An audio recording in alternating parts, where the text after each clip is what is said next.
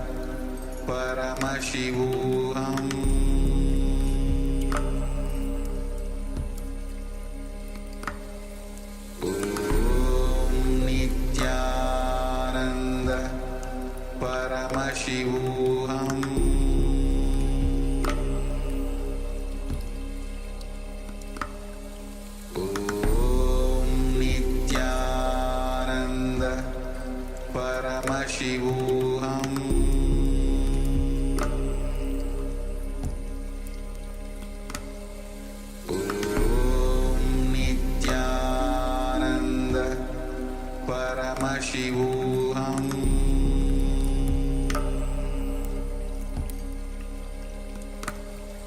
Om Nithyananda Paramashivoham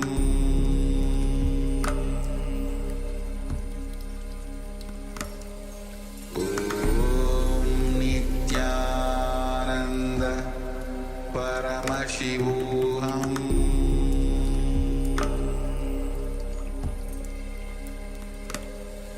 Om Nithyananda Paramashivoham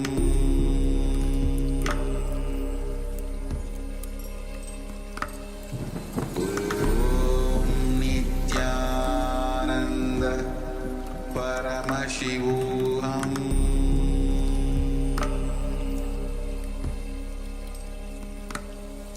Om Nithyananda Paramashivoham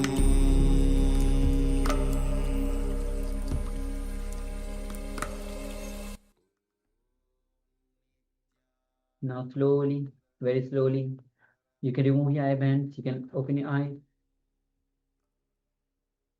Yes, you can open your eyes and let us know your revelations of the third eye. So please go ahead, take a moment and share your revelations of the third eye. And especially for the new participants who are watching us, taking part in the power manifestation, understand anything that is revealed to you. Even if you are new, you saw nothing, you just saw fully black, even share that as well. Initially, that's how you step into the power manifestation slowly. The more you go into the power manifestation, revelations become strong. Kamaji reveals much more through you. So please go ahead, take a moment and share.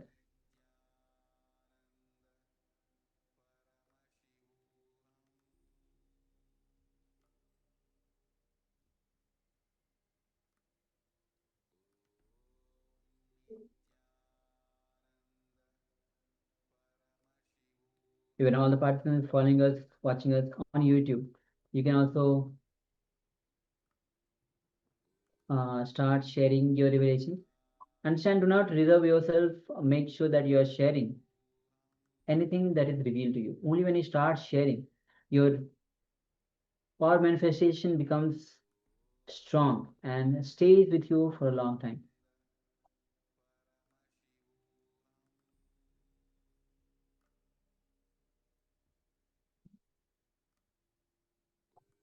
All right. So if you are, please go ahead, take a moment and share.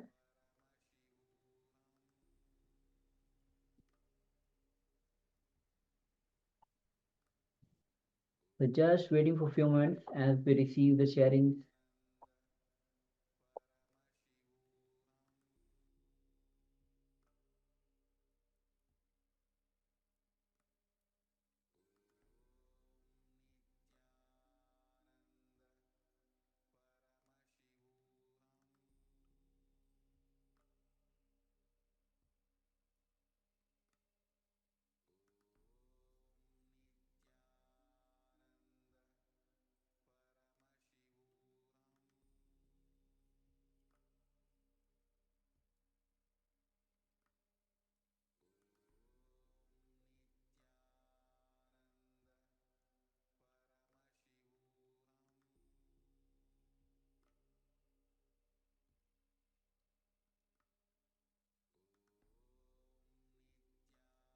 All right, so if you're still sharing, please continue to do so. Meanwhile, let's enter into the verification. We'll be projecting you the image on your screen.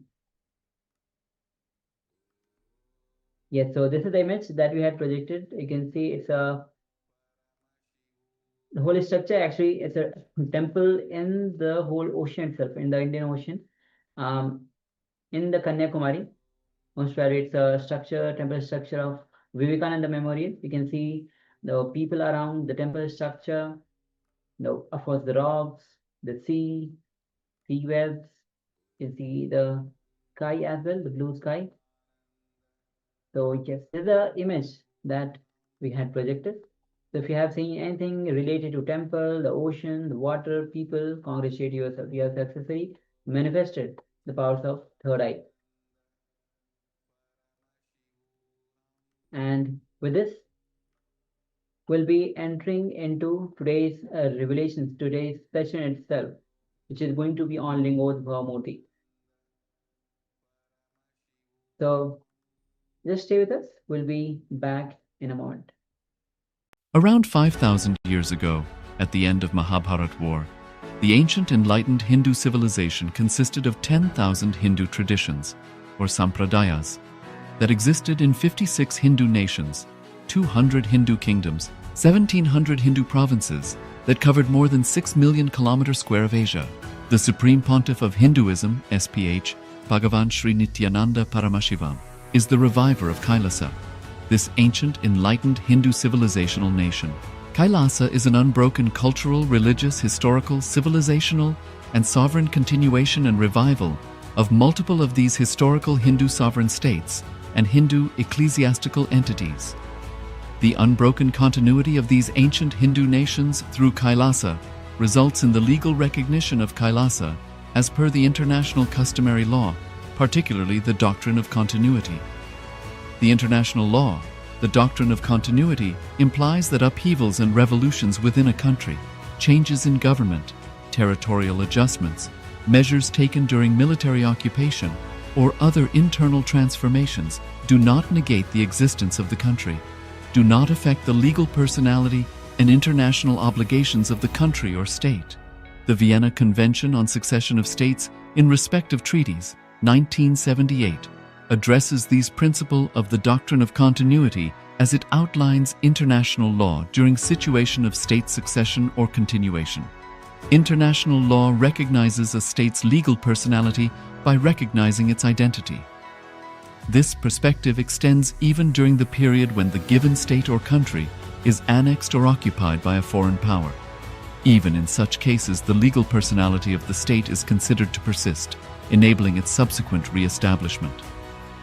Historical examples dating back to the 18th century include cases like Portugal and Genoa that were re-established after the Vienna Congress of 1815. More recent examples include countries such as Poland, Ethiopia, Czechoslovakia, Albania, and Austria that were re-established after World War II. Even when a nation is deprived of its territory, the nation continues to exist. Its sovereignty and international legal personality continues to persist. The Dalai Lama, as the spiritual and temporal leader of Tibet, exemplifies this principle. In 1959, the Dalai Lama was exiled and forced to flee. Despite the challenges faced, the Dalai Lama continues to advocate for the preservation of Tibetan culture and garners worldwide support for Tibetan autonomy on the global stage. Similarly, from 1309 to 1376, the Pope of Catholicism had been in exile in Avignon. Despite this, he was recognized as the head of state as well as head of the church and given full privileges of the position after their return to Rome. Even in 1861, much of the papal territories had been lost, leaving the Pope with no sovereign territory other than the papal residence and related buildings. Yet his temporal powers were still acknowledged. He was recognized as a head of state, and later, the Lateran Treaty of 1929 formally re-established papal sovereignty over the Vatican City. The Sovereign Order of Malta further exemplifies this principle, retaining international recognition as a sovereign entity despite the permanent loss of their territory upon Napoleon's invasion in June 1798. Despite such permanent loss of territory, the sovereignty and the international legal personality of the Sovereign Order of Malta continued to persist. Much later in 1894, the order settled in Rome and acquired two properties, the Magistral Palace and the Magistral Villa that received extraterritorial status. Today, the order maintains diplomatic relations with 112 countries, issues its own diplomatic passports, currency stamps, and vehicle registration plates, and has been granted observer status in the United Nations. All these examples of state re-establishment illustrate the principle of continuity of states, as per international law, that a state's legal personality persists over time. A nation continues to exist even after a complete loss of territory. A far more striking example is of the oceanic countries, which are under the threat of their entire nation being drowned and submerged due to rising sea levels owing to global warming. In response to such existential threat of climate change, Pacific Island nations, including Tuvalu, have enacted constitutional amendments and made international declarations affirming that their nation and their sovereign rights will continue to persist, despite their entire territory being lost to the sea. This proactive stance is highlighted in the Constitution of Tuvalu Act 2023 and the Pacific Islands Forum Declaration of 2021. The Supreme Pontiff of Hinduism, Bhagavan Sri Nithyananda Paramashivoham, through the line of succession is the present 203rd Emperor of the Hindu Sovereign Kingdom of Surangi Samrajya. He was crowned on the 31st of December 2004 at the age of 26. Thus, by very same principles of the doctrine of continuity, through which the international legal personality of Portugal, Genoa, Poland, Ethiopia, Czechoslovakia, Albania, Austria, Vatican, Tibet, Sovereign Order of Malta, and several other nations has been recognized despite having undergone a period of exile, annexation, occupation by a foreign power, or despite loss of territory. The SPH Nithyananda Paramashivoham, through well-established legal and historical facts about the Hindu sovereign state of the Surangi Samrajyam, derives all sovereign rights and powers of the royal lineage of the Surangi Samrajyam as its 203rd sovereign emperor from his inheritance and continuation of the unbroken succession of the kingdom of Surya Vamsa Surangi Samrajyam Sarvanapitha. Surya Vamsa Surangi Samrajyam, through unification with 20 other sovereign Hindu states and sovereign ecclesiastical, historical entities, became part of the United States of KAILASA, which thus became a sovereign, independent juridical state, with the SPH Nithyananda Paramashivoham as the sovereign.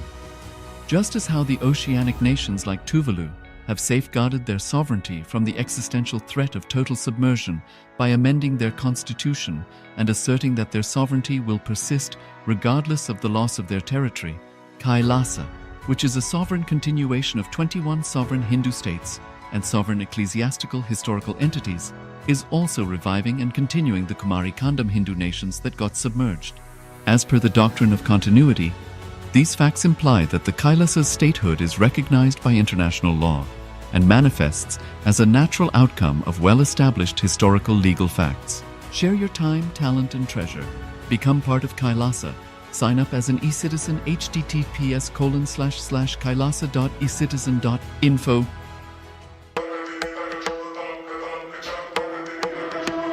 With Paramashiva's grace, we have evolved UAN, United Nations for Ancient Nations. Paramashiva successfully manifested, and now he is introducing this to all of you, to the world formally United Ancient Nations. It is United Nations for Ancient Indigenous Nations. This is a profound intergovernmental body. More than 100 ancient nations are already part members of this UAN. It is to unite and support all the indigenous nations, indigenous kingdoms all over the world.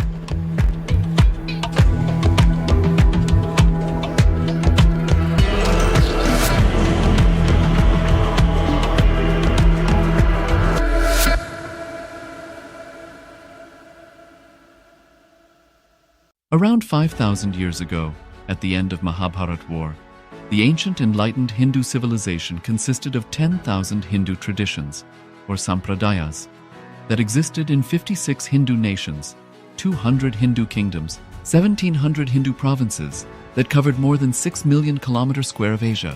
The Supreme Pontiff of Hinduism, SPH, Bhagavan Sri Nithyananda Paramashivoham, is the reviver of KAILASA, this ancient, enlightened Hindu civilizational nation. KAILASA is an unbroken cultural, religious, historical, civilizational, and sovereign continuation and revival of multiple of these historical Hindu sovereign states and Hindu ecclesiastical entities. The unbroken continuity of these ancient Hindu nations through KAILASA results in the legal recognition of KAILASA as per the international customary law, particularly the doctrine of continuity. The international law, the doctrine of continuity, implies that upheavals and revolutions within a country, changes in government, territorial adjustments, measures taken during military occupation, or other internal transformations do not negate the existence of the country, do not affect the legal personality and international obligations of the country or state. The Vienna Convention on Succession of States in Respect of Treaties, 1978, addresses these principles of the doctrine of continuity as it outlines international law during situation of state succession or continuation. International law recognizes a state's legal personality by recognizing its identity. This perspective extends even during the period when the given state or country is annexed or occupied by a foreign power. Even in such cases, the legal personality of the state is considered to persist, enabling its subsequent re-establishment. Historical examples dating back to the 18th century include cases like Portugal and Genoa that were re-established after the Vienna Congress of 1815. More recent examples include countries such as Poland, Ethiopia, Czechoslovakia, Albania, and Austria that were re-established after World War II. Even when a nation is deprived of its territory, the nation continues to exist. Its sovereignty and international legal personality continues to persist. The Dalai Lama, as the spiritual and temporal leader of Tibet, exemplifies this principle. In 1959, the Dalai Lama was exiled and forced to flee. Despite the challenges faced, the Dalai Lama continues to advocate for the preservation of Tibetan culture and garners worldwide support for Tibetan autonomy on the global stage. Similarly, from 1309 to 1376, the Pope of Catholicism had been in exile in Avignon. Despite this, he was recognized as the head of state as well as head of the church and given full privileges of the position after their return to Rome. Even in 1861, much of the papal territories had been lost, leaving the Pope with no sovereign territory other than the papal residence and related buildings. Yet his temporal powers were still acknowledged. He was recognized as a head of state, and later, the Lateran Treaty of 1929 formally re-established papal sovereignty over the Vatican City. The Sovereign Order of Malta further exemplifies this principle, retaining international recognition as a sovereign entity despite the permanent loss of their territory upon Napoleon's invasion in June 1798. Despite such permanent loss of territory, the sovereignty and the international legal personality of the Sovereign Order of Malta continue to persist. Much later in 1894, the order settled in Rome and acquired two properties, the Magistral Palace and the Magistral Villa that received extraterritorial status. Today, the order maintains diplomatic relations with 112 countries, issues its own diplomatic passports, currency stamps, and vehicle registration plates, and has been granted observer status in the United Nations. All these examples of state re-establishment illustrate the principle of continuity of states, as per international law, that a state's legal personality persists over time. A nation continues to exist even after a complete loss of territory. A far more striking example is of the oceanic countries, which are under the threat of their entire nation being drowned and submerged due to rising sea levels owing to global warming. In response to such existential threat of climate change, Pacific Island nations, including Tuvalu, have enacted constitutional amendments and made international declarations affirming that their nation and their sovereign rights will continue to persist, despite their entire territory being lost to the sea. This proactive stance is highlighted in the Constitution of Tuvalu Act 2023 and the Pacific Islands Forum Declaration of 2021. The Supreme Pontiff of Hinduism, Bhagavan Sri Nithyananda Paramashivoham, through the line of succession, is the present 203rd Emperor of the Hindu Sovereign Kingdom of Surangi Samrajya. He was crowned on the 31st of December 2004 at the age of 26. Thus, by very same principles of the doctrine of continuity, through which the international legal personality of Portugal, Genoa, Poland, Ethiopia, Czechoslovakia, Albania, Austria, Vatican, Tibet, Sovereign Order of Malta, and several other nations has been recognized despite having undergone a period of exile, annexation, occupation by a foreign power, or despite loss of territory. The SPH Nithyananda Paramashivoham, through well-established legal and historical facts about the Hindu sovereign state of the Surangi Samrajyam, derives all sovereign rights and powers of the royal lineage of the Surangi Samrajyam as its 203rd sovereign emperor from his inheritance and continuation of the unbroken succession of the kingdom of Surya Vamsa Surangi Samrajyam Sarvanapitha.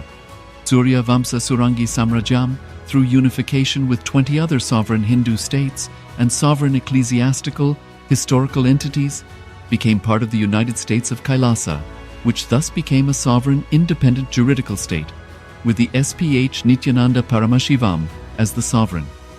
Just as how the oceanic nations like Tuvalu have safeguarded their sovereignty from the existential threat of total submersion by amending their constitution and asserting that their sovereignty will persist regardless of the loss of their territory, KAILASA, which is a sovereign continuation of 21 sovereign Hindu states and sovereign ecclesiastical historical entities, is also reviving and continuing the Kumari Kandam Hindu nations that got submerged.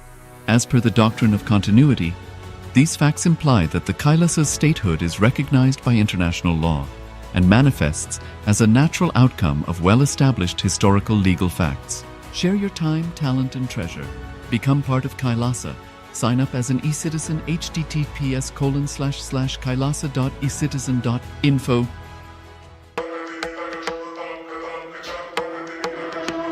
With Paramashiva's grace, we have evolved UAN, United Nations for Ancient Nations. Paramashiva successfully manifested, and now he is introducing this to all of you, to the world formally United Ancient Nations. It is United Nations for Ancient Indigenous Nations. This is a profound intergovernmental body. More than 100 ancient nations are already part members of this UAN. It is to unite and support all the indigenous nations, indigenous kingdoms all over the world.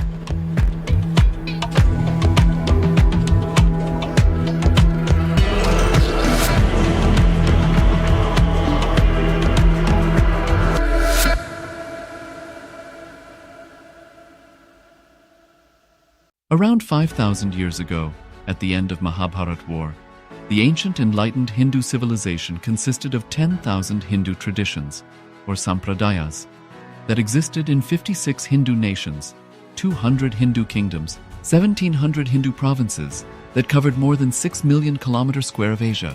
The Supreme Pontiff of Hinduism, SPH, Bhagavan Sri Nithyananda Paramashivoham, is the reviver of KAILASA, this ancient enlightened Hindu civilizational nation. KAILASA is an unbroken cultural, religious, historical, civilizational, and sovereign continuation and revival of multiple of these historical Hindu sovereign states and Hindu ecclesiastical entities. The unbroken continuity of these ancient Hindu nations through KAILASA results in the legal recognition of KAILASA as per the international customary law, particularly the doctrine of continuity. The international law, the doctrine of continuity, implies that upheavals and revolutions within a country, changes in government, territorial adjustments, measures taken during military occupation, or other internal transformations do not negate the existence of the country, do not affect the legal personality and international obligations of the country or state. The Vienna Convention on Succession of States in respective treaties, 1978, addresses these principles of the doctrine of continuity as it outlines international law during situation of state succession or continuation. International law recognizes a state's legal personality by recognizing its identity.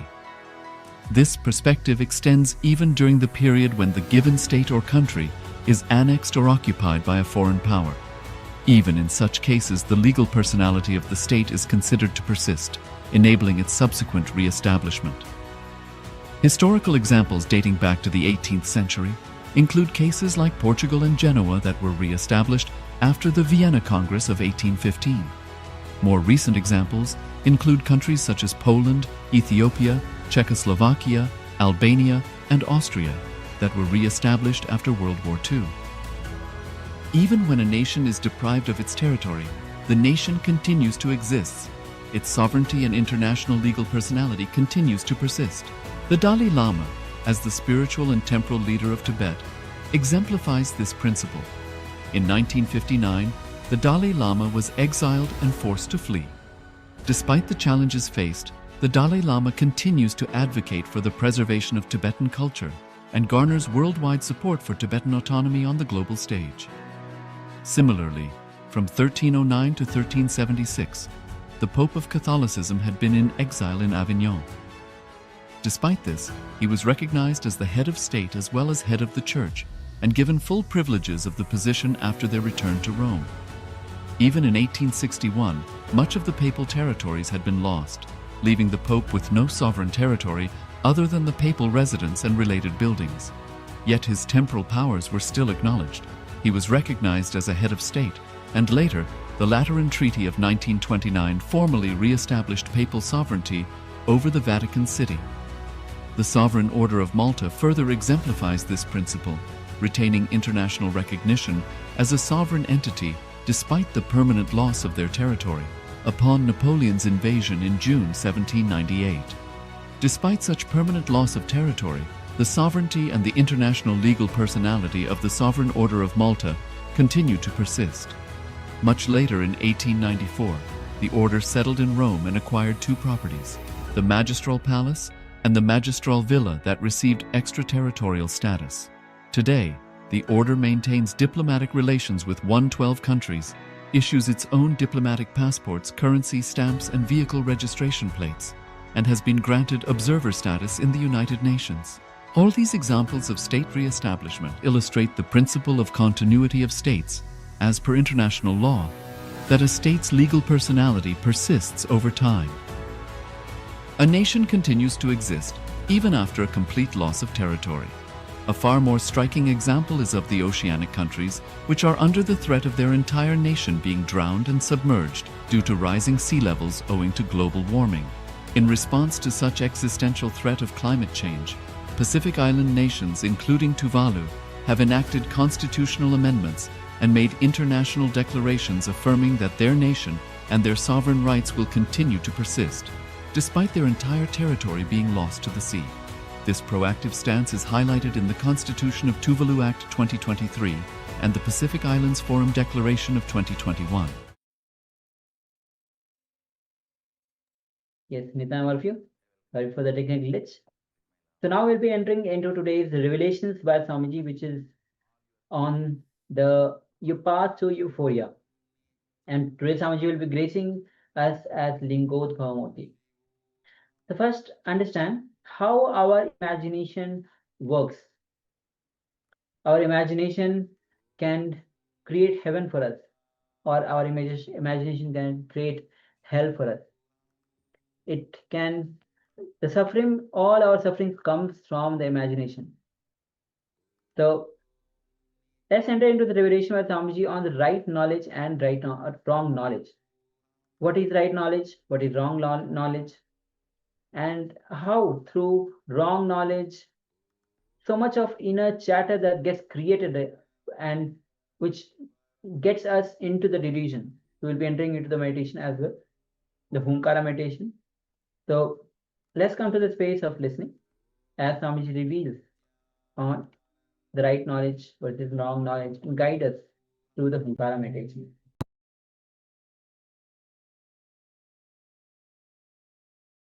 Now, let us start how to clean that state. How to remove the clutching with your thought patterns. How to remove the identification with your thought patterns. He is talking in the second 33, in the next language. Now starts all the theories, philosophies, are different ideas. The Sutra 5. Vriddaya panchataya klishtaha. It's a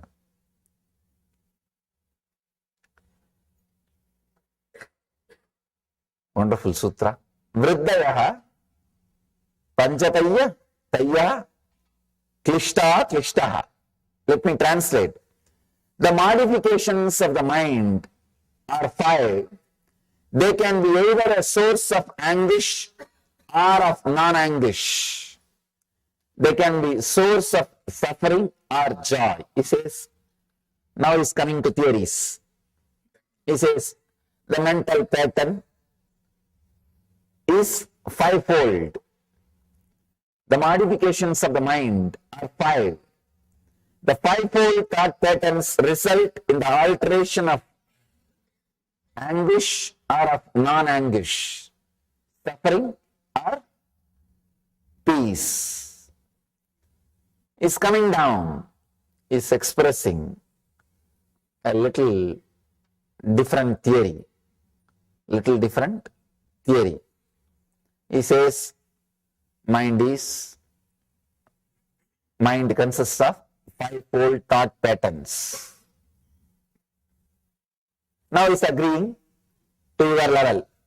But when you say, no, this is there, that is there, clean it. Many times people come to me and say, Swamiji, I have all these problems, which meditation I should practice? I tell them, you yourself are diagnosed or you want me to diagnose you? Very rarely people surrendering. No, Swamiji, you diagnose and tell me what should I do. Then I tell them, you are on the right track. If you yourself are diagnosed, then nothing can be done. Even if I say this problem doesn't exist, please just come out. The simple technique is enough. You say, no, you don't know. Only I know. Only I know. Big problem. And they have a set of ideas. They say, no, I have this problem, I have that problem, I have that problem, I have that problem. You don't know. Few years ago, I used to have outbursts. Now it is not there regularly, but once in a while I get how they develop theories. And very difficult. The most difficult thing in the path of enlightenment is making the person trust that he is qualified for enlightenment. Nothing else is so difficult. Making him renounce the wealth, renounce the name and fame, renounce the power, prestige, all these things are not big job at all. Because that gives so much of torture, naturally people renounce. Naturally people throw that. That is not a big problem at all. All you need is making them understand. They renounce, they throw it away. Anything is very easy. The very difficult thing is making them understand they are qualified for experience. They are qualified for truth. That is the worst thing. Somehow, you get into the mood, no way, at least not in this life. At least not in this life. We have an idea of weird ideas about sin, karma, wounds, engrams, very weird ideas, very primitive ideas about all these things. So with all that ideas, we continue to suffer. We create constant struggle. Now, Patanjali says, all right, at least let me try to balance. Let me take care that feeling connection doesn't get disturbed, dropped. So if the feeling connection is there, at least I can lift that guy tomorrow. At least tomorrow, day after tomorrow, he can be lifted. If the feeling connection is also missing, he can never be lifted. It's like throw a rope. If you don't come up, at least I'll come down, holding on, waiting the rope, holding the rope, waiting for you. So Patanjali is doing that job. He agrees, yes, the fivefold thought patterns result in the alteration of suffering or joy. Please understand, just because he is uttering these words, don't think it is truth. He is just compromising. He is compromising. Even now, if I am given a choice, if I am allowed to say, I'll say he is compromising. He is just telling you, okay, what can be done? At least listen to this. At least listen to this. I can say the second level teaching. The second level teaching, see, the mass is always mediocre. They can't straight away catch the truth. They need more words. beating around the bush, then they think, oh, yes. People I have seen always, if the book is too big, they think it's very valuable. It's very valuable. Even in our own gallery I have seen, the big book sells. The small books, straight away I give you simple truths. People, no. This book, yes, looks like message of Swamiji. I can reread forever.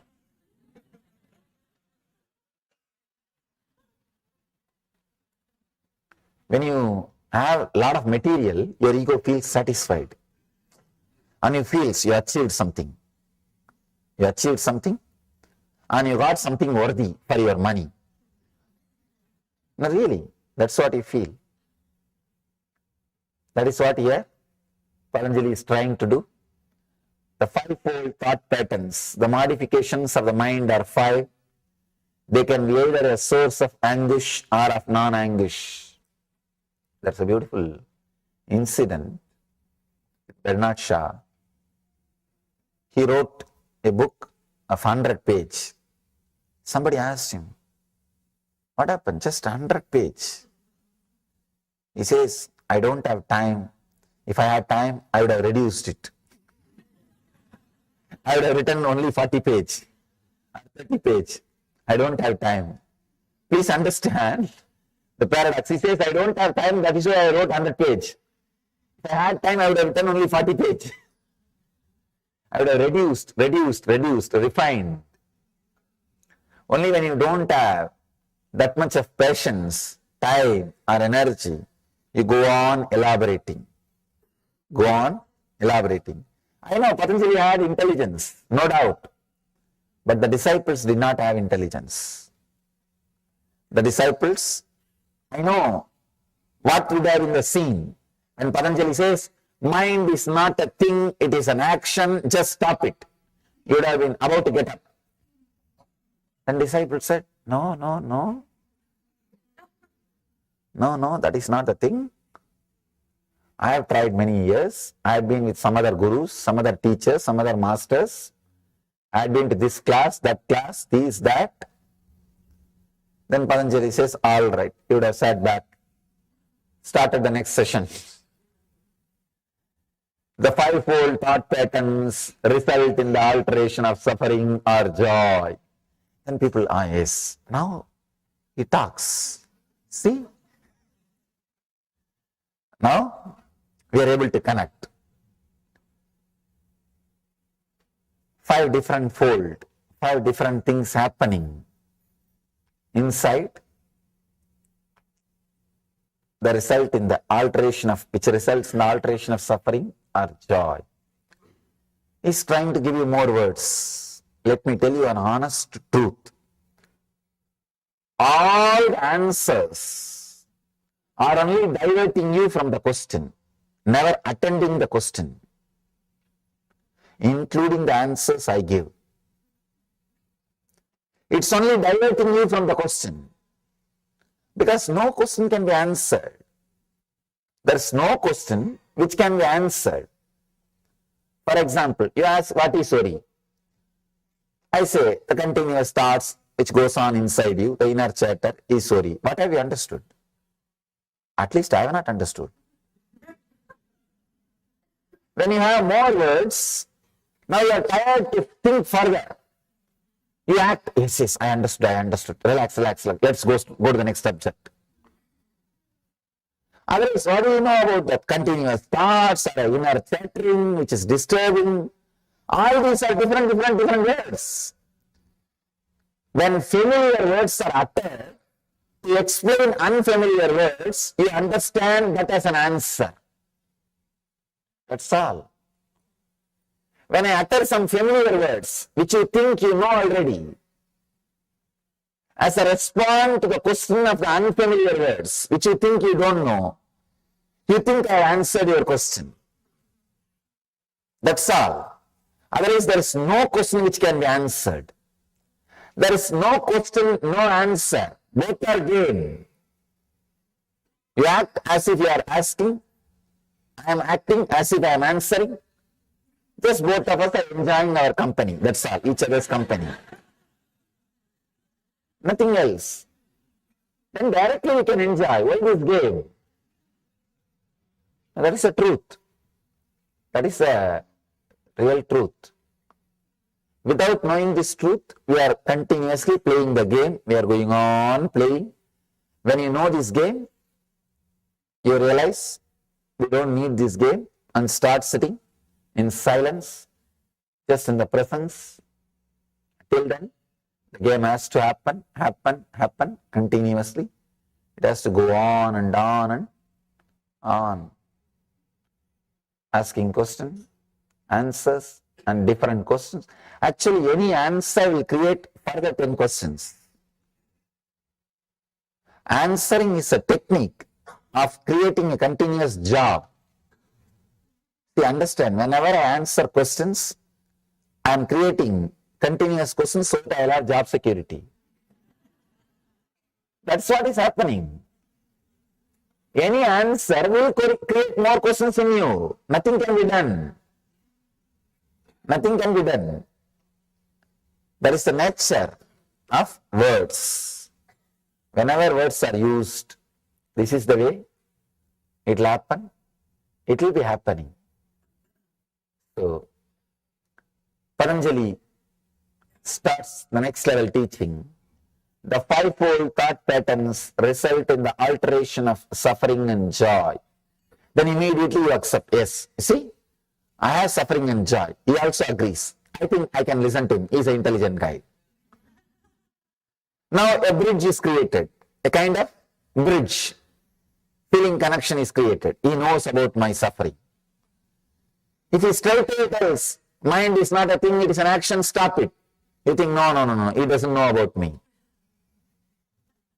He doesn't know about you. You think he is not sympathizing with you. You are not. See, we don't want best things. We want things with which we can relate. That's all. Please understand, actually in our life, we don't want best things, whether it is a relationship or things or anything. Don't think you have desire for best thing. No. You have desire only to things with which you can relate. That's all. You want to be very comfortable with your mental setup. It is not that you want only best things. If you want only best things, naturally the moment you see the master, you will drop everything and go behind him. One side you have the desire, then you understand, no, let me have the things with which I can relate.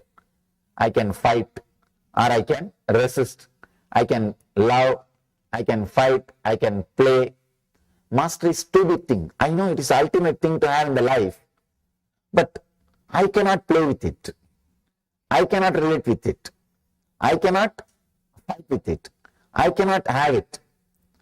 So when I cannot possess it, why to go behind it? With the truth also, you have the same game. With the first three statements of Patanjali, if you have the connection, you know you are a seeker. I know you are a seeker. You want truth. But when the truth does not happen, when you are resisting, when you are not interested to have that connection, now we want the things with which we can play the game. We can continue to manipulate. We can continue to play with. We can continue to have entertainment.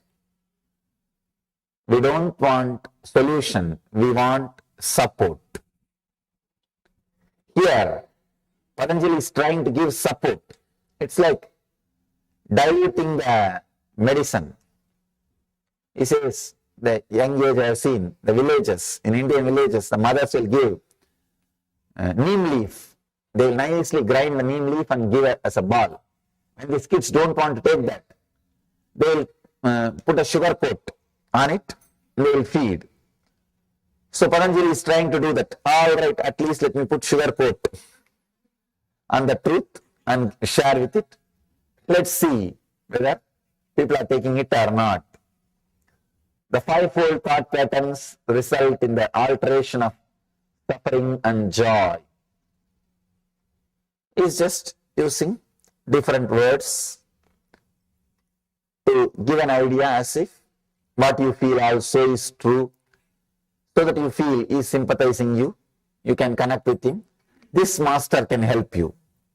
This master can help you. He can take you beyond. Now, so that you will continue to hold on to him, continue to be connected to him, continue to have that feeling connection. Let's go to the next sutra.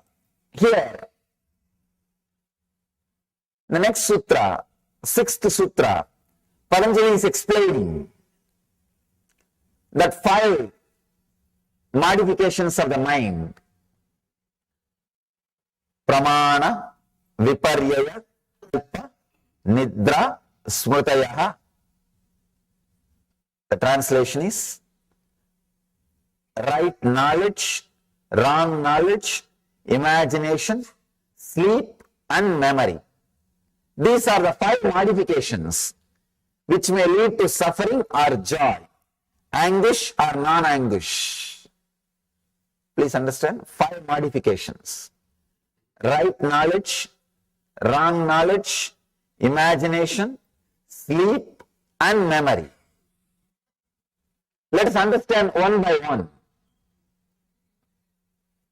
Is a real master. Is a real master. Even in the 2nd level teaching, he is not losing his truth. He might have put the sugar coat, but he is not reducing the strength of the medicine. That is the mastery you need. How much ever you compromise and try to relate with the disciple, the undercurrent, what needs to be transmitted, should continue to happen.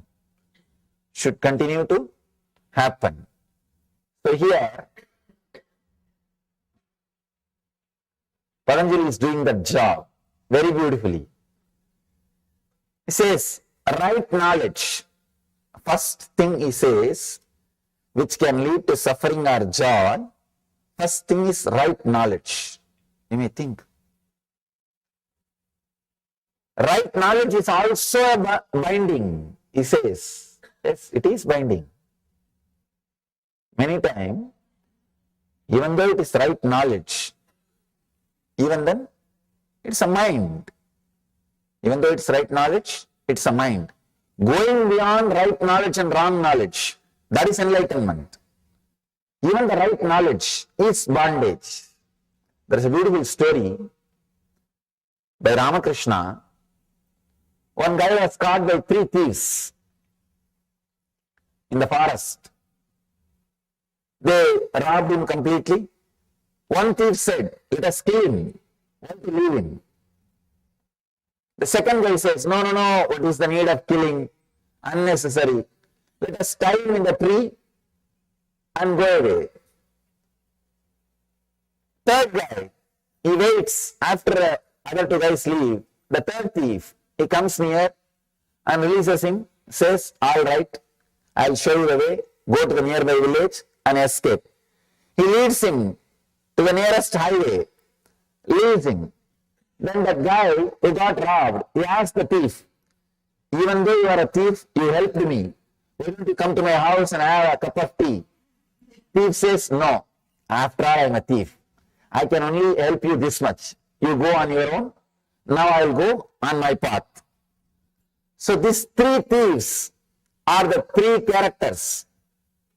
The first thief who said, let us kill him. That is the tamas, inertia energy, the depression energy. The second thief who told, no, we don't have to kill, let us tie him. That is the restlessness, rajas energy, restlessness, rajoguna. And the third thief who freed him and took him to the nearest highway is sattva, means intelligence, right knowledge. Even though right knowledge liberates you, it is a thief. It is a thief. That is why Patanjali says, Patanjali puts even right knowledge as a modification of your mind. He says these 5 modifications can lead to suffering or joy. Even if it leads to joy, it is not enlightenment. Please understand. He says only it can lead to suffering or joy. It cannot lead you to enlightenment. It can lead you to only suffering or joy. One thing with the right knowledge, one good thing with the right knowledge is, it's like it can liberate you. It can take you to a space. You can be free once for all, like the third thief. It takes you and shows you the way, leaves you in the nearby highway.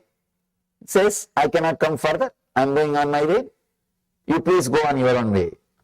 He can do that much, even without this.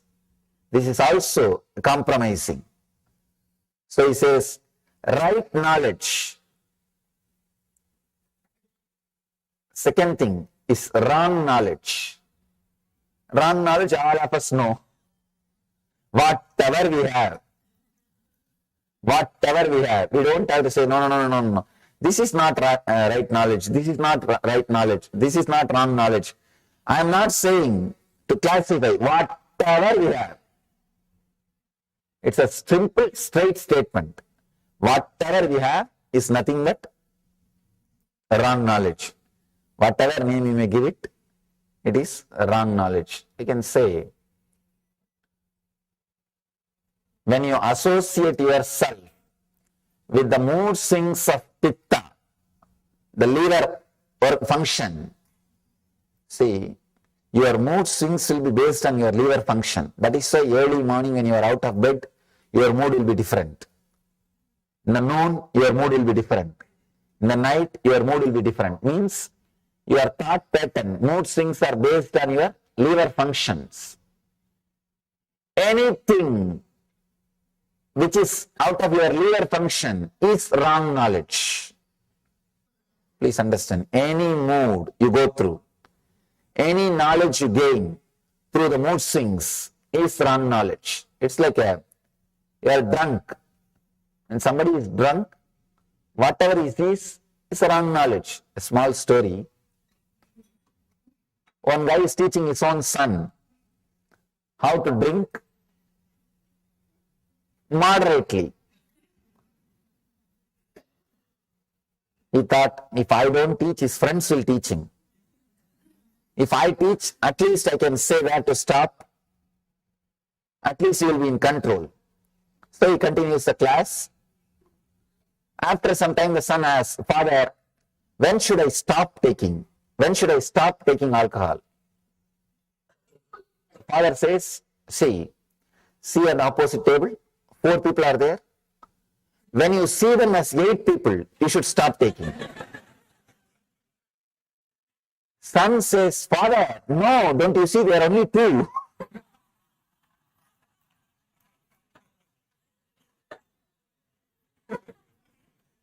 So anything based on your pitta, means liver function, is wrong knowledge.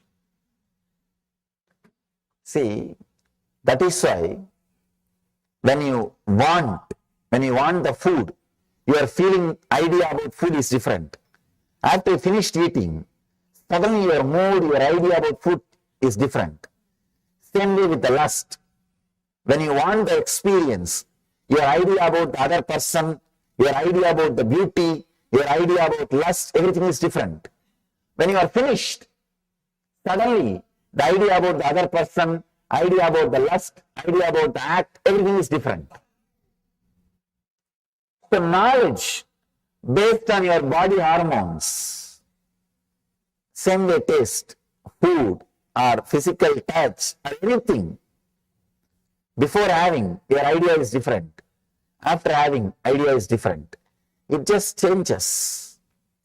So anything based on the hormone, the pitta, is wrong knowledge. It is wrong knowledge. But people enjoy wrong knowledge. Please understand, really. They enjoy wrong knowledge. They don't want to be in the right knowledge, because the right knowledge sometimes hurts you. Really. It constantly reminding you to get enlightened. It's like a constant nagging. Get enlightened, get enlightened, get enlightened. You just want to switch it off. That is why so much of alcohol, understand, so much of alcohol in the humanity, well, you know, right knowledge awakens spiritual seeking in you, which is very costly. Your whole life will be different. You have to enter into a new zone, new space, which is risky. You may not know about that new zone. So you want to be in your old cozy field. You say, no, forget about it. This house is enough, this wife is enough, this car is enough, this office is enough, let me run. You are afraid to enter into the zone of seeking, because seeking is such, it will just take away your whole life. It is internal tsunami. It just changes you. Nothing else is required. You are new. You are washed. You are fresh. Whatever needs to be taken away from you, leaves you.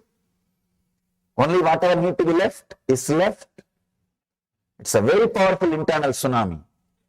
When you are afraid of that, the right knowledge means reality always leads you to seeking. In the world, there are only two categories. One, seekers. Another one, people who are addicted. That's all. You can't be between. Either you have to be a seeker or you have to be addicted. Because you have to escape from the right knowledge. You have to put that off. You have to switch it off. You have to divert yourself. You can't be constantly in the right knowledge. Because right knowledge constantly asks you to seek further, seek further, seek further. It doesn't let you rest. It doesn't say, no, you can lie down, I will come tomorrow. No. It's like credit card company. Constantly calling you.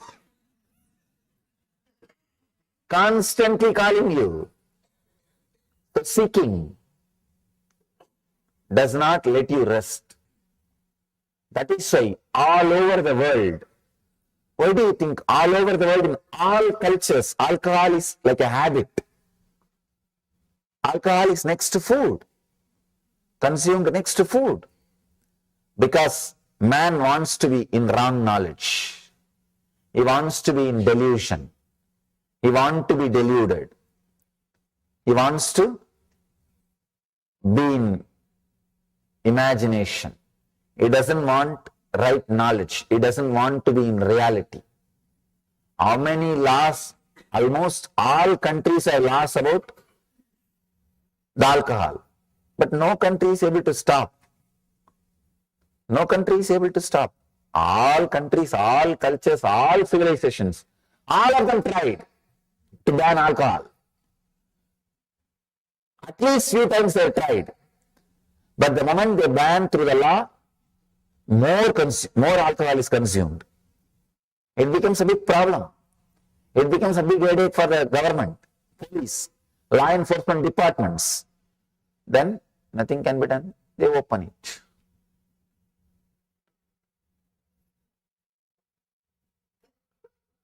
There's only one thing which can liberate human beings from alcohol. That is encouraging spiritual seeking. Just like we have so many insurances, we should create one more insurance. If you are doing spiritual seeking and lose something, they are insured. If a civilization can ensure spiritual seeking, if civilization can give you assurance, be a spiritual seeker, you will not lose anything. Our civilization, society setup is created in that way. In India, they tried. And the experiment was really successful. If you are a seeker, you will never lose anything in that society. In my case, I lived cream of my life is youth. Between 17 to 25, I neither studied nor worked for the society. If I was in any other country, I would have been put in the homeless asylum, homeless shelter, or mad people asylum. They would have put me in all psychotherapy, psychiatry, psychopathy, all kinds of pathies and therapies and deprogramming programs. They would have put all possible medicines and doses on me. But the great civilization, the great society did not do that to me. When I was on my own, when I started seeking, it had sympathy, it had passions, it had compassion. Apart from that, it gave me food, shelter, clothes, everything with respect. Understand? Not saying you are an unwanted guy, but we have to maintain what to do. No. Not with that feeling. How the homeless people are served. The developed countries, how the homeless people are treated. We will give you food. You are an unwanted guy, what to do? We will give you what you need. At least don't become a criminal. We will give you what you need. Just keep quiet. Not with that unwanted feeling. No. With encouraging. Please do it. You are right. You are right. Anywhere, if I am given food without they touching my feet, I am not supposed to accept. And that is the way I lived. Understand? You can't imagine giving food to a homeless guy and touching his feet with respect. Can you imagine? No. You can't imagine. In the developed countries, you will give food and shelter and clothes and whatever needed to a homeless guy and fall at his feet and do namaskar. Offer your respect. Saying you are right, please, you are encouraged, please do what you are doing. No. But the civilization did it. The society did it. When I go around all over the world, I understand. I am surprised. The civilization was built for enlightenment. It is built to create enlightened beings. Many times people ask me, why only in India so many enlightened masters are there? Why they are not spread all over the world? They should have been spread. God should have sent here and there. Why they are all completely concentrated in India? Please understand, it is not an accident. It is an incident. The civilization itself is prepared, trained, created for enlightened masters. Same way, there are many things missing. They don't have 911, as I told you yesterday. They don't have many things which developed countries have. But there are few things which no other civilization can produce. The insurance for seekers. The whole society is an insurance for seekers. Whole civilization is insurance for seekers. Billions and billions of rupees are spent in creating infrastructures, basic needs for the seekers who wander all over the country. Billions of dollars is spent by philanthropists. The first philanthropy activity in India is not creating education infrastructure or medical infrastructure. Infrastructure for seekers. That is the first priority. In India, any rich man, see in the developed countries, any rich man, if he is fed up with the money, he wants to do charity. Only when he feds up with the money, he will do charity. When he feds up with the money, and he wants to do charity, in the developed countries, he may create an hospital, or he may create a school. But in India, if he is fed up with the money, and if he wants to do charity, first thing will be, he will create a monastery or a temple. Means infrastructure for seekers. The whole civilization is directed towards enlightenment, towards seeking. So only if you give assurance and respect for seeking, only the civilization which gives assurance and respect for seeking can be liberated from alcohol. If any civilization needs liberation from addiction of alcohol, if it wants to save its citizens from alcohol, the one and only way is encourage seeking. Encourage right knowledge. Lead people towards enlightenment. Lead them towards the conscious growth. Lead them towards superconsciousness. That is the one and only way to liberate from alcohol. Till then, alcohol will continue to rule. The addictions will continue to be there. The drugs, the products, which gives the kind of the illusory feeling, will continue to exist either directly or indirectly, legally or illegally, in the society or undercover. It will continue to exist because man cannot live without right knowledge or wrong knowledge. Right knowledge always leads to seeking.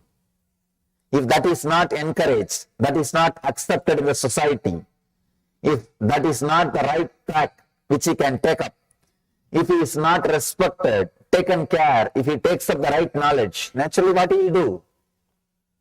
He has no other option. He has to take the wrong knowledge. He has to take the other side. So any civilization wants to save its citizens, its people, from the addiction or products which creates delusions and illusions. The one and only way is encourage right knowledge. Let that civilization think about encouraging seeking. Let that civilization think about supporting the seeking. In India, I have seen every 30 miles, you will have a place for resting and food if you are a seeker. Because I walked length and breadth of India. Maximum I can walk only 30 miles per day. So I have to rest. I have always found a temple or a monastery where I can rest. I am respected, supported just because I am a seeker. No other qualification. No ID card is required. In India, there is no social security number. Please understand. But first of all, there is no security. What about social security number? There is no social security number. There is no way to track. There is no way to find out information about you. Nothing exists. The only social security number is this color dress. That's all. You will be surprised. Even in the train, government trains, the government officials who are supposed to take care that whether TTs, ticket checkers, will not ask for a ticket. If you are wearing this cloth, I am giving you some tips to travel in India.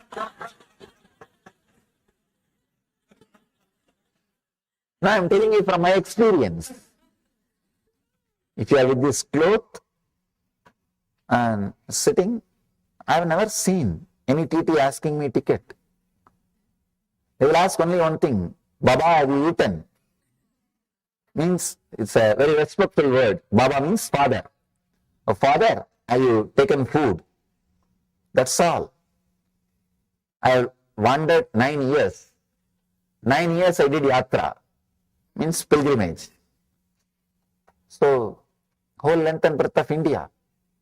Every 30 miles, you have a stoppage. You have food with respect. That is the main thing. With respect. They touch your feet. That's the first thing. They touch your feet and offer. And they encourage what you are doing. They support what you are doing. They respect what you are doing. So only a civilization which can support seeking, which can encourage seekers. This is one aspect of seeking I am saying. Even otherwise, even when you are living with your family, if the society knows you are a seeker, you have a different position.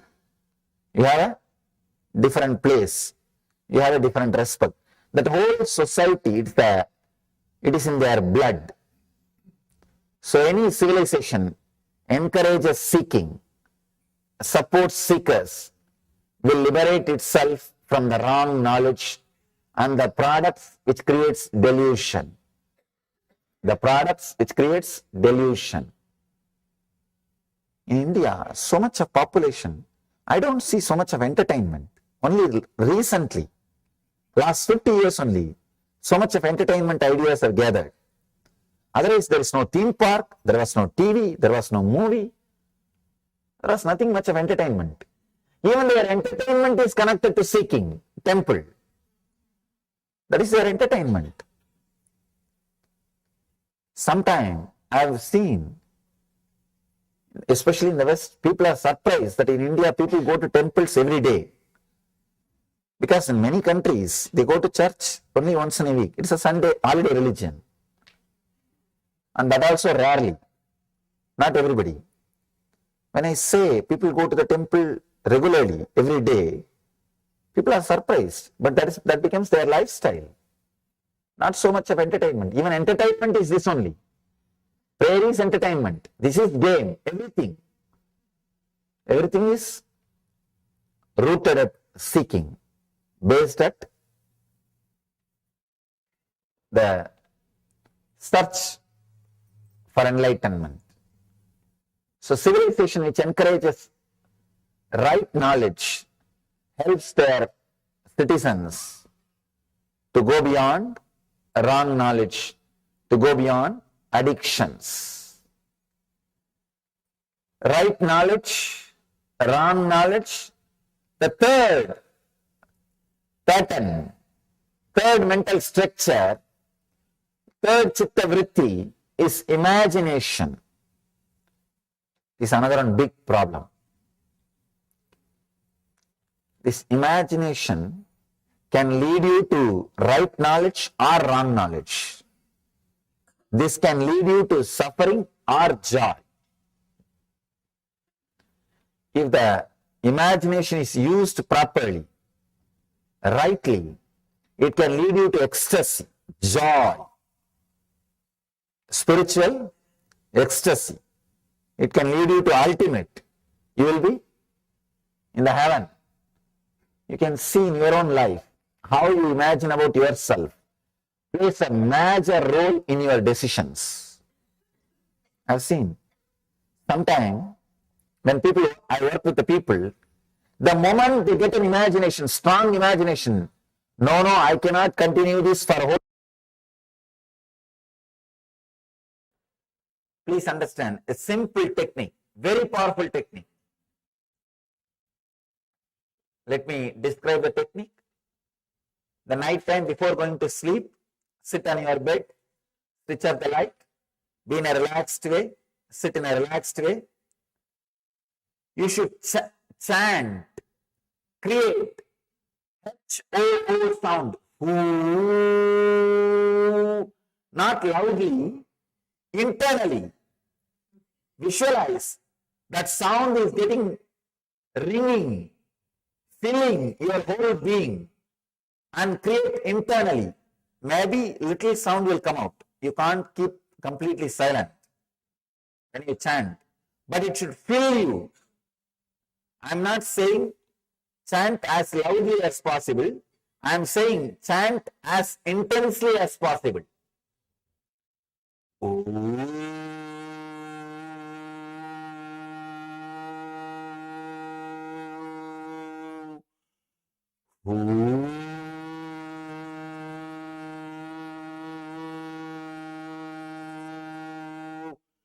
The whole body should be filled with that sound, with that one chanting. I'm not saying loudly, I'm saying intensely. Do this just for 8 to 10 minutes, very intensely. And relax. You will see, you will be alive, aware, even during your sleep. When you are out of sleep, you will be fresh. You will be jumping out of your bed. Your walk from your bed to the bathroom will be a dance. It will not be just walk. It will be ecstatic dance. You'll be fresh.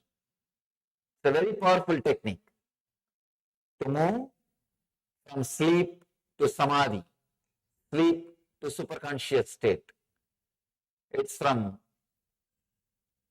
Tantra tradition, means the 5,000-year-old spiritual secrets, spiritual techniques, very powerful technique. So, we can practice this technique just for 5 minutes. You can try so that you know how to chant. Close your eyes and internalize. Let it internally be chanted inside. Chant this mantra intensely inside. Close your eyes and chant the Homkara mantra inside.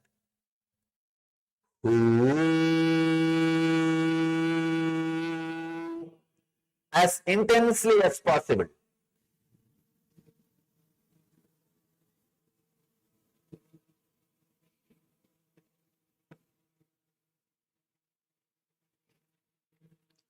Very intensely.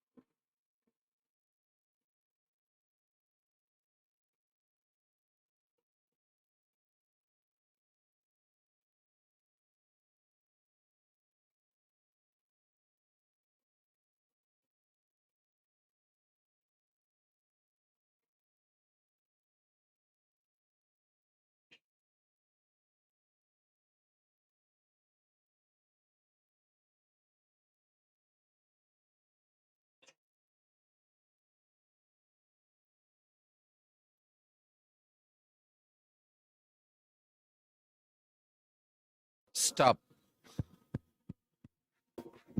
Stop. You can open your eyes. Try this technique before going to sleep. You will see you are able to transform your whole sleep into superconscious samadhi.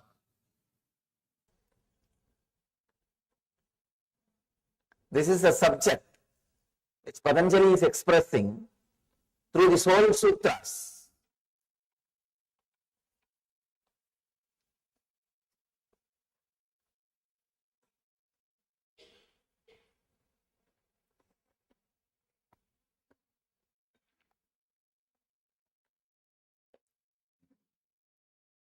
Illumining your comprehension means seeing things properly, with a proper light, with awakened vision. Your mind is your bondage. Your mind leads you to freedom. Mind can make anything out of anything. Any situation can be experienced as any situation. It can either enjoy or suffer the same situation. It can experience joy or being defamed in the same situation. It can comprehend pleasure or pain in the same situation. It can make you experience anything out of anything. I have seen people coming to me for healing. After 2 days, they will come. There will be few people, they will come with so much of joy. They will say, oh God, Swamiji, 50% disease has disappeared. I am surprised. How can this happen just by a touch? They will be in ecstasy, jumping. There are few people who come and tell, still 50% not healed, Swamiji. The deep suffering, sorrow. They don't, then I ask them, how long this disease is there? They say it's there for 20 years. They don't even understand, which was there 20 years, melted down more than 50% within 2 days. They have wrong comprehension, unable to see what is happening. Mind can make anything out of anything. See, both are helped 50%. One guy is in ecstasy. God, I am helped. So much has happened. 50% got healed. The other guy is not even able to feel or enjoy that 50% he got healed. So this is the usual mind. You can comprehend anything out of anything. Any situation can be experienced as any situation. Here, Patanjali says,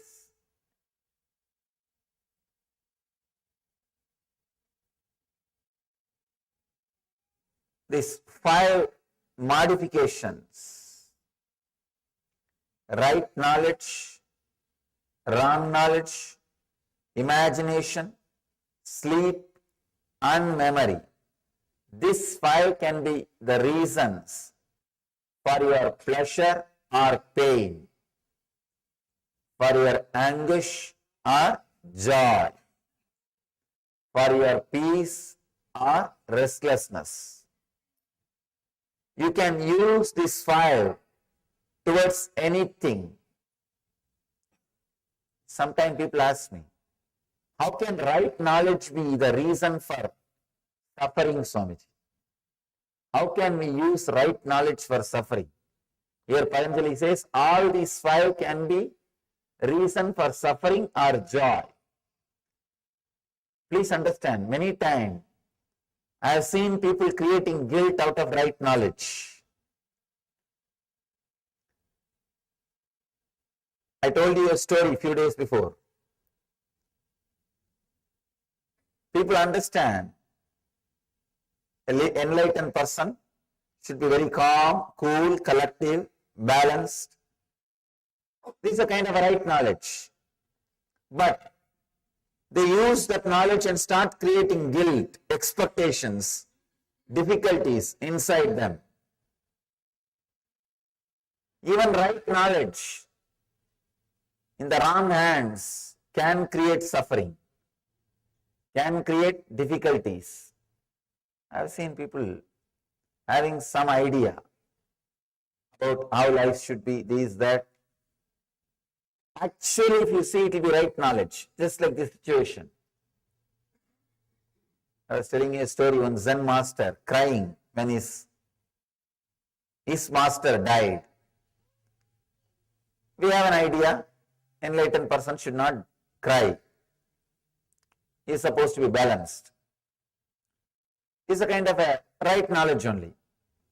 But when you apply, misunderstand, misuse, it can create agony inside you. You can use that same idea to create guilt in you, or questions in you, doubt in you. Even right knowledge in the hands of wrong person can create suffering. Of course, wrong knowledge always creates suffering. People ask me. One more question. Patanjali says here, all these five can create right, can create joy or suffering. How can wrong knowledge create joy? Can create suffering, we know. How can wrong knowledge create joy? Sometimes, accidentally, even wrong knowledge leads you to joy. Even wrong knowledge leads you to next level, next step. I have seen many instances. They may not know the reason, the right reason, but they do the right act. Without knowing right reason, without having the knowledge about right reason, but doing the right act. That kind of situations, even wrong knowledge leads you to joy. Wrong knowledge leads you to pleasure. Actually, what really needs to happen inside us is a cognitive shift. Means your comprehension should be illumined. Straight away able to relate with the truth without difficulties, complications, torturing, straight away ability to relate with the truth. I have seen many times in my experience, people can neither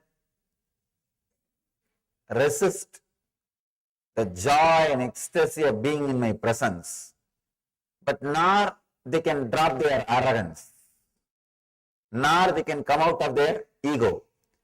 They continue to come and continue to criticize something. I tell them, if you are feeling like criticizing, don't come, relax, be where you are. They are not able to, no. That we can't do. They will continue to come, but continue to criticize something. They can neither keep themselves away, nor completely able to surrender or relax. Means the wrong comprehension. The cognitive shift has not happened. Here, Patanjali emphasizes on cognitive shift. Let us understand all these five modifications. Right knowledge, wrong knowledge, imagination, sleep and memory. Yesterday we understood right knowledge and wrong knowledge. Today we will enter into imagination. Imagination, same way, can lead you to joy or pain, suffering or ecstasy. See, almost all meditation techniques are based on imagination, except very few techniques. The clicks, what I call initiations, except the initiations directly from the master, all other techniques use imagination. For example, the unclutching, the science of unclutching, or the first technique which Patanjali spoke. Your mind is not a thing, it is an action, stop. This is not using your imagination. This is a straight initiation. Straight initiation, straight click. Except this kind of initiations, this kind of clicks, all other techniques are using your imagination. When the imagination is used to lead to pleasure, to make you experience ecstasy, it is called meditation. The same imagination is used to lead you into suffering, it is called mind. There are only two things. Either your mind can continuously condition you, or it can continuously liberate you. Your imagination can either go this way or that way. It cannot stand still. It cannot stand still. We need to understand this one fact. We always think, I may not be progressing spiritually, but I am stuck somewhere where I am. No. Either you progress or you are going down. There is no such thing as stuck. Please be very clear. There is no such thing as stuck. Either you are going up or going down, like skiing. There is no such thing that you can stop or stand stuck. No. It doesn't happen in the inner field. If your imagination is used by you to liberate yourself, to uncondition yourself, it is called meditation. If your imagination is used to bind you more and more, to create more and more bondage, it is called mind. Conditioning. I have seen even the great knowledge about yoga, people start using it for one more conditioning. I have seen thousands of people reading Yoga Sutra, they will be depressed because they misuse this knowledge, they abuse this knowledge, they misinterpret this knowledge, they start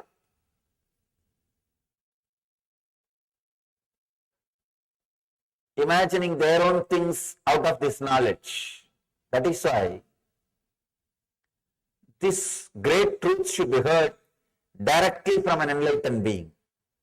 Then he knows where Patanjali put comma, where Patanjali gave strong emphasis, where Patanjali gave the gap. He knows. Please understand, the other day I was reading a beautiful line. God is nowhere. Somebody put a comma next to W.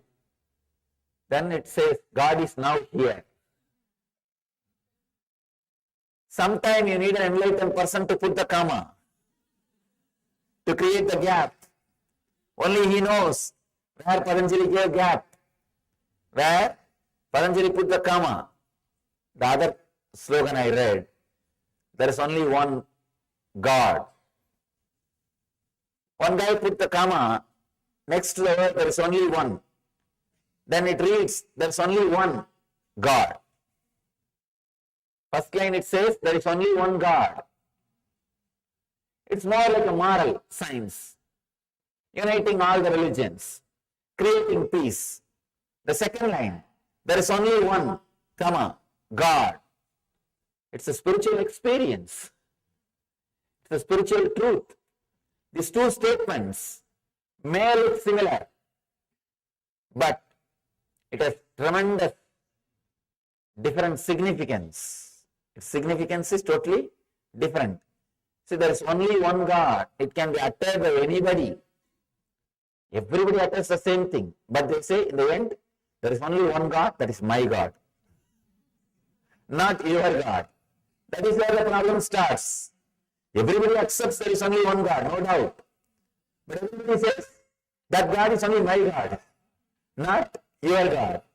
The path to that God is only my path, not your path. That is where the problem starts. So if you put one comma, there is only one God, there is only one comma, God, then it's a spiritual experience. This statement means there is only one thing, nothing else. So, when you listen to these great truths from an enlightened master, you know where to put the comma, you know where Patanjali gave the gap, you know where he emphasized, you know where he was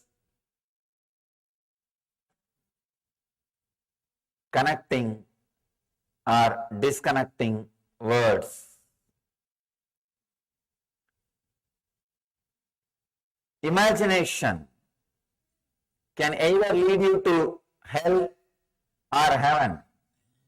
It's like a drug, LSD. Many people experience ecstasy. They take a drug. Many people experience suffocation, suffering also. If you are habituated for nightmares, you take LSD, you will have a suffocation feeling. Your LSD experience will be nightmarish. If you are habituated for sweet dreams,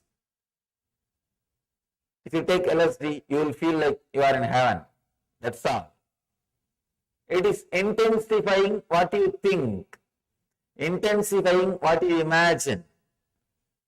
The drug experience is nothing but intensification of what you are imagining, your imagination. Your imagination can lead either towards this direction or that direction. I can give you thousands of examples, thousands of stories. Especially, I am constantly working with people's imaginations. It's my life. Last 6 years, I am working with imaginations of the people. Millions of people directly and millions indirectly. Either trying to remove their imagination, alter their imagination, or redirect their imagination. Just today, one of my disciples was telling me,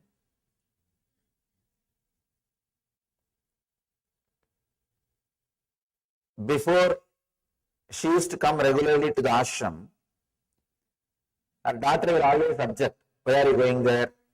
You are not attending us. You are not caring for us. The family pressure. Now, daughter also attended the program. Now she says, how could you come back? How could you be away from him? I am not able to. I am not able to be away from him. Earlier, how are you able to come back even after being around him? So her imagination, when she had wrong imagination, she was not able to relate with the mother. She was fighting with her, saying, where are you going? Now when she has the right imagination, she is fighting with her. When do you come back? It's a mind. It is imagination. Continuously, I am working with imaginations of the people. Many times, the imaginations become so strong, they can either completely move from the spiritual path or completely get enlightened. People sometimes ask me, how can imagination lead to enlightenment? After all, it's mental activity. How can that lead you to enlightenment? It's like somebody taking poison. Taking poison is an action, but that can lead them to death beyond actions. Same way, the right imagination is taken, the mind will disappear, you will be beyond the mind. You will be beyond mind. You will be experiencing the no mind state or the ecstasy. The next thing, sleep. Patanjali says, sleep can lead you to joy or suffering, anguish or non-anguish. Almost 1/3 of our life we spend in sleeping. So if you understand the right technique for sleeping, 1/3 of your life you can spend in samadhi. See, the only difference between your sleep and samadhi state, the ultimate enlightened state, is samadhi minus awareness is your sleep. Your sleep plus awareness is samadhi. Enlightenment is nothing but being aware when you are asleep. That's all. When you are asleep, there are no samskara, engrams active. There are no memories active. You are completely silent, relaxed, settled. In that state, but only one thing, one difference, you are not aware. See, in the deep sleep, you are entering into the same space in which Buddha is living, in which Ramakrishna is living, in which Meera is dancing, in which Chaitanya is singing. You are entering into the same space where they are all living. Only one difference. You are not aware. Patanjali is aware. Chaitanya is aware. Krishna is aware. Buddha is alive. In that space, if you know how to be alive, if you learn how to be aware, you have done everything. Nothing else needs to be done. All you need to do is how to be alive when you are asleep. How to be aware when you are asleep. Now our problem is, forget about how to be aware when you are asleep. How to be aware when we are awake. How to be aware when we are awake. That is a big problem. That itself is a big problem. Today we will practice a technique to convert your sleep into samadhi. Convert your sleep into samadhi. Please understand. When I say being aware during your sleep, I don't mean sleeplessness. I am not saying be sleepless. No, that is sleep disorder. That is a disease. I am not saying be sleepless. Sleep disorder. You will be sleeping, but your whole awareness will be alive. Means there are no engrams. There are no thoughts. There are no memories, but the pure I will be alive. That will be radiating. That will exist.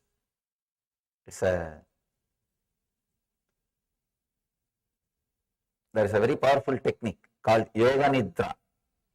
Falling asleep consciously. Falling into the deep sleep state with awareness. I can say,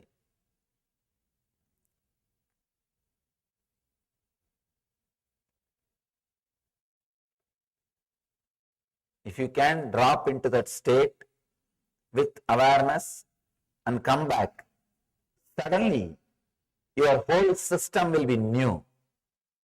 Your whole system will be different. your whole system will respond to the world in a completely different way.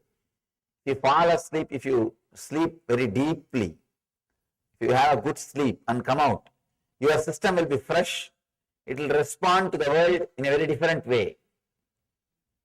If you are stuck in the dream state and come out, your system will be different and it will not respond properly to the life, to the day. If you fall into the samadhi and come out, if you fall into that deeper state than the deep sleep and come out, you will eternally respond to this world only through joy, only through bliss. That is why we call that state as eternal bliss. If you experience that state and come out, you will see you are radiating eternal bliss, eternal joy. Sleep is one of 5 modifications Patanjali speaks about. There is so much we can talk about sleep. So much can be said about sleep. Maybe instead of saying, we'll use a technique by the end of today's session. A very powerful technique. How to relax with awareness. How to go into deepest states of sleep with awareness. Usually we don't sleep more than 20 to 25 minutes. Then we come back, continue to dream, play in the dream world, then again fall asleep. After 20 to 25 minutes, come back and move in the dream state, have some dreams, then again fall asleep. That is why early morning when we get up, we don't feel we had a good rest. Because you have never rested. You are continuously playing the game. Your body might be resting or your body might be relaxing, but you are not in a relaxed mood. You are not completely resting. You are not aware. You are not in peace. The sleep can be used for suffering or joy. That state can be manipulated to reach samadhi state or to be in suffering state. I have seen people using sleep to lead to suffering. Either they oversleep or they continue to suffer without sleep, sleeplessness or oversleeping. If they don't sleep in the night time, the chronic fatigue will be there in their body. It will continue to disturb their creativity. Whole day, they will be constantly disturbed. The creativity will not express. Or if they sleep whole day, there is no time for creativity. There is no possibility for creativity. Sometimes people wake up only sun comes through the window. Sometimes the bad part of this whole thing is windows on the west side.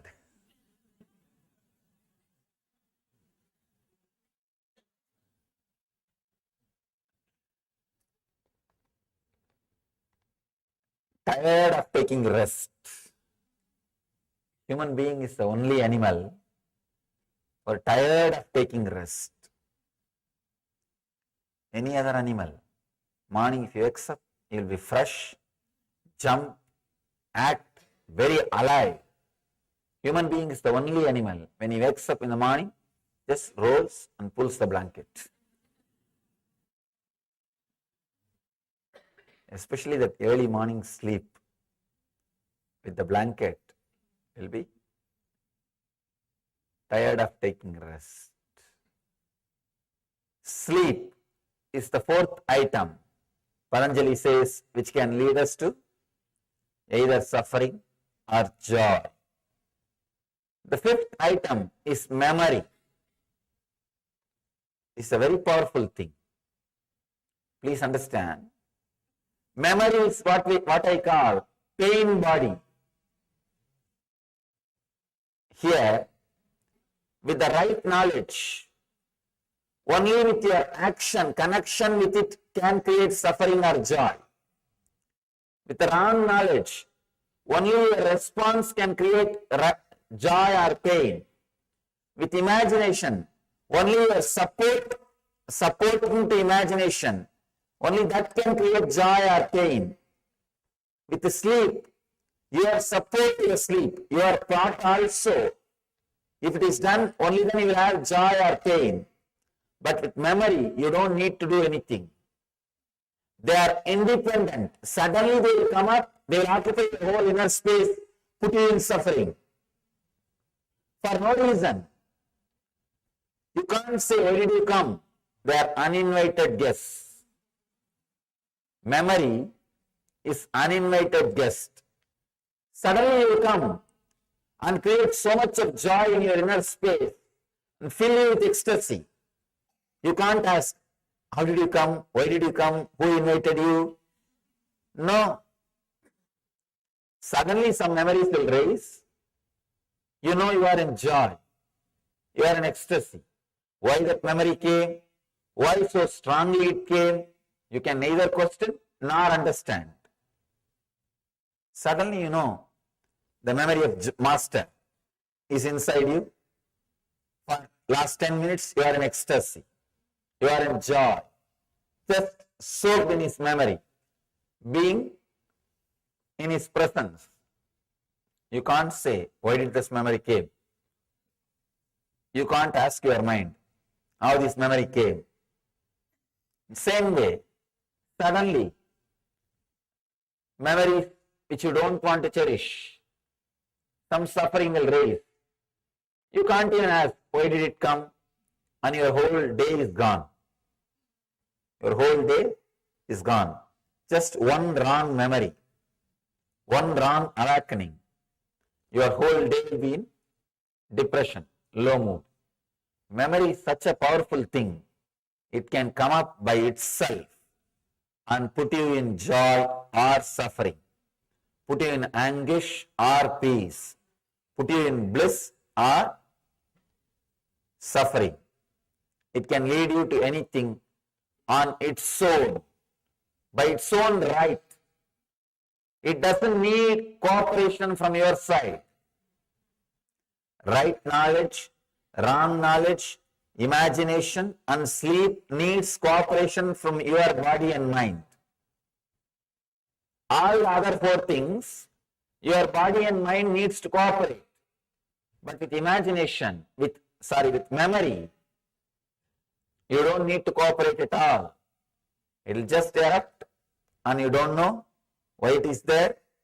You can't ask why it is there. You can't even question why did you come. But you are in suffering or joy. That is the power of memory. Memory means the ideas, thoughts, imaginations, visualizations collected, which is still alive inside your system. One important thing, if your memory is complete, it won't lead you to suffering, it will lead you to joy. But it is not complete. If your memory about your past, if it is complete, you will have knowledge about your future. Please understand. I am not giving you false promise. I am stating simple, straight truth. If your memory about past is clean and pure, complete, you will have a clear idea about your future. Because your future is nothing but a reproduction of the past in different dimension. That's all. Maybe some of the quantity will be different, but basic structure will be the reproduction of your past. Earlier you might have had one car in the past, in the future you may have few cars, but the future is going to be the reproduction of the past. But the big problem is we don't even have the right idea about our past. We remember our past only after editing. If you think your whole life is suffering, as we usually think, you will edit and connect only all the suffering incidents. And you will think your whole life past was suffering. That one idea is enough to feel, to imagine, to visualize, to think your whole life was suffering. The memory, it is not a right memory, it's a wrong memory. Same way, if you think your whole life is joy, again you will edit, cut, fix, paste and see your whole life is joy. You will connect all the joyful incidents, memory, and start seeing your whole life was joy. We never comprehend. We don't have the complete memory. We don't look at the past as it happened. We don't smell the past as it happened, as it is.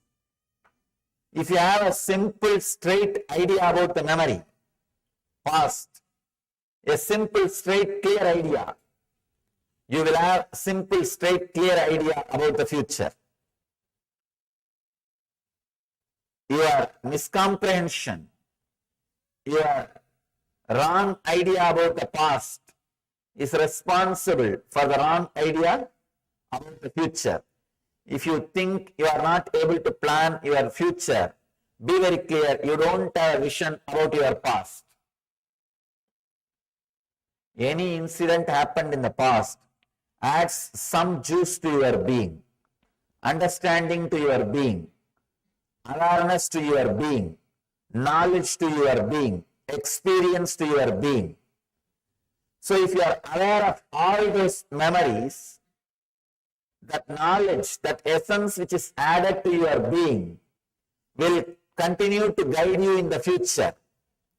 But when you forget those incidents, those memories, when memory loss happens, which is happening in all of us, that juice of that experience, knowledge of that experience, memory of that experience will not express itself in the future.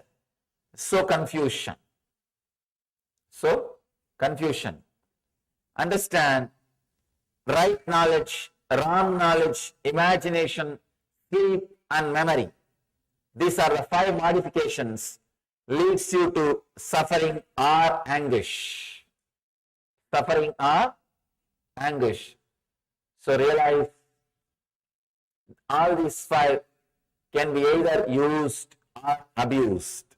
Just this knowledge, this understanding that it can be used or abused, it can lead to joy or suffering is enough.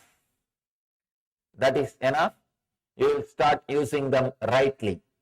Whenever all this 5 is leading you to suffering, you are abusing it. You are misusing it. Whenever it is leading you to joy, you are using it properly. So, whenever you are in suffering, understand, one of these 5 is misused by you. So, decide you will use that properly.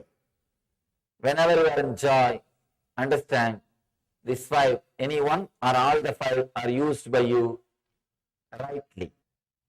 Around 5,000 years ago, at the end of Mahabharat War, the ancient enlightened Hindu civilization consisted of 10,000 Hindu traditions, or sampradayas, that existed in 56 Hindu nations, 200 Hindu kingdoms, 1,700 Hindu provinces that covered more than 6 million kilometers square of Asia. The Supreme Pontiff of Hinduism, SPH, Bhagavan Sri Nithyananda Paramashivoham, is the reviver of KAILASA, this ancient enlightened Hindu civilizational nation. KAILASA is an unbroken cultural, religious, historical, civilizational, and sovereign continuation and revival of multiple of these historical Hindu sovereign states and Hindu ecclesiastical entities.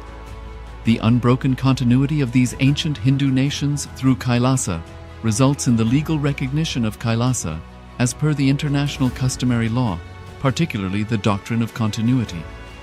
The international law, the doctrine of continuity, implies that upheavals and revolutions within a country, changes in government, territorial adjustments, measures taken during military occupation, or other internal transformations do not negate the existence of the country, do not affect the legal personality and international obligations of the country or state. The Vienna Convention on Succession of States in respect of treaties, 1978, addresses these principles of the doctrine of continuity as it outlines international law during situation of state succession or continuation. International law recognizes a state's legal personality by recognizing its identity. This perspective extends even during the period when the given state or country is annexed or occupied by a foreign power. Even in such cases, the legal personality of the state is considered to persist, enabling its subsequent re-establishment. Historical examples dating back to the 18th century include cases like Portugal and Genoa that were re-established after the Vienna Congress of 1815. More recent examples include countries such as Poland, Ethiopia, Czechoslovakia. Nithyananda, such profound revelations from the Supreme Pontiff of Hinduism about how the mind can either bring us freedom or bondage. We went through a powerful Hukara meditation, which actually really helps us to identify what really is helping us in this process towards removing all the bondage that the mind creates for ourselves just by quietening our inner space. Now, let us enter into internalizing the truths that Swamiji has revealed, the cosmic truths that Swamiji has revealed in this session. And just before we get into the session, just requesting all the participants who are here in Zoom to have your cameras on so that we can see you and we can interact with you and we can guide you and support you throughout this process. We see Ma Wei Chen Fang, Ma Agora Swarupini, Shu Wei Ping, Sharmine Muse, and Le Tang, Ma Parabrahma Swarupini, Jyoti, Jnana Prakashini, Yuan Yuan Kaiwan, Nitya Mangala Rupini, Guik Shu Jing, Nitya Prema, and Tian. We request all the participants to please have your cameras on and also be available on camera so we can communicate, we can guide, we can support throughout the process. It's a powerful revelation, so let us immediately get into internalizing the truths, getting deeper into the understanding of the truths revealed by Swamiji after the powerful live darshan on the auspicious day of Adipuram. Profound revelations from Swamiji. We will sit and internalize the truths, understand how we can directly apply those truths. Yes, so now let us quickly jump into the internalization. How we can experience that mind can either be a freedom or bondage. Now, Swamiji revealed that the same mind which we carry can be either bondage to us or freedom to us. Our mind, our imagination can either lead us to hell or heaven. It can go in either directions. And because of this reason, our mind is a bondage for us. Our mind leads us to freedom. Mind can make anything out of anything. Any situation can be experienced as any situation. It can either be a joyful experience or a suffering from the same exact experience, but the mind can make us experience it either way. We can experience joy or we can experience being defamed. It can be comprehended in any way. And Mind can make anything out of anything.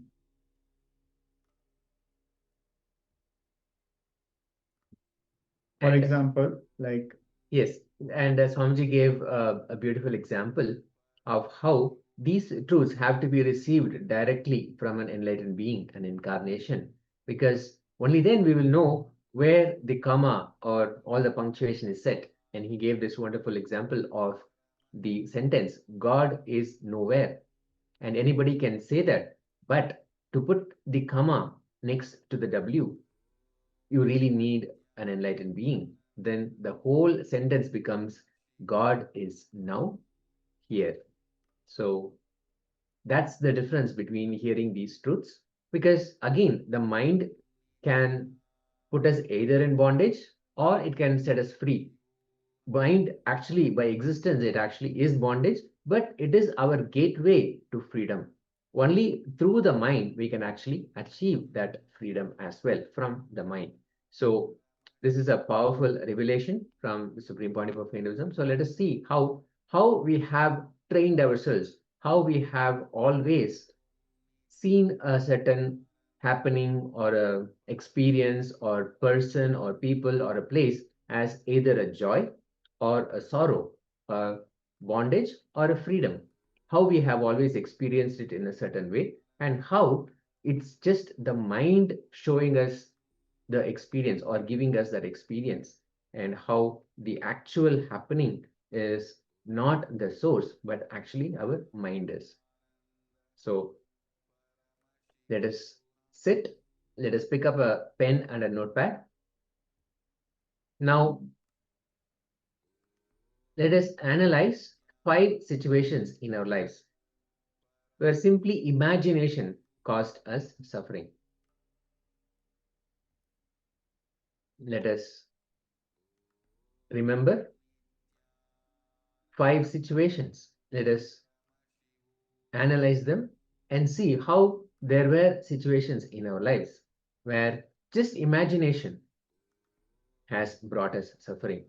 The happening may not be the real cause, but it's our imagination that was the root cause of suffering that happened at the time.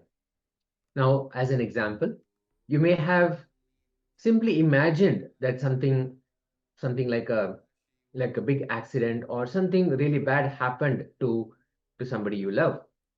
Maybe they came late, or you're not able to reach them on the phone, and you're expecting something from them. And then because you're not able to reach them, immediately our imagination goes, what if this happened? What if an accident had happened? Or what if something else happened?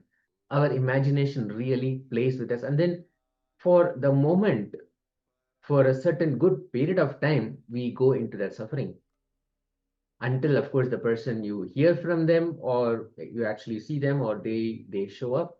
Until that happens, the suffering stays. The imagination, because we have heard something has happened or something here or something there, our imagination goes over time into working. And also, let's say even within a relationship, the imagination, when we see the spouse is not here and the spouse is not answering the call, or spouse is being late, immediately our imagination starts, because we have heard stories, we have heard how the whole projection of the relationship happens, maybe the media, maybe the TV serials, all of that give us ideas for our imagination. So the imagination really brings us into that sorrow. That is the real bondage. So let us now quickly sit and analyze how in those instances, imagination was the source of our bondage. That was the reason for our sorrow. So let us sit back and remember at least 5 incidents where we encountered that kind of sorrow, and see how all the instances had our imagination run high, and that led us to more and more sorrow. Let us begin. And if you have any questions, please let us know. We'll just project the slide with the instructions for this process. So let us pick up pen and a paper, and let us start analyzing these situations.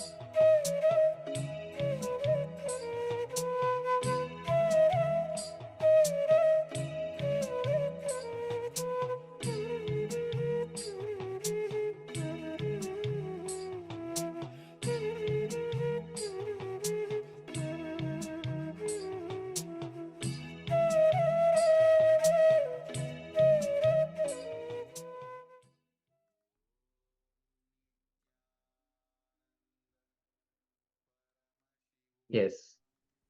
Powerful process. Let us now quickly have a sharing moment. Share with us how it was when you sat and internalized, when you sat for looking through all those incidents, all those instances where imagination was the cause for your sorrow or sadness or anxiety, all those moments when you felt like you were stuck in bondage. So you can share with us how this whole exercise was. Were you able to enter into it in a deeper sense? How was it when you sat down and looked through all those incidents? Any clicks you may have received? Any powerful cognitions? Any understanding that you may have had? You can share with us. Just take a moment to have a quick sharing moment.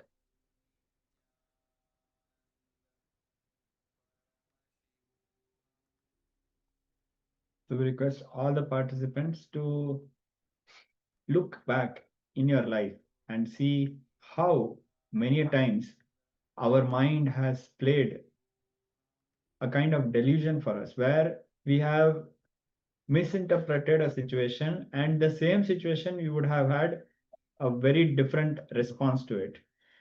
Swamiji has shared a very beautiful story about it also. So, of course, many of us would have heard about it. Like Swamiji shared in the Living Enlightenment about a story where a man was completely collapsed when he heard that his house is on fire. That, oh God, I'm losing so much possession and wealth. Then his son comes and tells his father, don't worry, it is in insurance. And anyway, it was an old house. The man was suddenly joyful. Great, now we are going to get money, and otherwise we couldn't do anything about that house. Then his second son comes and tells, no, no, father, actually we didn't pay the insurance premium properly, so the insurance company is not going to help us. Then again he collapsed. So it is the same situation, but we continuously fall into a different either extreme of joy or extreme of sorrow. And that is how the mind keeps us in bondage. Yes. If you have any clicks, any understanding, you can share with us while we get ready to get into the next power manifestation session. In this session, we're going to be manifesting the power of remote vision. Now, we will be manifesting Paramashiva. So let us come back to that space of oneness, sitting straight, comfortably, with your head, neck, and spine in a straight line as much as possible. If you're in the middle of sharing from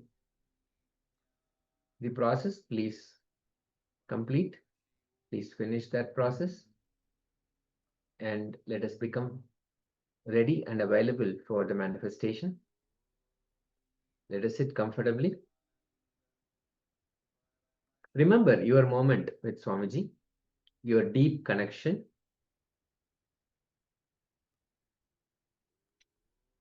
Just visualize his presence.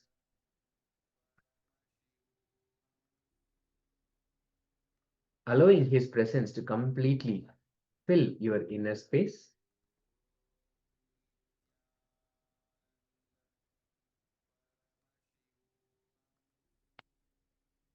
Let Paramashiva completely manifest in our inner space. Let everything inside us be only Paramashiva. Anything that is not Paramashiva, let it completely be removed.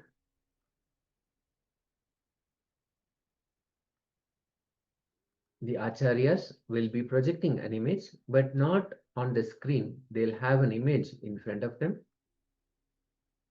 Connect with Paramashiva deeply. Let Paramashiva manifest the power of remote vision and show you the image.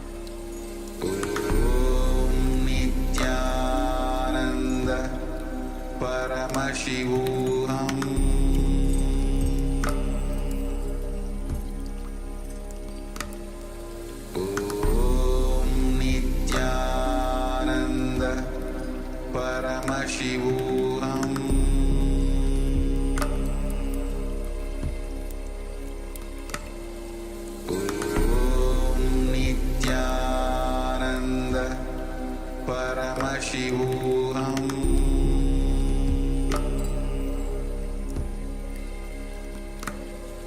Om Nithyananda Paramashivoham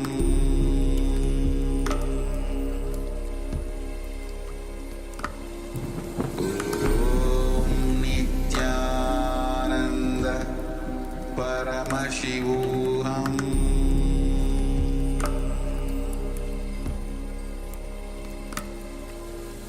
Om Nithyananda Paramashivoham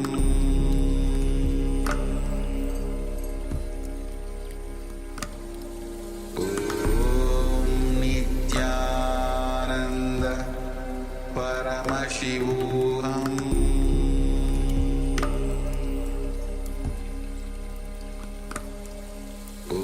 Om Nithyananda Paramashivoham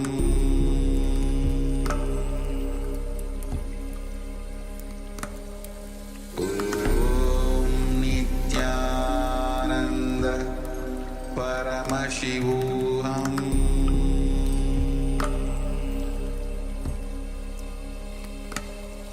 Om Nithyananda Paramashivoham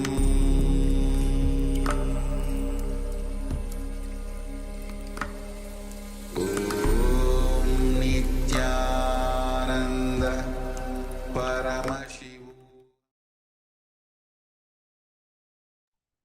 Yes. Now comes the important and interesting part of the manifestation, where we get to share what was revealed by Paramashiva and check exactly the image that was being seen by the acharyas.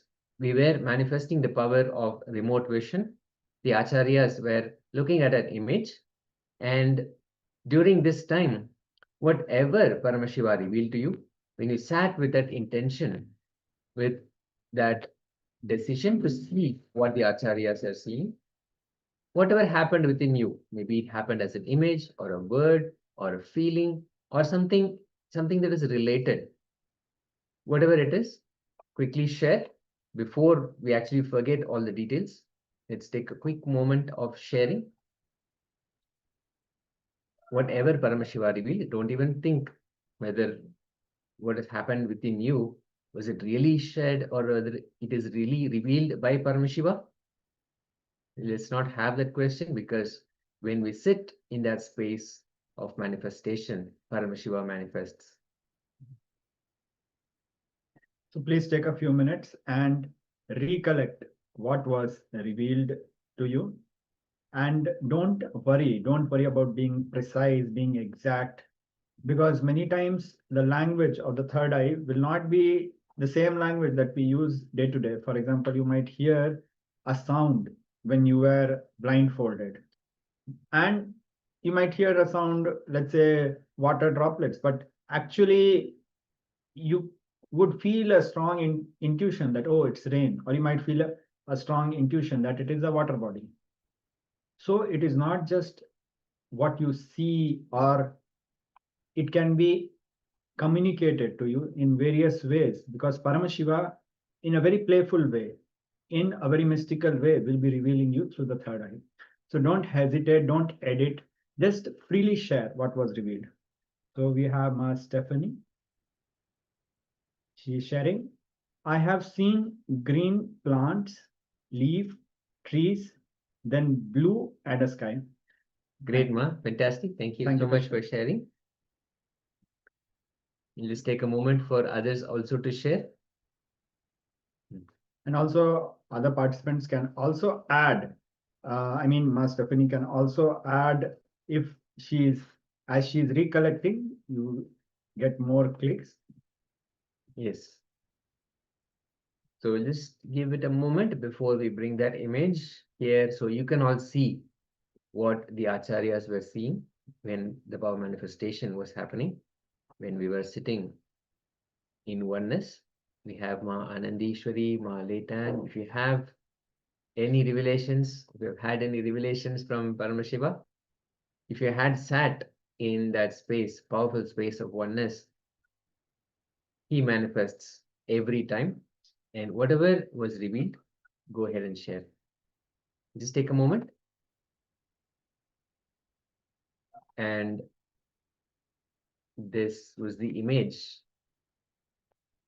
that the acharyas were seeing. And as we can see, what Ma Stephanie Daters had shared, definitely there is green waters, plants, and there are leaves, and then a blue and a sky. I think this is the most profound revelation in the whole thing, because this just blue and blue sky, there is such a vast amount of blue water, probably sea water, and along the beach, and of course the blue sky as well. So this is a beautiful revelation. And what we have seen again and again is that the power manifestation gets more accurate the more and more power that we bring, which means simply again and again with will persistence, sitting in that space of manifestation, sitting once again in that space of manifestation. And that's the only solution.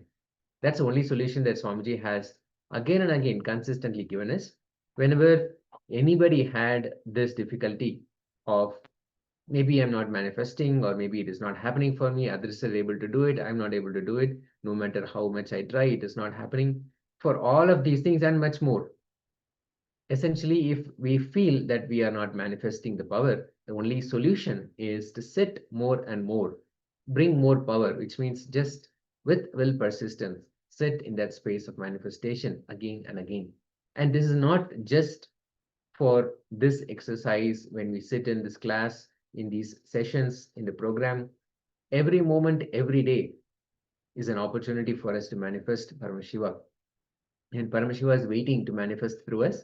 Anything you want to happen in your day, in your life, simply sit in that space of oneness and declare for what you want.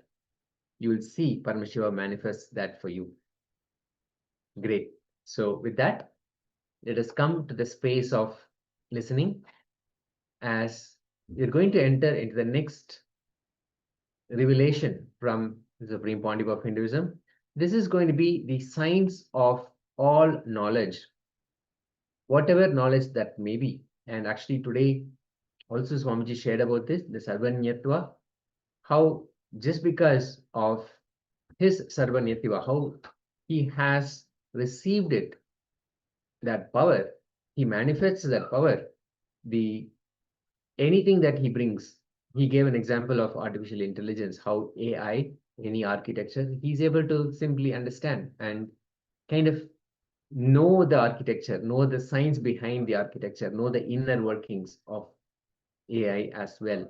So we'll now receive further revelations, cosmic truths about the science of knowledge. So let us sit back, sit in the space of oneness with Swamiji,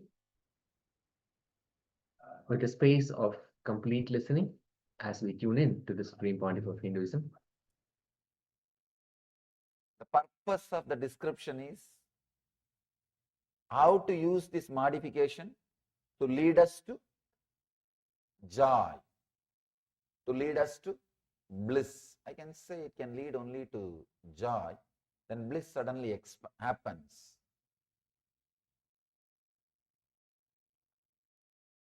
He is beautifully guiding us step by step.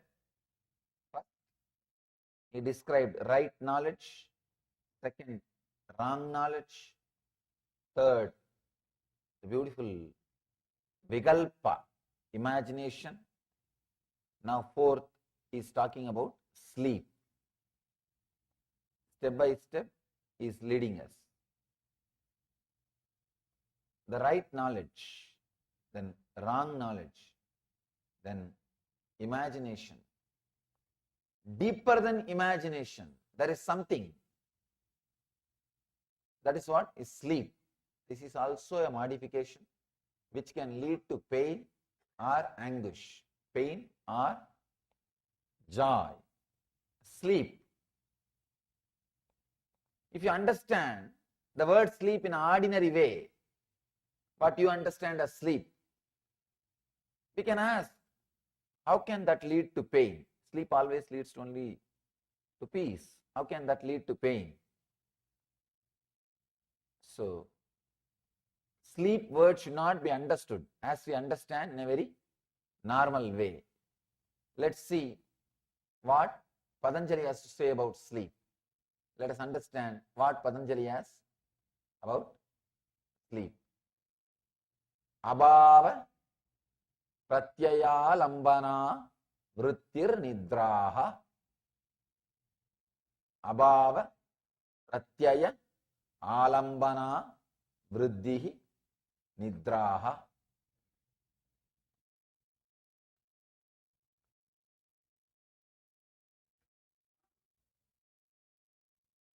When I read each sutra, so much of appreciation and respect for Patanjali comes. Even this sutra, if you have a little Sanskrit background, you can see, you can understand. Right words, not one word extra. Right words is connecting. Just one line. He has described different dimensions of sleep. Let me give you the translation. The subtle state where thoughts are not visualized is sleep or nidra.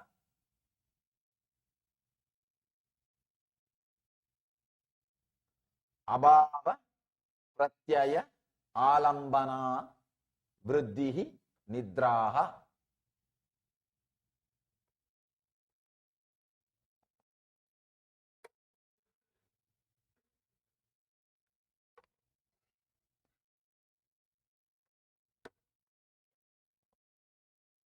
The subtle state where thoughts are not visualized is sleep or nidra. The moment I translate, I can very clearly feel I am able to translate only one dimension of that sutra. That sutra can be translated from different dimensions. Here I have a beautiful book by a research scholar, Salvatore. He has beautifully created a book giving 12 different translations. I wanted to give a credit for his great work.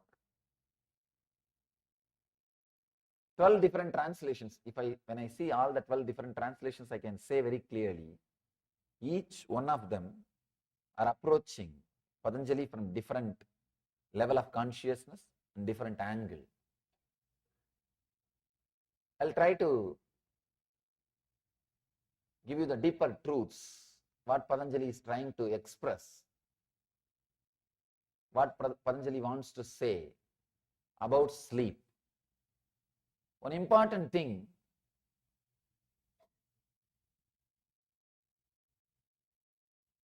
there is no being which does not spend its time, part of its life in sleep. First thing, you can be without right knowledge, without wrong knowledge, without imagination, but you can never be without sleep. You may be able to avoid those three, but you can never avoid sleep. It's almost like you are breathing. Almost like you are breathing. It's your life. 1/3 of your life is spent in sleeping. If you understand the Patanjali's views about sleeping and ability to use that knowledge in your day-to-day life, I can say the whole quality of your life can be transformed. Every single sutra is a complete technique by itself. That is why I have to give so much of introduction to every single sutra. If you are coming every day, you can understand at least 10 minutes I spent in introducing Patanjali and every single sutra. Because every single sutra is a complete technique by itself. I can say every single sutra can create one religion. It has created. There are some religions which work only on sleep. One sect of Buddhism, they don't teach you anything else except the ideas, concepts about sleep. They help you to work on sleep, that's all. In daytime, whatever you do, you can do. Daytime, anything you can do, you can do. They say that let's do all the spiritual practices and take exercises for spiritual growth during sleep and use the daytime for some other purpose. I think that will be really a wonderful thing. I saw the other day one advertisement. Let you earn more and more money during your sleep and keep your days to spend with your loved ones. One financial firm advertisement.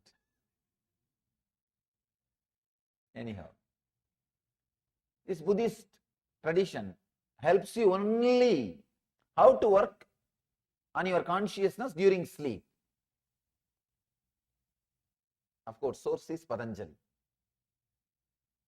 You can imagine how great that Chidambaram would have been.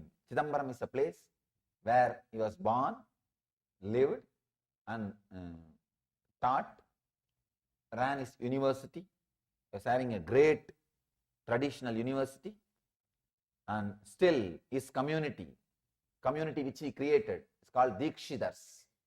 He is the founder of that community. Still that community is alive. Still they don't take initiation from anybody. Patanjali is Guru. Patanjali is Guru.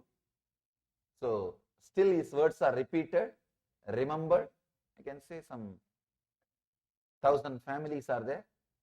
And one important thing I want all of you to know, still that community, none of them cross the border of the town. You will be shocked.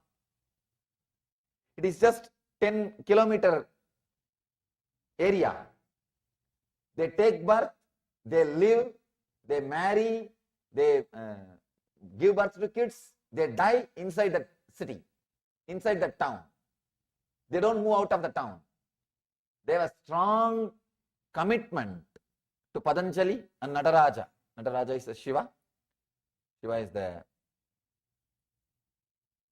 master of Patanjali. Patanjali became enlightened through the Shiva's darshan. Still, that community has committed itself for this knowledge. Whoever comes to their place, they teach, they share this knowledge, they make this knowledge available, they run the temple, and they have taken the vow, they will not cross the city. Sometimes I feel surprised. Even in this age, can you imagine? The education is available to them. Everything is available to them. But they decided, no. We will spend our life, dedication, sacrifice. I can say it is their sacrifice kept this knowledge alive, unpolluted for us. There are so many scriptures which suffered interpolations, but I can assure, guarantee, this book is pure because this community took care. I remember them with all my love and respects for their great service to the sutras. They are called Chidambaram Dikshidars. Still that community is there. They maintain this scripture. They preserve. It's because of them we have this knowledge. They have dedicated their life. It's unimaginable, not moving out of one city from birth till death. There are so many things to see in the world. Even the youngsters, this generation, I have met many of them. I ask them sometime, don't you feel like going outside, or your elders are stopping you? They said, no, we decided to dedicate. Our elders are not saying, they say, if you want to go, you can go. No problem. There are very few, I can say 0.1% went out for some purpose. They also go out to run some temples there, that's all. Here and there, if Nataraja temples are built, they go outside and run the temples. I asked them, why don't you guys feel like going out? They say, no. They call him call Nataraja as Ambalavana. It's the Lord of that Chidambaram, Lord of the stage. No, he is enough for us. They feel he is the father of the whole community. And father is here, where else to go? There's such a strong feeling connection, commitment. It is they who preserved this whole knowledge. Not a single extra word.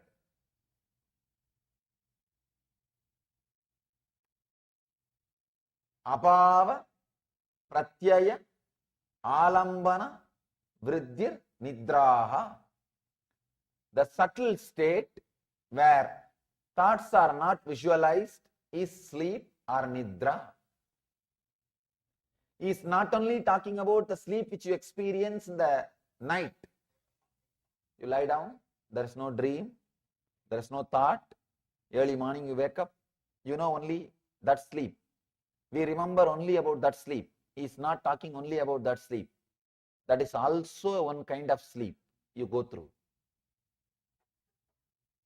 But you go through two other sleeps.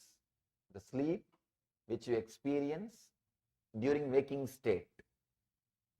The sleep which you experience during dream state. The sleep which you experience during deep sleep state.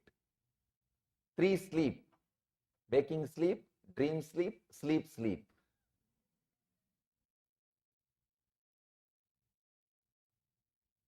Waking time also we experience sleep. You can see many times. You would have started the car, driven to office, half an hour drive. When you park your car in the office and get out of the car, only then suddenly you will remember you drove for half an hour. Half an hour you drove. You turned right, left, stopped in a signal, gave a brake for a cop. You did so many things. You did so many things. But you don't remember. Means sleeping during daytime. It's not only, I'm not talking about the people who have disorders, who sleepwalkers. I'm saying whole humanity is sleepwalking. Except a man who is awakened, who is enlightened, the whole humanity is sleepwalking.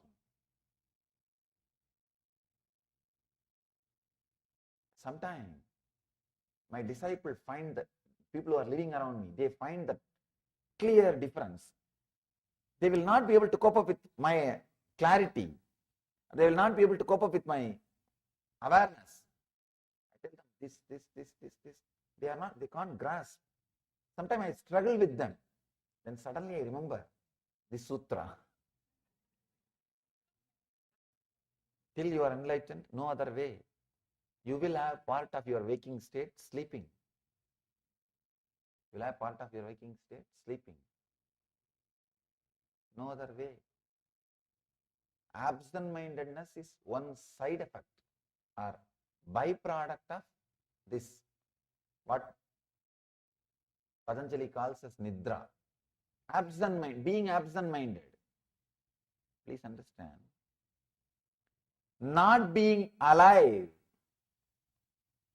in the state in which you are is what I call sleep. Not being available or not being alive in the state which you are. Otherwise, all problems you face, you have solution. There is no problem which can't be solved. Please understand. I am very clear when I say this. I really mean this. There is no problem which can't be solved. All problems can be completely solved. Only one thing, you need to be available. You need to be available there. All problems are created when you are not available. When you are not available, you mess up the whole thing. It's absent-mindedness. Absent-mindedness, I can say it is very superficial word. Even that can't be the right description.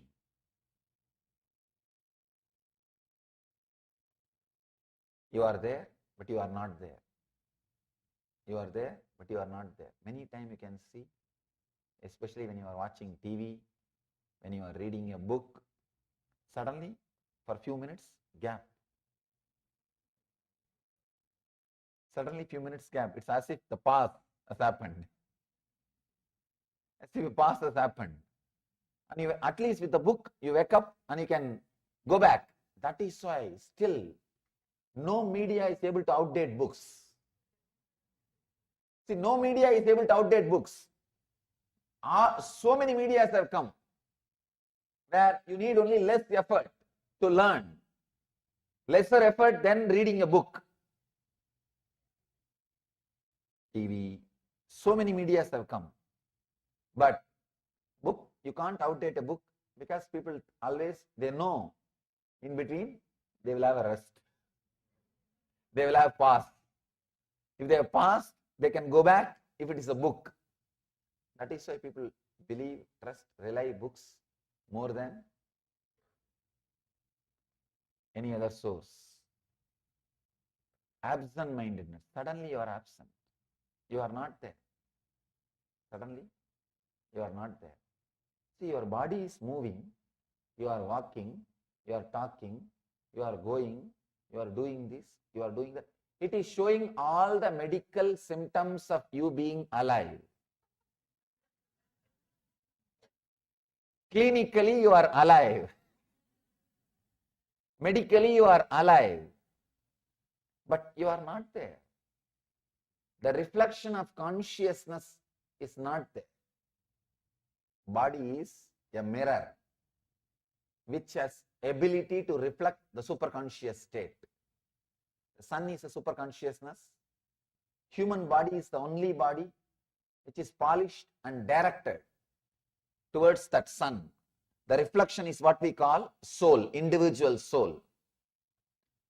All other bodies, they may be alive, but they are not that sharp, they are not that polished, they are not that sophisticated that it can reflect that pure consciousness, that sun. The reflection of sun itself cannot happen. That is why human body is so highly respected in the Vedic tradition.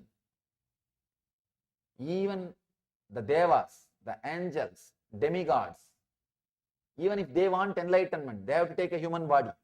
Please understand, you are in a blessed zone because the possibility is there for you. If somebody dies after having human body without becoming enlightened, that is the ultimate stupidity he can do. Sorry for the strong word. I am not saying, Shankara says.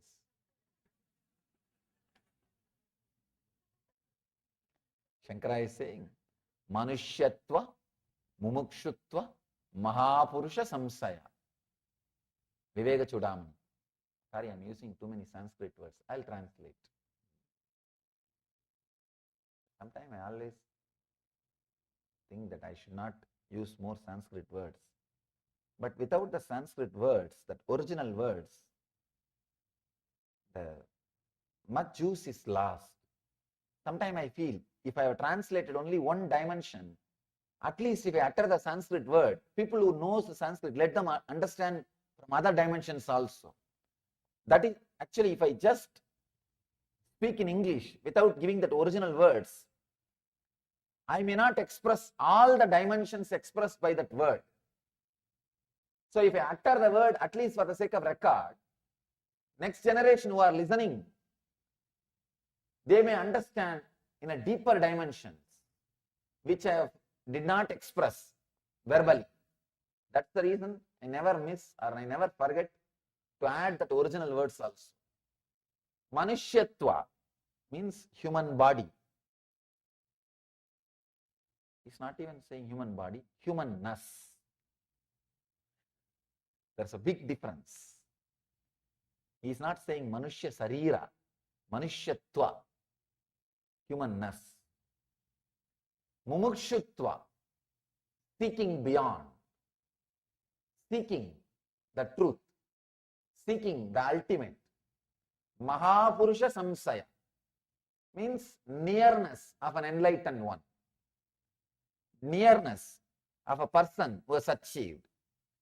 After achieving all these three, please understand, all of you have all these three. That is why you are here. The moment, of course, Manushyatva, no doubt, you all, at least I don't have doubt. Mumukshutva, the moment you decided to get into your car and drive in this LA traffic and come and sit here, you have mumukshutva. You have mumukshutva. There is no other reason. Why should you come here? You don't come here to see this throne. You don't come here to do anything else. You don't come here to see this or that things. The moment you decide to come here, what is the pull? Pull is, let me go and see what he says today. Yesterday somebody was telling, the moment I wake up early morning, Swamiji, all I think is, why still it is not become 7 o'clock in the evening? I'm just waiting. Sometimes I even change my clock. But what to do? Changing my clock won't work. In this country, they change clocks. First time I was surprised when I said that, when I heard 1 hour, move it this side. I said, how can time move? Because in India, we never heard this concept of time moving. And still I have a problem when I travel from zone to zone inside this country. Because in India, from Kashmir to Kanyakumari, same time. From Calcutta to Allahabad, same time.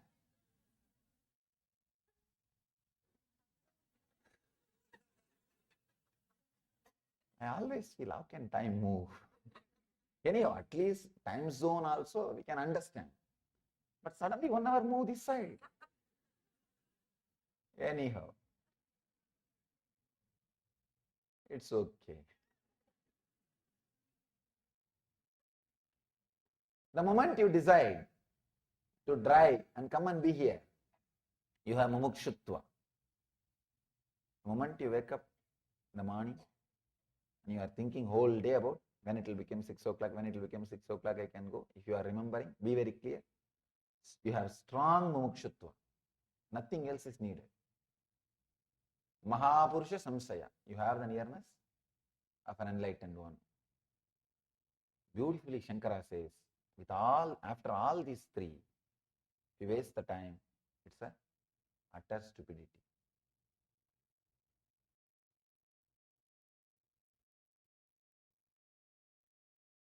Again, the whole thing boils down to this one sutra. If you ask me the question, how can I use? I have all these three, how can I use? Whole thing boils down to this one sutra, be available, don't be in nidra. This, avoid day sleeping, at least when you are with the master. Avoid day sleeping, at least when you are with the master. The absent-mindedness, I can say, because of absent-mindedness, people miss many things. The relationship, the life, the decisions, many things they miss. Sometimes, see, being absent-minded, when you talk to others, is one problem. I have a story about that. It really happened. It's a story in my life. In the North India, I was staying in an ashram in Rishikesh. The head of that ashram, that Swami, is a great sadhu, a very pious, wonderful person. Not only he will meditate and do tapas and study, he will do social service also. He will go all out in the local villages. He will collect all the kids and give them food and give them shelter and education, do all services. One big problem with that sadhu is he is absent-minded. Even while you are sitting and talking, he will fall asleep. The wild thing is, with open eyes, he will fall asleep. That's one big problem. So in the local, one government official became his devotee. He said, Swamiji, I'll take you to another one officer, my head officer, and get some 10 lakh sanction for our project, social service projects, 1 million rupee for our social service project. This Swami says, yes, we will go. Next day, both of us went. That man took us to his higher officer and we went outside. He said, I can only introduce, I should not sit here and talk. You both of you sit and convince him. We were sitting and talking. That guy started saying what all service you are doing, and he started suddenly bargaining. Means, I will not give 1 million rupee. I cannot give 1 million rupee. I cannot give 10 lakh rupee. I can give only 5 lakh. Then I started bargaining and I started telling this we are doing, that we are doing. This Swami doesn't take anything. It is not going to his Swami and all. It is not going to him and all those things. And he was sitting. Suddenly I saw he slept. He's missing. With open eyes. I cannot wake him up in front of the officer. So somehow I managed, talking. Completed the bargain around 8 lakh. Swami could have kept quiet. He woke up. He started telling, we cannot accept below 6 lakh. You should give at least 6 lakh. Just now the officer said, I will give you 8 lakh. Suddenly he wakes up and starts shouting in a high pitch. Big problem is, when you wake up, you just wanted to show that you are awake. You don't want them to think that you are asleep all this time. You just wanted to do something to prove that your identity, you are available. This guy suddenly woke up and started shouting, no, at least 6 lakh you should give. You cannot stop with 5 lakh. The officer got completely confused. What happened just now? I agreed for 8 lakh. Absent-mindedness, big problem. Absent-mindedness during talking with others or your activity, you will lose outer world. Absent-mindedness during your inner planning, inner visualization, inner thinking, understand, that is the worst part. You will suddenly miss some links. You will be thinking, I should start seeking sincerely. I should read this book. Suddenly there will be pause. And after a few minutes, I think I should watch TV. Time is going. I did not go to this show. I should go for that show. I should do that. Suddenly, there is a big pause. The thing which was happening inside you is missing. Understand? The absent-mindedness which happens internally, I can say that is the worst thing. Nidra, which is happening in the internal flow of consciousness, flow of thoughts, is worse than the Nidra which is happening in your outer activities. Absent-mindedness in the outer world, you may have only 1 or 2 problems outside. I have a story about that. I'll read it out. Because sometimes with my accent, people miss the punchline. The big problem is when they miss the punchline, they ask the next person. It looks very foolish. Then I have to elaborate on a joke. If a joke has to be elaborated, that is the worst joke. The joke needs to be elaborated. Something is seriously wrong with the joke or the person who told, or the person who heard. An absent-minded professor was moving to a new house. Further along the same street, his wife knew that he was prone to forgetting things. So she wrote down the new address on a piece of paper. Before he went to college, she handed him the paper and the key to the new house and reminded him not to go back to the same old address. That morning, one of his students asked him a complex question, and the professor wrote the answer down on the back of the slip of that same paper. Student asked whether he could keep the paper, forgetting what was on the other side. Professor said, certainly. In the evening, he returned out of habit to the old house, tried the key and could not get in. Realizing his mistake, he searched in his pockets for the slip of paper with the new address, but of course, there was no sign of it. So he wandered along the street and stopped the first personable-looking lad whom he saw. Excuse me, I am Professor Galbraith. You would not happen to know where I live, would you? That guy replied, sure, Dad, I know.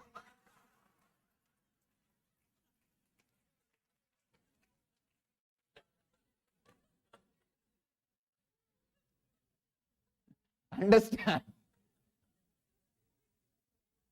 This is too much. This is too much. Absent-mindedness in the outer world. Even with that, you lose only things of the outer world. Look inside, the serious problem, absent-mindedness in the inner world. See, forgetting to take your hat back, forgetting to take your glasses back, these are just simple mistakes. You lose only simple things. But forgetting to keep the seeking, forgetting to keep the things which you really need in your life, that is where you lose too many big things. In the mind, many times I've seen, whenever I come, a big group gathers and they are all inspired terribly about the seeking. And they pick up all DVDs, all books, all cassettes. It will be lying down in the cupboard till I come back again.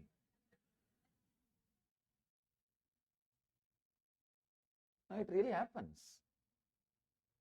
It's like people prepare for when they read some books about exercise, or when they see some show in the TV, or when doctor says you have to exercise, they go to the shop and buy all kinds of instruments and all kinds of books, and it is lying down in the garage for next 2 years.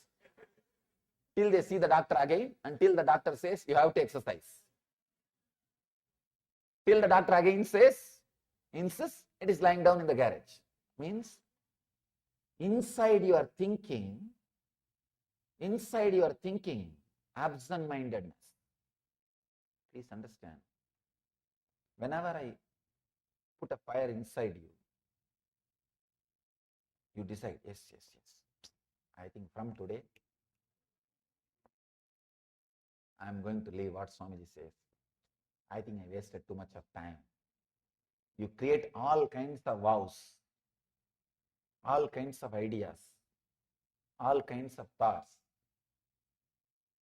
By the time you reach your house, that mental setup slowly, it's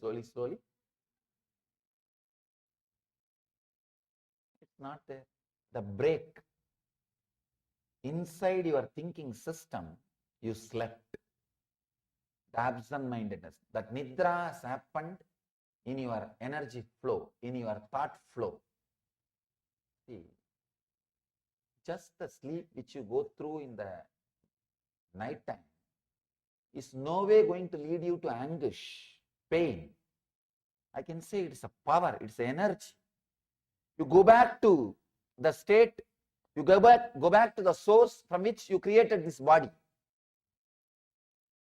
See, this body was created when your mother was fast asleep. That is why still in India there is a tradition. Pregnant lady, if she is sleeping, she will not be disturbed. They won't sleep, they won't disturb her during sleeping. They say that Brahma is creating the body. Brahma is creating the body, let her sleep. They say she should sleep. When she is fast asleep, the energy which is there inside her womb, in that womb you are created. The creation happens in that womb. Every night you go back to that same energy. See, all your bed, pillow, everything is trying to create the same energy, same space, same mood of the womb. You can see even the sleeping posture, how you sleep, the same posture. Our baby is in the womb. Just go back to that same posture. You will fall asleep within few seconds. All the bed, everything is trying to recreate the same ambience, same experience which you had in the womb. You go back to the same energy and recreate your body and come back to live. That sleep no way will lead you to pain or anguish. But the sleep which you experience during the thought flow or the action flow, during the thought flow or the action flow, see, if you experience the sleep during the action flow, you will miss things of the outer world. If you experience the sleep during the thought flow, you will miss too many things of the inner world. You can see very clearly. How many times you take how many vows? What happens to all that? What happens to all that? After all, your mind, you took the vow. The other day, somebody came and told me, Swamiji, in last 2 months, 20 times I quit smoking. Means what? 19 times you started again. What happens to your vows? What happens to your integrity? It is not that you want to break it. If you want to break it, it's perfectly all right. You have freedom. It's your choice. But something else is happening. Understand? Something else is happening. The sleep, a kind of a sleep is happening in your thought flow itself. In your very thought flow, sleep is happening.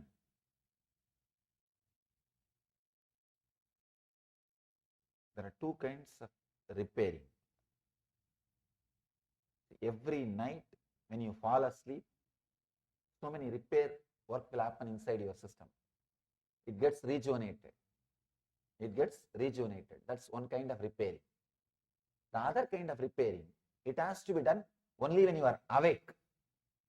You can't be put to sleep and the repairing cannot be done. The physical repair, you can be put to sleep and the repairing can happen. Your tiredness, if you are tired, you can be put to sleep and the tiredness can go away. Repairing can be done. It's like an auto mechanic repairing a car. But the conscious repair, it's like a doctor doing bypass surgery. You can't be put to sleep.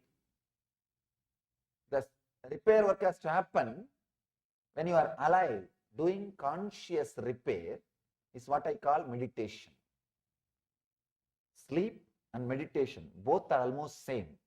The difference between auto mechanic and surgeon. Surgeon always gets paid more because he has to repair while the machine is running. You need to understand, you need to repair while inner chattering is happening. Many times when the inner chattering is happening, suddenly there is a break. Suddenly there is a break. People come and ask me how to repair.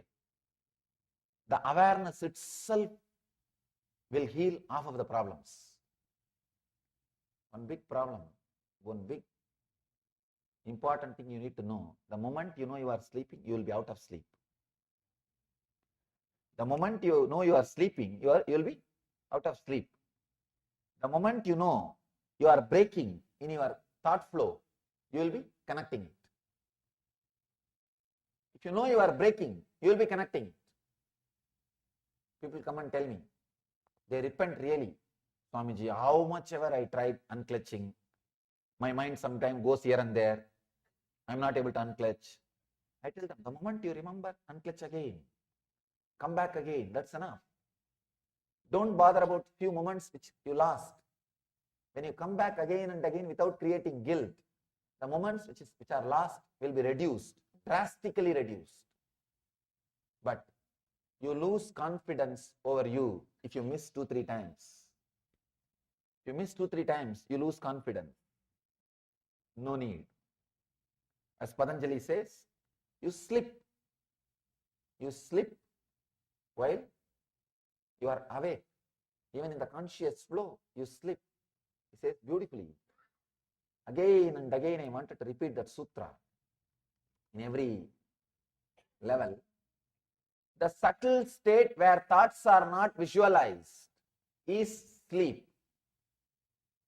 It not only happens during the sleep, it happens during waking sleep also. The waking sleep also two kind. One is with outer world actions. Another one is the inner world thought flow. Be aware of different kind of sleep. That's enough. Then you can start being awake. You can start being alive.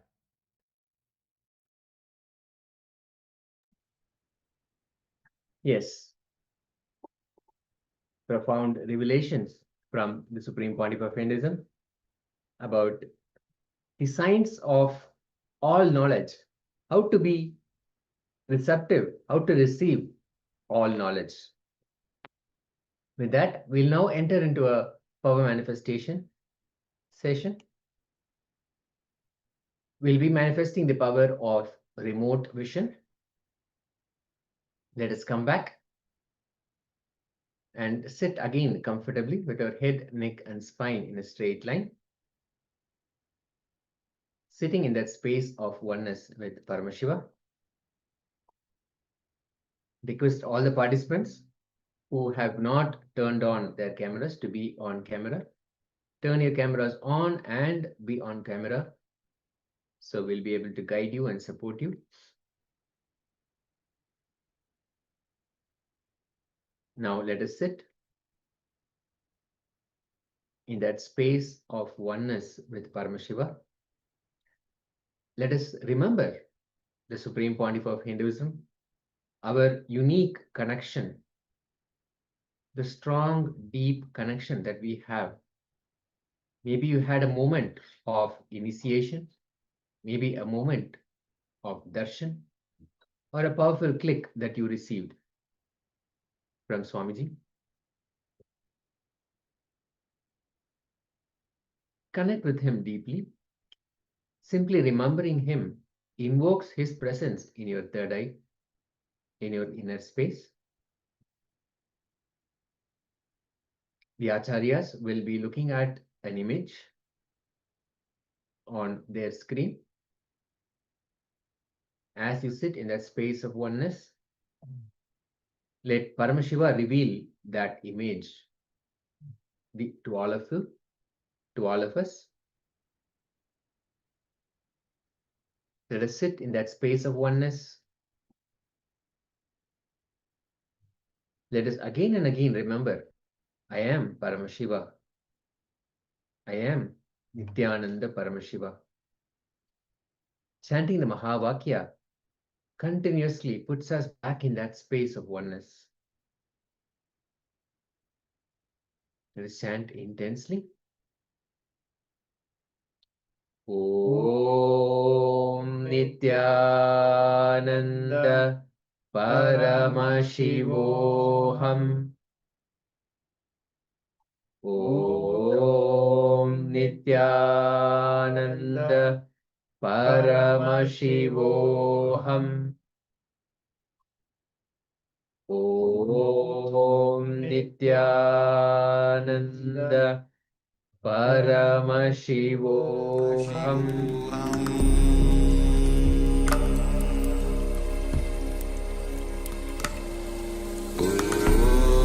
Nithyananda Paramashivoham.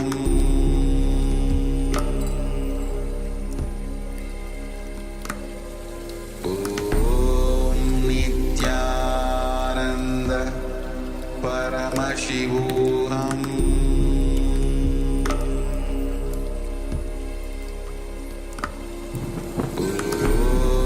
Nithyananda Paramashivoham.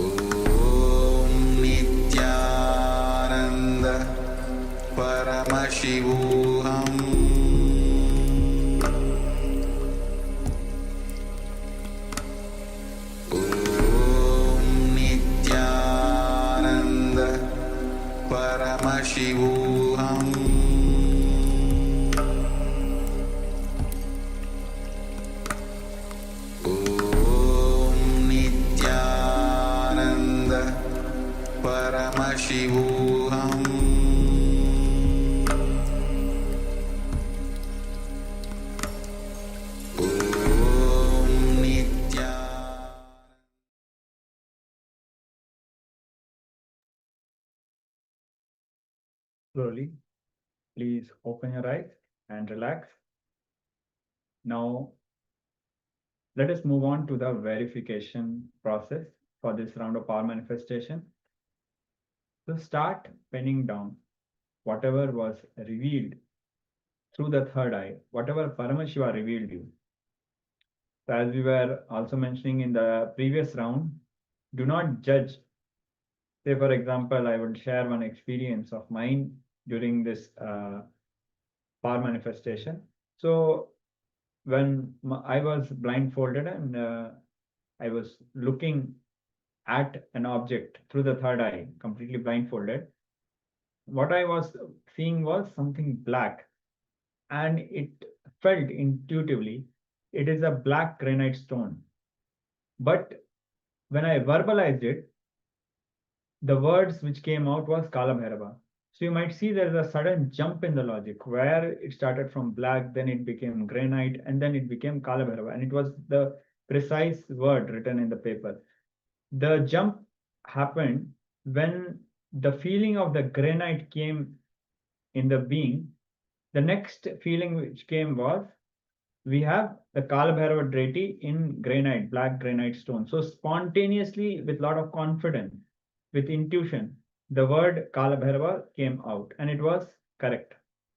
So the language of the third eye might not always be fitting our binary logic. So do not judge yourself. Whatever you feel intuitively, please share in the chat, and then we'll be moving on to the verification step. So please take a few minutes to share what was revealed to you from the third eye. Yes, absolutely. So do not worry about whether it is right or wrong. Is it rational? It is fitting. None of that is really needed. Paramashiva revealed something to you. That's it. Paramashiva manifested and he revealed. So that in itself is the miracle. That in itself is the profound experience. That in itself is cause for celebration. And after that, whether what he revealed and how we received it, whether it is accurate or not, or how close it is to the image, that comes secondary. But more than anything, allowing Paramashiva to happen in your inner space is such a beautiful experience. So from there, from that space, whatever he reveals is his revelation. It is Paramashiva's revelation. So let's go ahead and share quickly before we bring that image, the image that Acharyas were looking at. Before we bring that back. And Ma Stephanie is saying, first I have seen a round dot, then like golden structures, then I have seen a green meadow and blue sky, and then his face. And then I see dark colors like dark blue, dark gray, and black. Great, fantastic. Thank you, Ma. Thank you so much for sharing all the details that Paramashiva revealed to you. Now, all the other participants as well, let's just take a moment to reveal or share the revelation from Paramashiva. And again, it really does not matter whether we are accurate or right or wrong, because there is nothing like right or wrong when it comes to Paramashiva manifesting and his revelation. So while others take a moment to share, let us bring that image back on for all of us to see.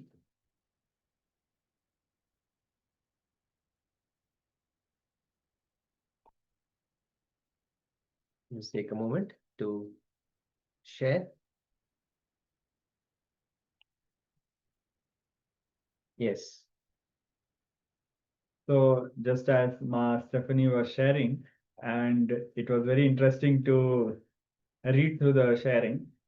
So there's a leopard, and what Ma has shared is, first I seen a round dot. So there are surely many dots. And it's actually called a dotted animal. The cheetahs, the leopards, they are dotted animals. And how you said you actually see the green meadow, that is definitely there. The gold and gold structure, the color of the skin of the cheetah, and blue sky, and a face. And as you can see, the animal is just looking right back. The face is just right there. And dark colors like dark blue, dark green, and black. All the spots on the how Paramashiva has chosen to reveal. And even if you see the green meadow is definitely there, we see that in the backdrop. It's kind of somewhere close to the forest, trees in the back, where there is dark colors and dark black. And it's how Paramashiva has revealed the face, the golden structures, the dark gray and the dark black, all of that. So such a beautiful experience to have Paramashiva manifest through us and reveal. And again, let us remember, even if, let's say, you think I've only got like maybe 60% or 70% of what the image was, and I got that. Just think about it. This is not a regular happening. You are able to see something which the acharyas who are not anywhere near you in the vicinity are able to see. That is a profound experience. And that is something that does not happen every day. So let us not miss the miracle of power manifestation as blessed and given by the Supreme Pontiff of Hinduism, as how he has given this profound experience for all of us. So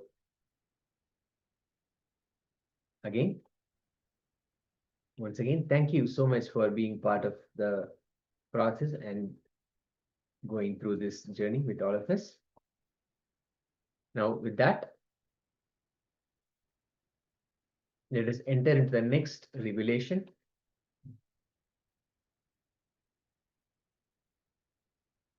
Again, let us sit back comfortably with our head, neck, and spine in a straight line, coming to the space of listening.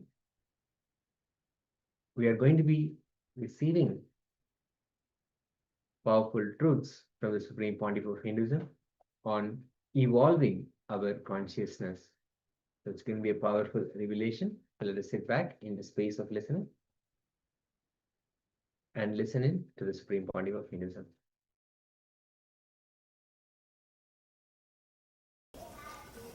This is the continuity of last sutras.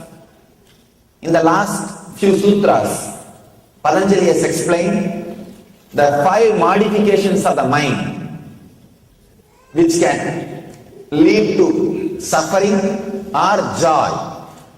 The 5 modifications is right knowledge, wrong knowledge, imagination, sleep, and memory. These are the 5 modifications. Please understand. Right knowledge, pramana. Wrong knowledge, viparyaya. Fantasy, imagination, and fantasy is vikalpa. Sorry, imagination is vikalpa, and fantasy is not the right word for vikalpa. Imagination is the right word for vikalpa. And sleep, nidra, and smriti, memory. These are the 5 things, 5 modifications of the mind which can lead to either pain or suffering. So Patanjali is saying in this sutra, relaxing from these patterns through constant and intensive practice of unclenching. He says relax from these 5 patterns by constant and intense practice of unclenching. Abhyasa Vairagyabhyam, that's the key. I can say, we moved out of Jivan Mukti culture, Jivan Mukti tradition because of these 5 modifications. Especially the imagination, sleep, and memory. These 3 modifications. These 3 put together, we may call it as wrong knowledge. Many times we have wrong knowledge about the world, about us, and about the universal energy. Because of wrong knowledge, we move out of this great Jivanmukti tradition, this great living enlightenment truth. Patanjali says, come back. Relax from these patterns through constant and intensive practice of unclenching. People ask me, what is the solution, Swamiji? Here Patanjali gives the solution. Abhyasa Vairagyabhyam. That's the key. Abhyasa means again and again and again practice. Vairagya means having the strength. Raga means attachment. Vairagya means beyond attachment and detachment. Raga means attachment. Araga means detachment. Viraga means beyond attachment and detachment. Not suppressing. Suppressing is araga.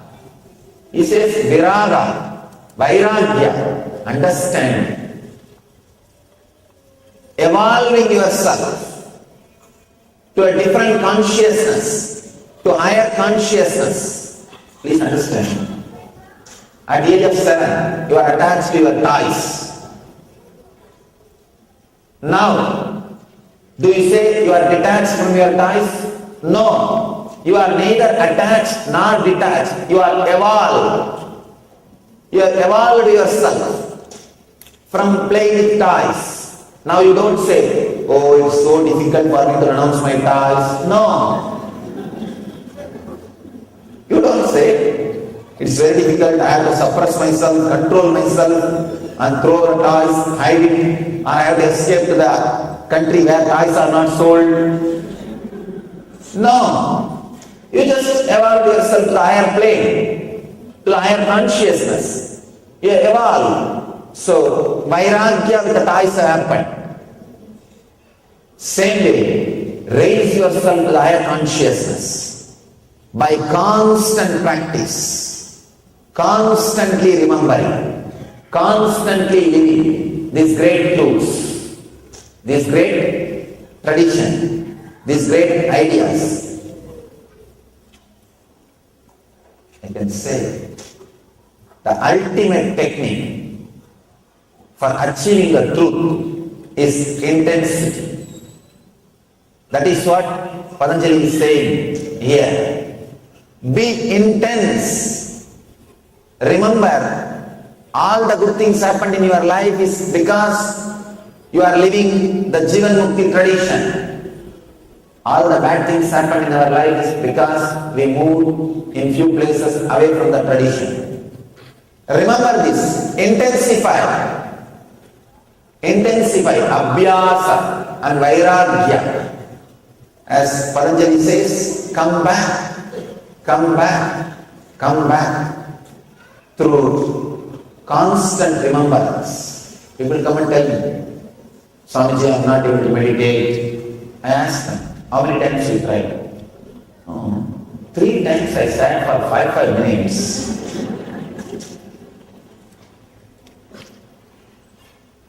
40-50 years, you did not bother to control your mind, it was running around as it wants. How can you think, how can you expect it to settle down in 5 minutes of 3 sessions? Then if I dig deep, did you sit at 5 minutes continuously? No, between I attended 2 phone calls and twice my husband called. Once my child was crying. Then where is the 5 minutes? This is what is our abhyasa. This is what is our vairagya. Please understand. This is what is our abhyasa, passions. We don't have passions. We don't have intensity. We don't wait. We don't wait and attend the whole thing. We don't wait and imbibe the whole thing. Small story about the passions. Wife calls husband. Husband picks up the phone between the work and he says, I'm in between my work, I don't have time to chat with you. She said, no, I'll just take 2 minutes. I want to tell you something important. This guy says, no, I don't have time. I don't have patience. Quick. She says, I have good news and bad news. Which one you want? He said, I don't have much time. Tell the good news. She said, I found out the airbag in our car works.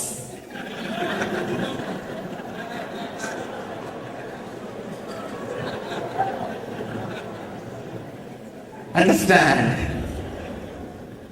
We don't have patience. We don't have patience to look into the situation, to look into our mind, to live with it. We are suffering too much. We are suffering too much without having patience, abhyasa and vairagya.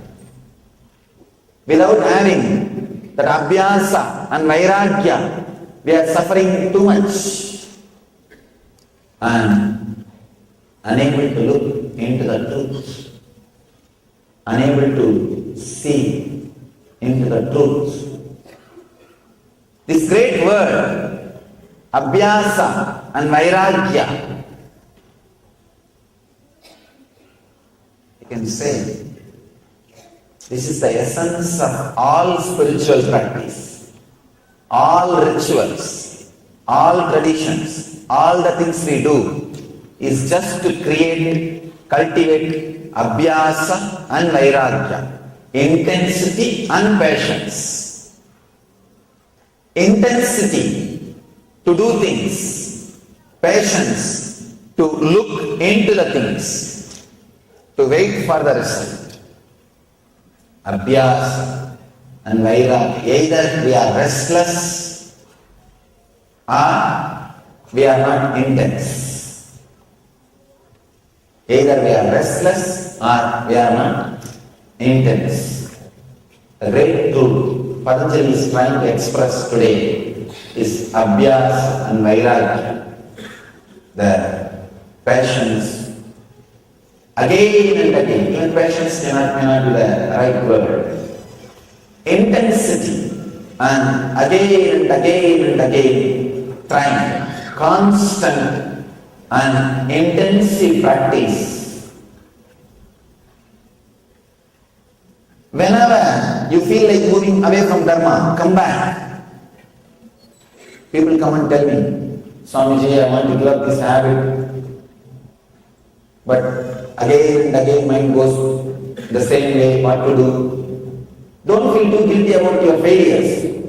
Feel at least few times you are successful. Somebody came and complained to me. Somebody 10 times I fell. I said, don't bother. 11 times you stood up. That is why 10 times you fell. Remember, 11 times you stood up again. So remember and encourage yourself that so many times you are successful. So many times you are successful. Encourage yourself. Create the intensity. Create the constant practice. The abhyasa and vairagya. Let this become part of you. Whenever you move out of Dharma, out of the Jivanmukti life, come back. Come back. Again and again and again. Live sincerely. Even once if you are successful, feel joyful about it. Feel blissful about it. Enjoy. Celebrate your success. You will see, you will feel again and again like coming back. Coming back and living this great tradition. Whenever you are successful in following the tradition, celebrate it. Whenever you are failure, bring yourself back again. Constantly, intensely practice the Dharma by unclenching from the wrong mental setup. Mental setup of imagination, mental setup of sleep, not only the sleep in the night, the day sleep, daydreaming. unclenching from all that and memory, the wrong memory. Actually, right memory can lead you to bliss, but wrong memory can lead you to pain. The right memory means remembering to unclench can lead you to bliss. Wrong memory means constantly remembering the painful, suffering, suffocating things in the life. All these five, right knowledge, wrong knowledge, imagination, sleep, memory, all these five can either lead to pain or joy. So use all the five to go to the joy, to reach the bliss by constantly, intensely practicing unclenching from all these five modifications.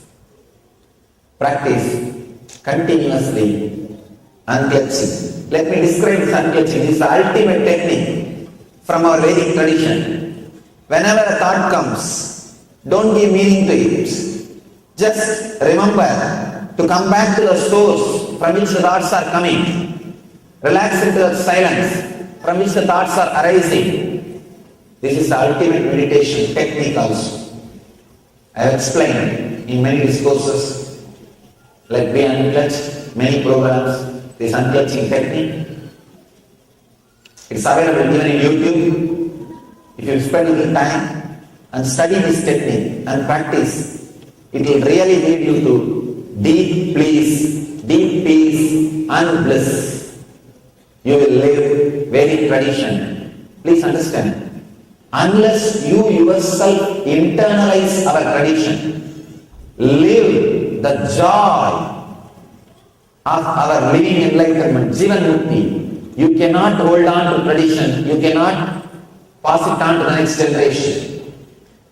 All the parents come to me and say, Swamiji, please give me some way, I should be able to teach this tradition to my next generation.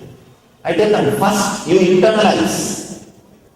The big problem is we don't believe and we expect our next generation to believe. Our next generation is more intelligent than us, what to do? They are ready to do only things which you do, not what you say. If they see you are joyful, internalizing this tradition, you are living Jivan Mukti life, they will naturally take up. The other day, one boy, 14-year-old boy was brought to me by the mother. The mother's complaint is, Swamiji, please tell him to listen what I am saying. First problem, I told God, how to tell. Anyhow, I told slowly, why don't you tell by yourself? She said, no, you have to tell. Finally, I asked her, but why don't you listen to your mother? You see, even I am listening.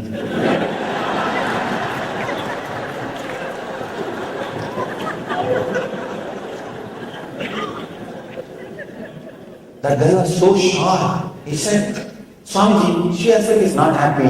If I listen to all her ideas, I will also be depressed like her.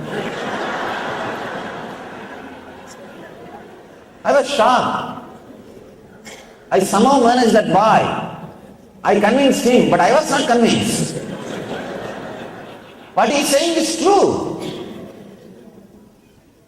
Please understand, if you want to protect our dharma, protect our tradition and Indian culture, first thing you need to do, drink deep the divine juice.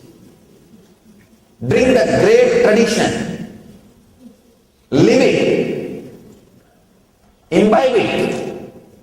Read the scriptures. Listen to these great truths. Internalize them. Live in your life. Please understand. There are hundreds, not even hundreds, thousands of rich Indians come to me and they say, Swamiji, please tell me, somehow I want to keep the tradition alive for our next generation. The other day, one devotee went to one temple, not our temple, to one temple. The devotee challenged the temple. If you bring one youngster from your community to your temple, I'll give you $100,000. They are not able to bring. They are not able to bring their youngsters, their next generation. This devotee said, if you can bring one youngster from your community to your temple regularly, if you can convince him about what you are teaching, what your temple stands for, sorry, no temple teaches in the Western countries. That's a big problem. Our temples should become education centers, not only worship altars. It should become education centers. All our temples are originally made as a universities. Unfortunately, it has become just worship altars. Some places, I am really feeling sad to tell, not even worship altars, political centers. See what we have done with our temples.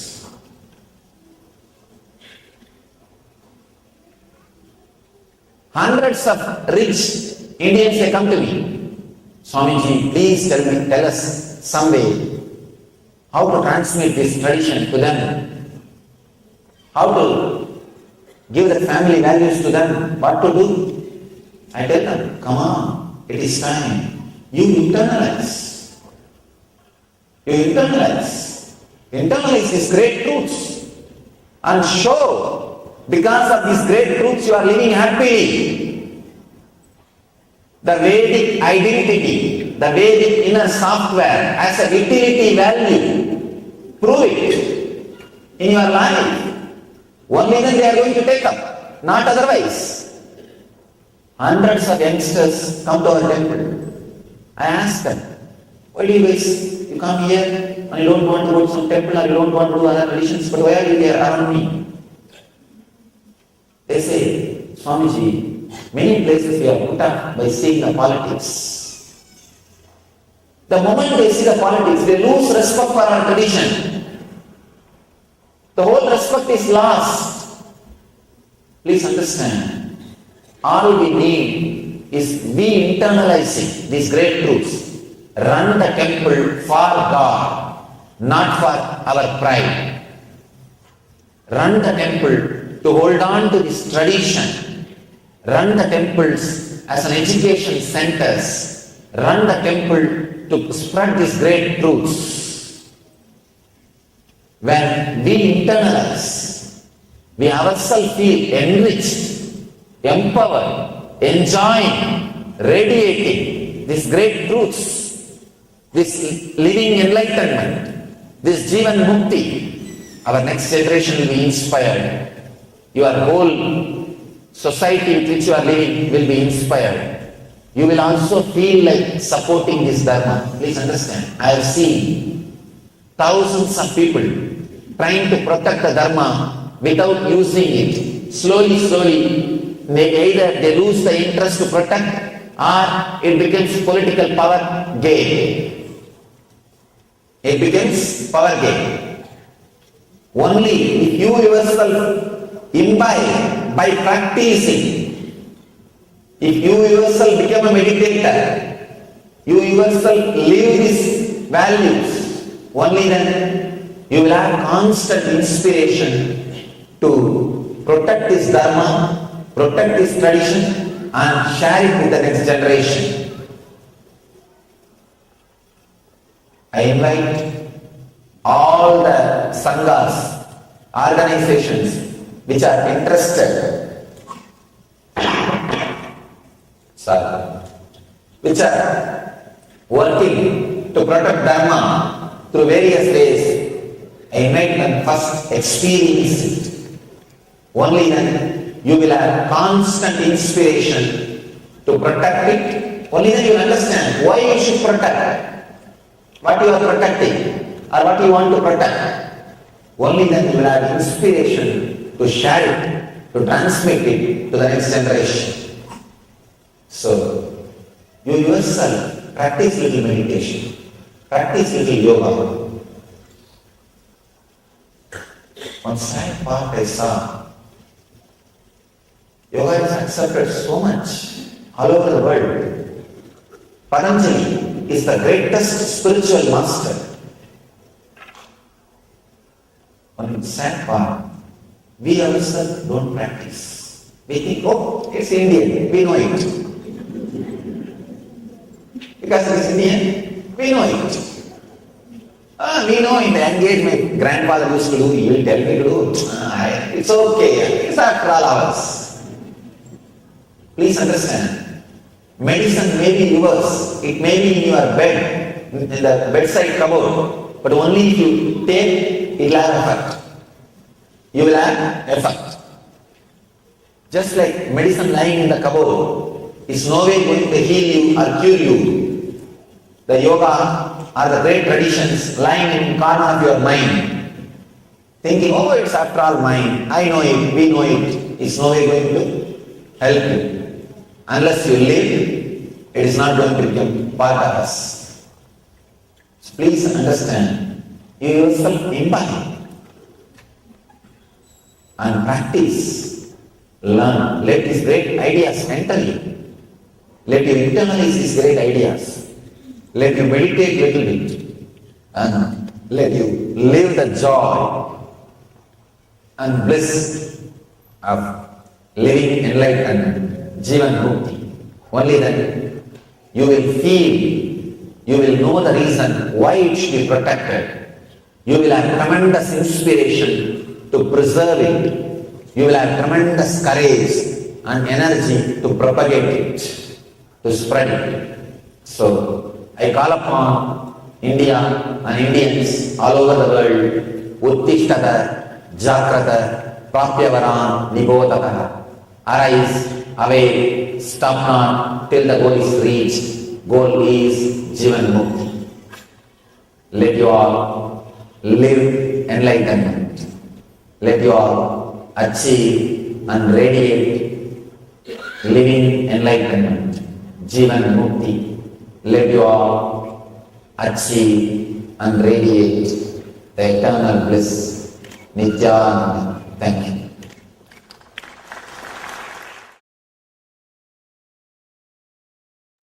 Yes. The goal is to live the enlightenment, radiate the enlightenment. Live and radiate the enlightenment. Only when we live and only when we experience and when we live through our lifestyle, only then we will be able to enrich. Only then the next generation can adopt it. Because if we don't live it, next generation is not going to live it. Only when we imbibe it, when we experience the living enlightenment, Jivan Mukti, we'll be able to enrich others. The very essence of what Swamiji revealed is we have to live it. Only then we start radiating to others and others can pick up. Just thinking if we don't live it and thinking that next generation is going to take up, that does not happen. So it is a very powerful revelation by Swamiji. So what is the way to live this truth, the Jivan Mukti? Actually, Swami says in one of the satsang that how to be in that phase. Swami says from his own experience, from his own life, how his guru used to behave in any situation that he used to come. So he think how Annamalai Swamigal will behave. So now let's try this technique. Anything that comes in your mind, ask yourself how Swamiji will behave and do the same. It's a very intense technique. Simply, you'll be able to connect to Swamiji and ask yourself in any situation and in whatever comes to your mind, just ask yourself in that situation what Swamiji will do, what Swamiji will behave, how Swamiji will behave, and do the same. So let's try this technique now as a practice, but make sure this becomes your lifestyle. How Swamiji will behave. So we'll be taking a few minutes for this. Just sit with yourself. Any thought that comes up, anything that comes up in your mind, just ask yourself how Swamiji will behave. Let's begin.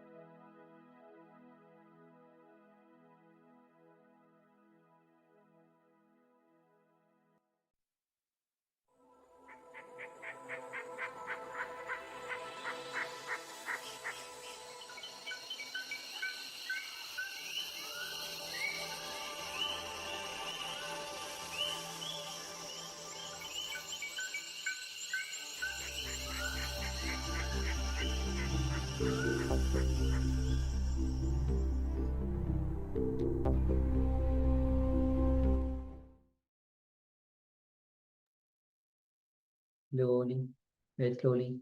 You can relax.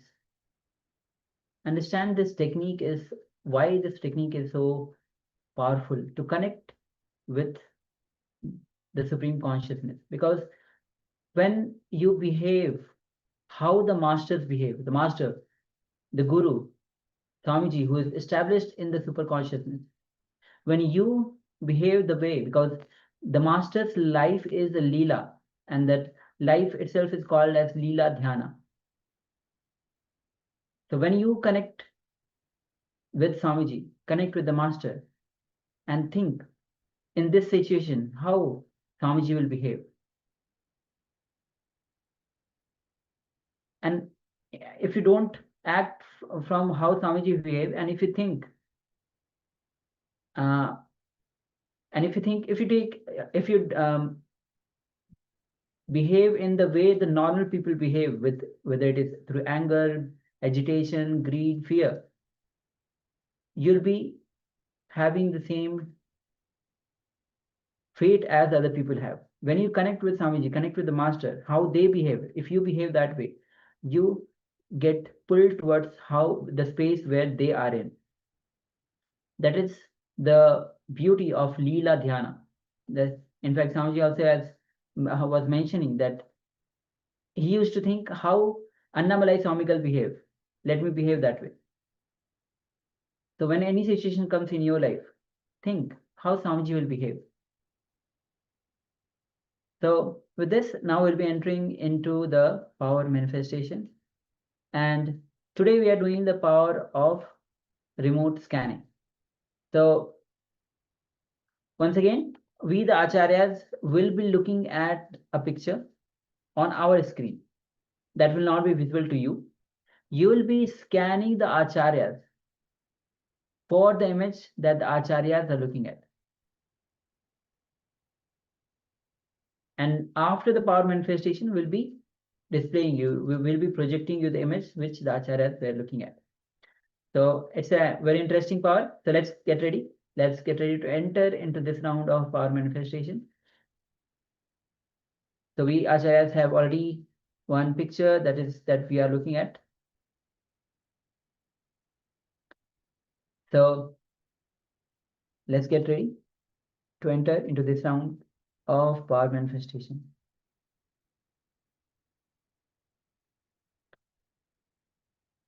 Sit with your head, neck, spine in a straight line, and just unclutch. Unclutch.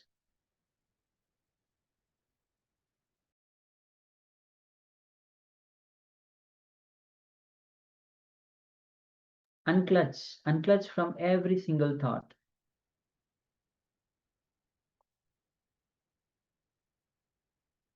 Unclutch from any irritation, agitation that you feel that you're having.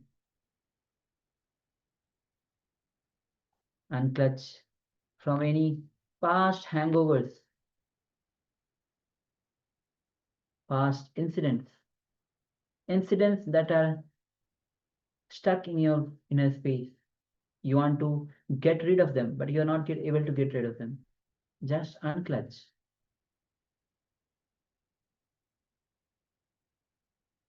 Any pain, any guilt, whether it is fear, greed, any emotions, bad experiences, just unclutch.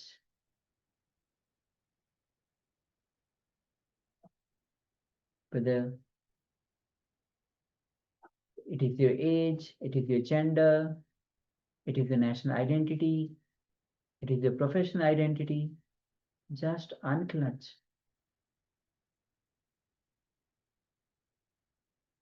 When you unclutch from every single identity, then you establish yourself into that pure, unclutched space where there's no identity. There's no identity that exists.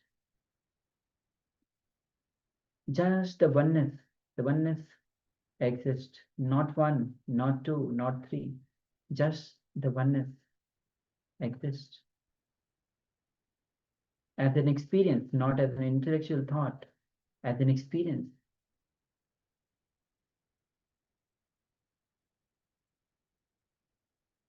Just remember Swamiji, invoke his presence in your space as we chant the Mahavakya.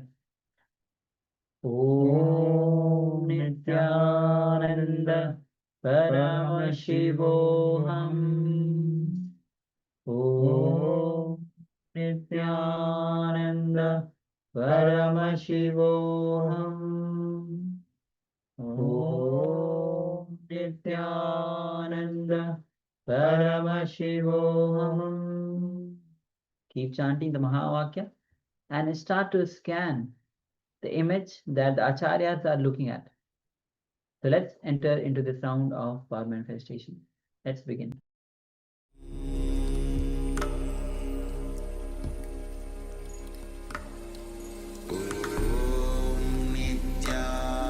Nithyananda Paramashivoham.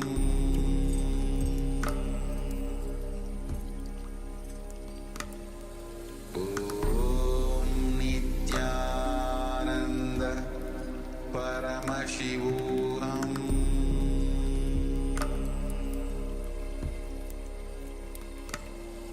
Om Nithyananda Paramashivoham.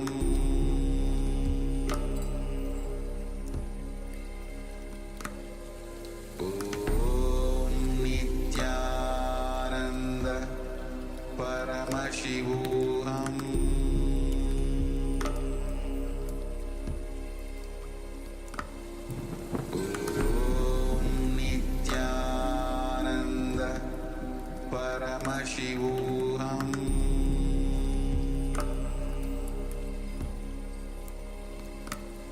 Om Nithyananda Paramashivoham.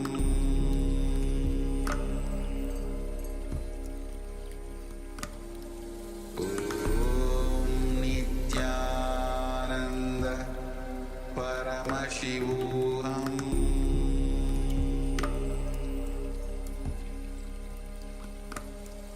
Om Nithyananda Paramashivoham.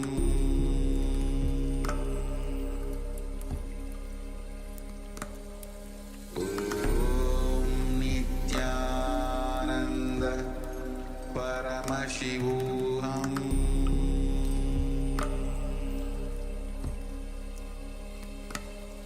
Om Nithyananda Paramashivoham.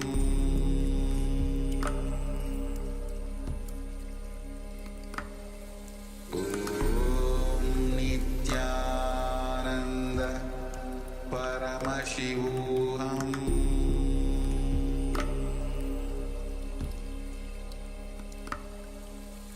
Om Nithyananda Paramashivoham.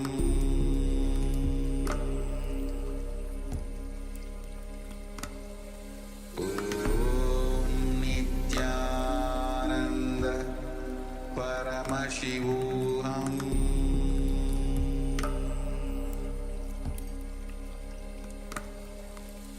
Om Nithyananda Paramashivoham.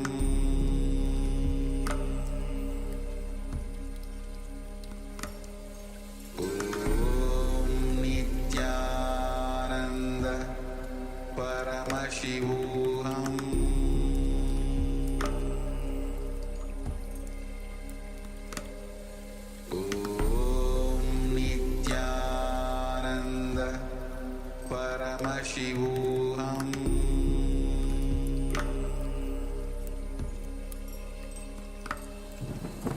Om Nithyananda Paramashivoham.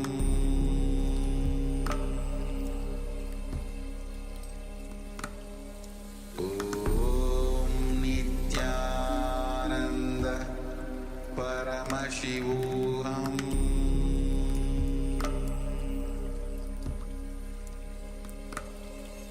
Om Nithyananda Paramashivoham.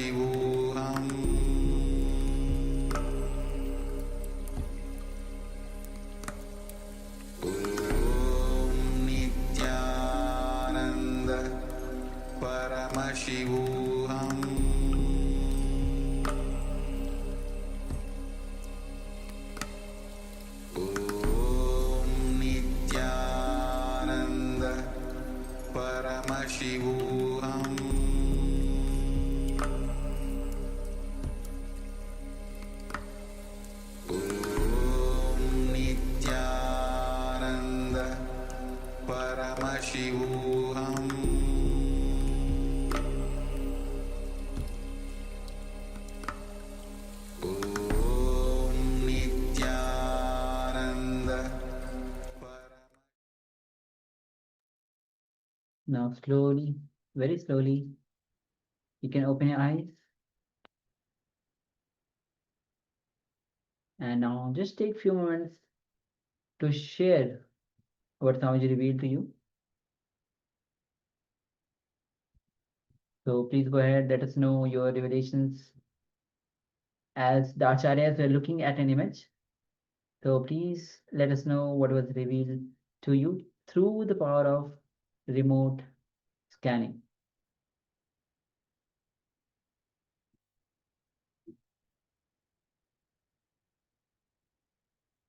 Anything that was revealed to you, do not reserve yourself, do not restrict yourself. Please continue to share. Please go ahead and share.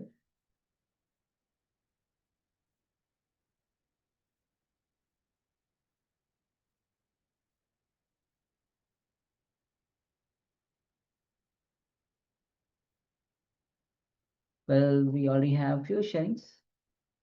We have Bing Grow, Yang shares, deity, animal, deity, wheel, golden, bronze.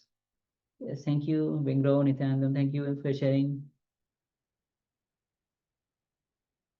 And Ma Stephanie has shared gray, white color stones, flowers, and I think she wanted to say lily or lila. Yes. Thank you for sharing, Ma. Yes, so just waiting for a few moments as we receive other sharings. So please go ahead, take a moment and share. Yes, Manandeshu says desert or beach and animal. Okay, thank you. Thank you for sharing on.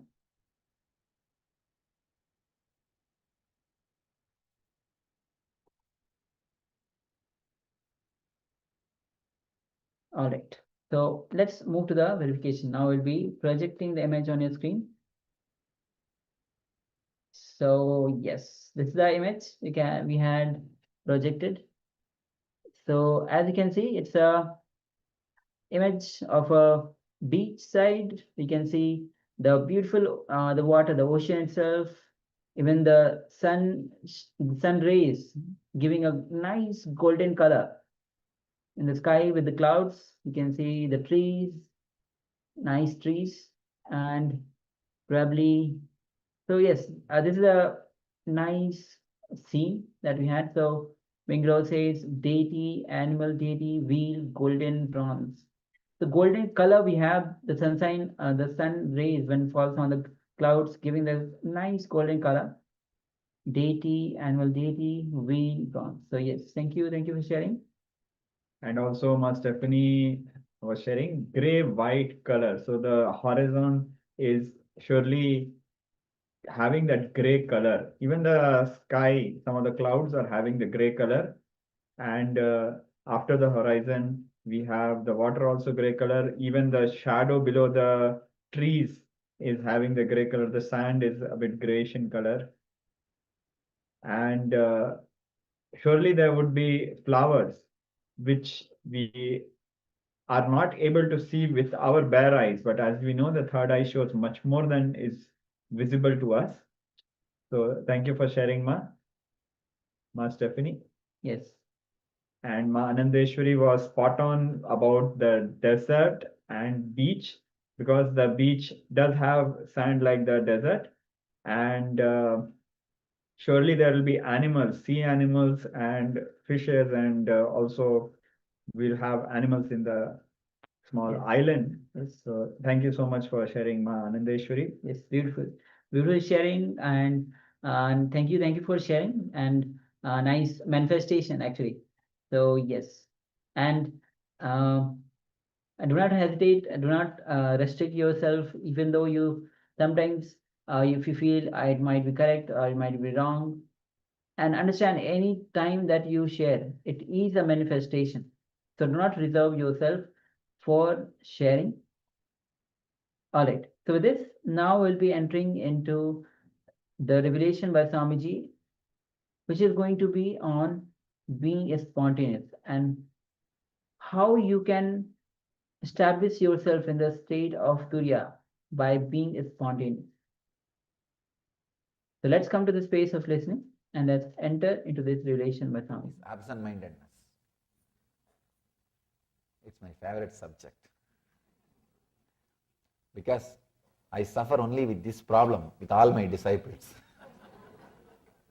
I can say this is one of the obvious, visible gap between a disciple and the master. Not only in the spiritual sense, I can say even a follower and a leader. Anybody can do 80% of the work. Person who is not having absent-mindedness or who is aware to do that last 20% only becomes a leader. Please understand, I am defining a leader. Leader is a person who doesn't have absent-mindedness or is able to do the next last 20%. He is the leader. That 80% running everybody can do the race. The last 20% who runs, he is the leader. So I have a story. An elderly widow and a widower had been dating for 5 years. He finally asked her to marry him. All these jokes, when I come here, I pick up from the American books. Because many jokes I tell here, the Indians can't relate. Even the last joke I said, a professor missing his house and trying to find out. This joke nobody will understand in India. Because if he misses his house, anybody in the street will tell where you are living. See, the whole street will know who are all living in that street. No, really. See, at least in the village where I am, I know every house. Their name, their kid's name. I know everybody. And not only that, who is having what all with whom. Everything. That's a lifestyle. Sometimes many stories I tell here, this whole thing goes to India also. Now this time they made live streaming. All over the world people are watching. Many times, these brahmacharis, they ask me, Swamiji, we didn't understand that story at all. Many stories they can't understand because in India, even especially when I was, the village in which I was born and brought up, it's like a 4th street, all cousin brothers and the whole village, practically the whole village will be relative, directly or indirectly. Kids will go into any house and eat anywhere and sleep anywhere. Once in a week they will take attendance. And they know all are there. Once in a week, the Friday they will all supposed to go to temple. They will all go to the temple. That time they will take attendance, that's all. It's a huge house. If somebody gets married, they will give a room, that's all. And it doesn't belong to anybody. I still remember, once they wanted to sell the house in which I was born and brought up, one portion they wanted to sell. They were searching for a document. Finally they realized, for 90 years, nobody is bothered to find out the document or whose property it is. 90 years before the grandfather was there, in his name document is there. Means for last 90 years, nobody questioned whose house it is. Everybody was living. Can you imagine? 90 years means 3 generations.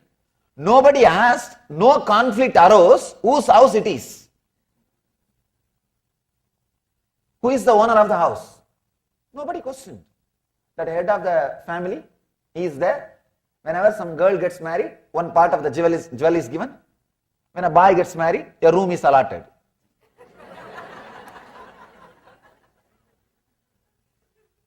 So, they can't relate for this joke. Anyhow, I don't know whether they can relate or not, you can relate. Especially elderly widow and widower dating for 5 years, they can't understand. This itself will be a joke for them. They don't need a punchline.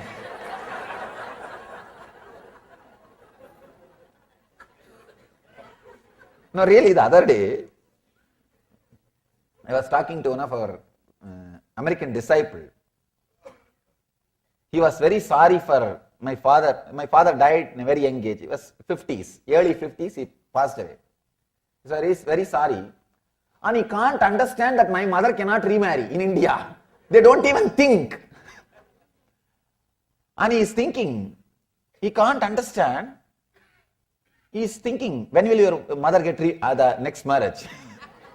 I said, oh God, forget about this, we can't even think. Forget about this idea, it's the wildest dream. But in this, he was not able to understand, he was not able to relate. Why? Your mother must be just in her 50s. Why she should not remarry? In India, of course, in the modern days, that is also less than 40 means only they think of second marriage. After 40, they don't even think. Many things. So the first line itself, they may be laughing now. He finally asked her to marry him, and she immediately said yes. But the next morning, he could not remember what her answer had been. In desperation, he decided to call her. He forgot. He says, this is really embarrassing. But when I asked you to marry me yesterday, well, this morning, I just could not remember what your answer was. She suddenly said, oh, I am so glad you called. I remembered saying yes to someone, but I could not remember who it was.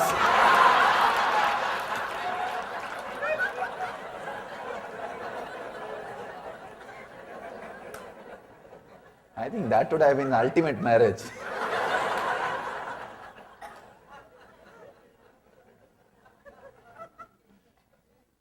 Anyhow,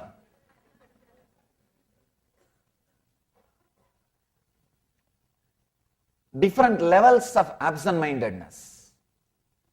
When you are absent-minded, internally, you are caught in addictions, not only addiction to the alcohol or drugs or smoking, not only that kind of addictions. Many addictions, even shouting, freaking out.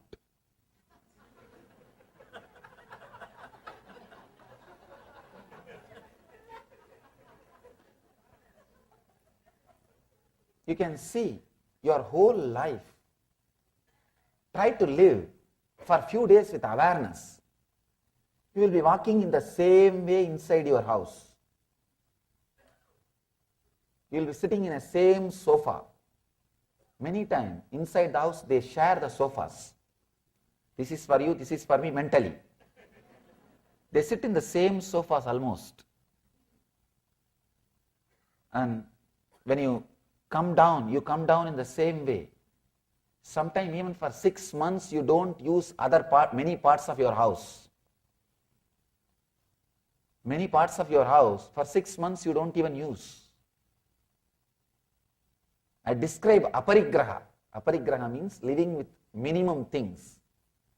Whatever you have not used for last 6 months, donate it to some charity. Give it away. Somebody came and said, Swamiji, will they take my brain?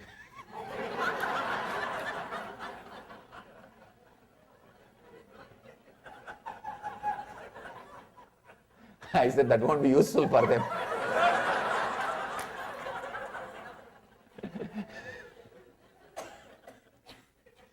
Whatever you don't use, you have not used for 6 months, give it away. In that case, many part of your house, you have to give it away. Don't use. Means absent-mindedness. Forget about parts of your house, even parts of your body. No, really. You don't feel you are alive inside your body completely. It's all lying there because you cannot disconnect it. Because it is all already connected, it is coming with you wherever you are going. Otherwise, you yourself are not aware. Many times, you are not aware of your hands. You are not aware of your legs. It is there. Because it is there, it is there. You are breathing.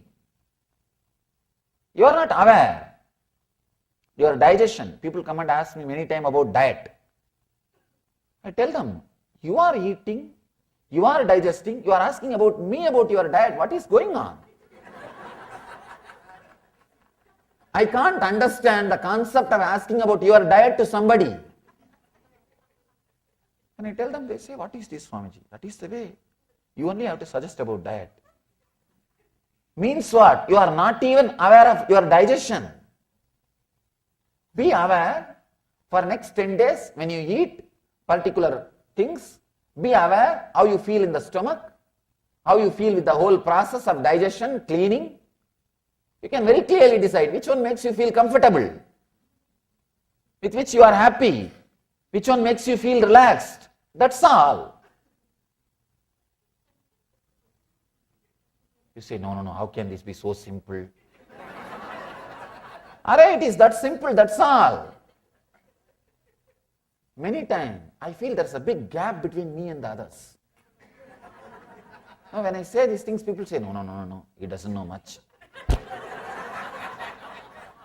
How can this be so simple? I just eat and you are digesting after all. Somebody else is digesting for you. Unfortunately, it's not happening. We don't have machines which will do that for you.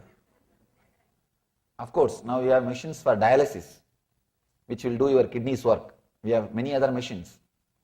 I don't think still we have machine for your digestion. You are digesting. Just be aware of digestion system. Suddenly your body will tell right quantity, right quality, everything. That is why Patanjali never speaks about a particular diet. He only gives you simple suggestions and leaves it. He says, you be aware. Don't be absent-minded. Bring more awareness to your stomach. Bring more awareness to your diet. Bring more awareness to what is happening inside. The moment you dump, you are disconnected. You forget all about your stomach and food till the next meal. One person came and told me, Swamiji, I can't practice yoga. Can you suggest something else? I said, why? He said, there should be 3 hours gap between 2 meals. They say to do yoga, there should be 3 hours gap after meal. Said,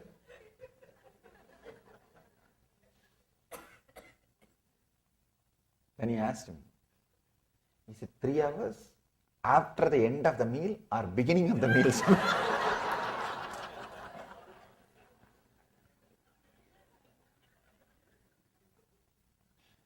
We became so insensitive, disconnected. I want you to remember this only one word. Nidra means disconnected. There are so many definitions of Nidra. This one definition, carry this one definition. Internalize, internalize, internalize. Till you come back tomorrow. Just internalize this one idea. Let this one idea ring inside you.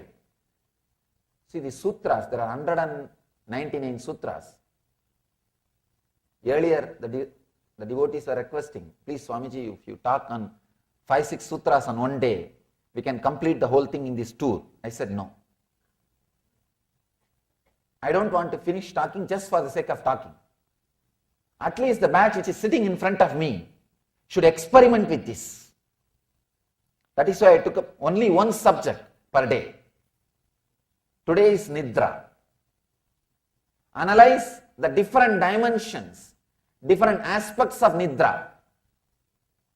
You have 3 kinds, 2 ways of sleeping, means 6. Waking sleep, dream sleep, sleep. In that waking sleep, 2. One is external and internal. External is responsible for losing all the outer world things. Internal is responsible for all addictions. Many times you decide, you don't execute. Means what? The vow, the strength, the sankalpa which has happened in your system is disconnected before even it spreads your whole body. For example, you decide, let me stop smoking. That sankalpa, it travels through your nervous system. Before even it occupies your whole body and brings it under the control and becomes an action, it is broken. The nidra has happened. The pass has happened. Your screen has gone into power saver mode. Because I am struggling with this Kindle. Every 10 minutes it goes to power saver mode. Your system goes to power saver mode. Understand, you don't have to save power because you are not connected to battery, you are connected to electricity directly. This machine has to save power because it has a battery. But you are connected to cosmos without socks. I was walking in India. I did a Padayatra this January. I am filled with so many memories and experiences of that wonderful Padayatra. Because I went to live with the villages. After my mission started, first time I am going back to villages and living. 9 years I lived with them before the mission started. 9 years I spent my life with Indian villages. I can say that is the best place to live on the planet Earth. Best place to live on the planet Earth is Indian villages. Indian villages. Especially where the TV has not penetrated. I can say still at least 10,000 villages are there in India. They don't know who is the Prime Minister or President of India. I am not talking about America or other country. They don't know who is the Prime Minister or President of India. And not once police has entered that village. Not once anybody from that village has gone to any court. They don't have any connection with law enforcement department and government of that country. Not a single one would have even heard about the word tax. Forget about paying. They wouldn't have even heard about the word tax. I can say at least 10,000 villages are there still in India. Totally 4,60,000 villages are there in India. At least 10,000 are there. They are there. Living the Dharma. The Swami of the village takes care of the whole smooth flow of everything. They live. And I went back to live with them. Somebody from the different tradition came. I was walking without shoes. How can an enlightened man walk without socks directly touching the ground? I said, what do you mean? Only an enlightened man has to walk on the ground, touching the ground, because earth will feel blessed. He says, no.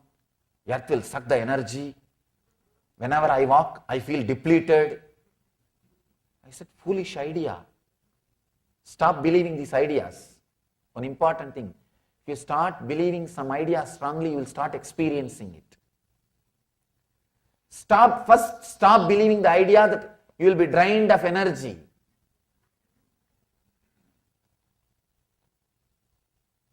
You need to forget some 10-15 words from your dictionary. I am burnt out. I am swamped with the work. Too much is in my plate.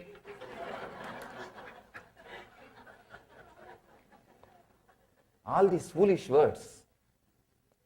I am so happy my brahmacharis don't know all these words. Really. All these words create that experience.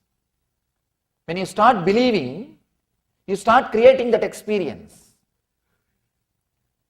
I can say these are some of the poisons put inside your system. Slow poison put inside your system. I told him, understand, you are suffering and you will continue to suffer if you carry these words like earth will suck my energy, this will suck my energy, that will take away my energy. That's one group which teaches. Keep your eyes always closed whenever not needed. Open it only when you need. Otherwise the biomagnetic power will go away through your eyes. Oh God.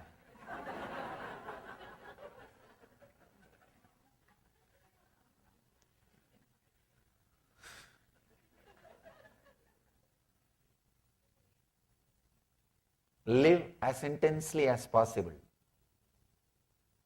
Existence is not here to suck from you.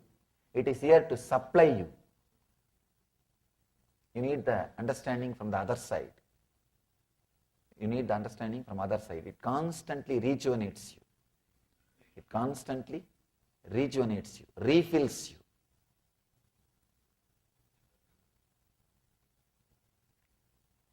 The disconnection which happens inside is responsible for addiction, dullness,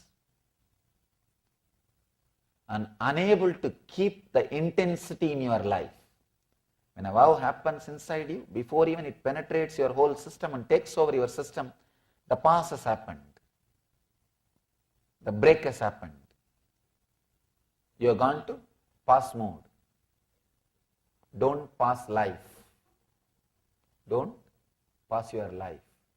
Remember, whenever the pause is happening, and try to be more aware. That's enough. Just be a little more intelligent. That's what I am saying, nothing else. The essence of whole thing is just be a little more intelligent. That's all. I am reminding the same idea every day in a different angle. Patanjali is also saying the same thing in a deeper and deeper ways. First he expressed about right knowledge. With right knowledge, nothing much needs to be changed. You don't have to work so much on the right knowledge. That is not a problem at all practically. Then wrong knowledge. You need to work little on it, correct the direction. Vikalpa, imagination. Not only you need to correct the direction, very content has to be changed. With the wrong knowledge, it's only wrong direction. With imagination, the very vehicle which you are sitting is wrong. With wrong knowledge, you only need a navigation. With imagination, the very vehicle on which you are sitting is wrong. I have a story about imagination.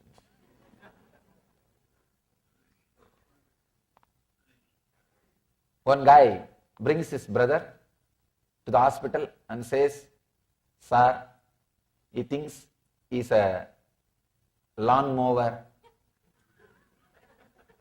for last 8 months.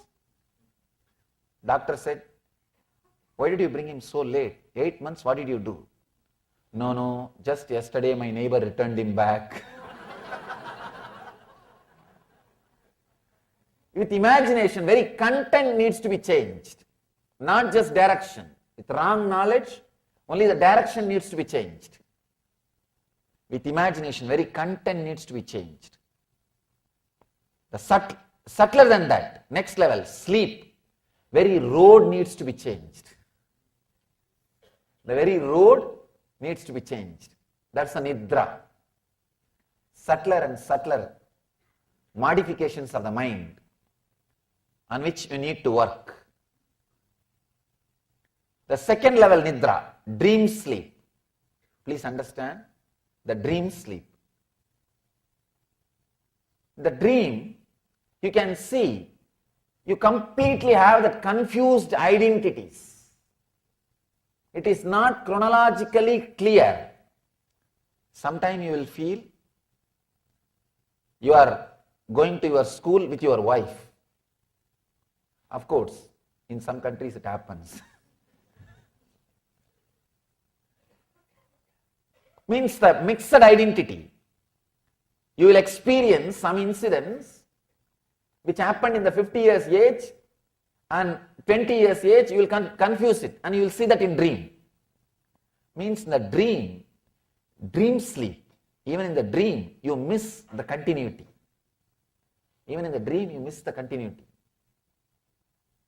There is one great tradition, spiritual tradition in India, worked only on dreams.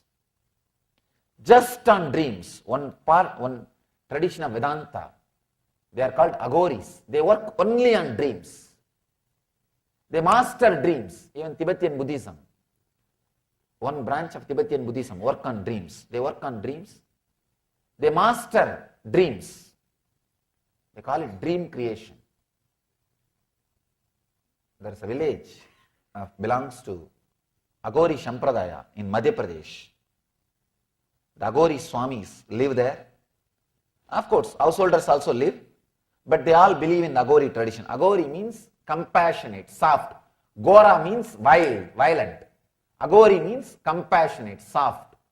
We have a wrong understanding about Agoris. We think Agori means violent, wild. No. Gori means wild.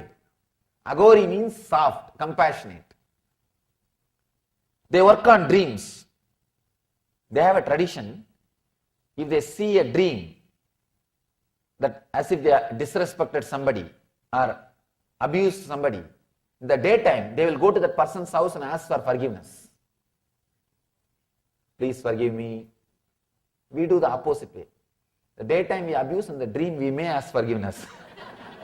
That also we may. With them, even if they disrespect somebody in the dream, they go and apologize that person. They believe the dream is an extension of waking state. If you are not daydreaming or falling asleep during your waking hours, your sleep, your dream also will be continuous. You see, if you are able to maintain that continuous flow during the waking state with your awareness, in the dream state also you will be able to maintain that continuity. They use that dream state to solve all their problems, to find out the mysteries of the planet Earth and the universe. This great mathematician Ramanujan from South India, he had mastery over dream. Any problem, he will just contemplate in the night and go to fall asleep. In the dream he will have solution. Next day morning he will just repeat the solution. He doesn't know the way how he settled. He says, I don't know the method, but I know the result. That's why somebody started suspecting that he may be stealing the answers from others. If somebody asks, how do you know the answer? He's a great devotee of Solingapuram Mahalakshmi. There's a Devi, Lakshmi Narasimha. Narasimha is the incarnation of Vishnu. He's a great devotee of the Lakshmi Narasimha. He says, though Solingapuram Mahalakshmi told me, that's all. He has mastered the dreams. If you are able to be aware, even while the dream continues, you will use your dream to enrich your life. Please understand, if you can master this art, God, I can say, your whole life will be totally different. You can achieve straight away whatever you want. Mastering your dream means being aware even while you are dreaming. Not letting that breaking or the pause happen while you dream. You may ask how to do. There is a beautiful technique, very powerful technique from Tantra. Visualize something which you like. Even Patanjali speaks about the technique. He gives in Vibhuti Pada. He gives in next Sadhana Pada and Vibhuti Pada about the technique. Whatever makes you feel very pleasant, something, if some person, if you feel very pleasant by remembering your master, or by remembering your beloved, or by remembering some scene like a beach, if you feel very pleasant about somebody or something, just remember that alive inside while you fall asleep. Lie down in your bed, just remember that alive, vivid, visually, in multicolor, 4 dimension, vividly, remember, and continue to be with that till you fall asleep. Try this just for 10 days. You will see that vivid picture, vivid visualization, that vivid experience will penetrate your dream state within 10 days. And that will continue to be there throughout your dream. Means you have mastered the dream. You may think, how can this happen in just 10 days? Try, you will see. But only one condition. You have to choose something which really makes you pleasant. by remembering which you feel very pleasant.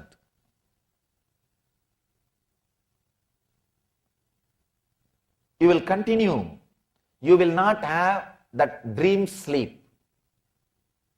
If you have this, if you master this, you will not have dream sleep. Please understand. Patanjali is talking about many mystical dimensions.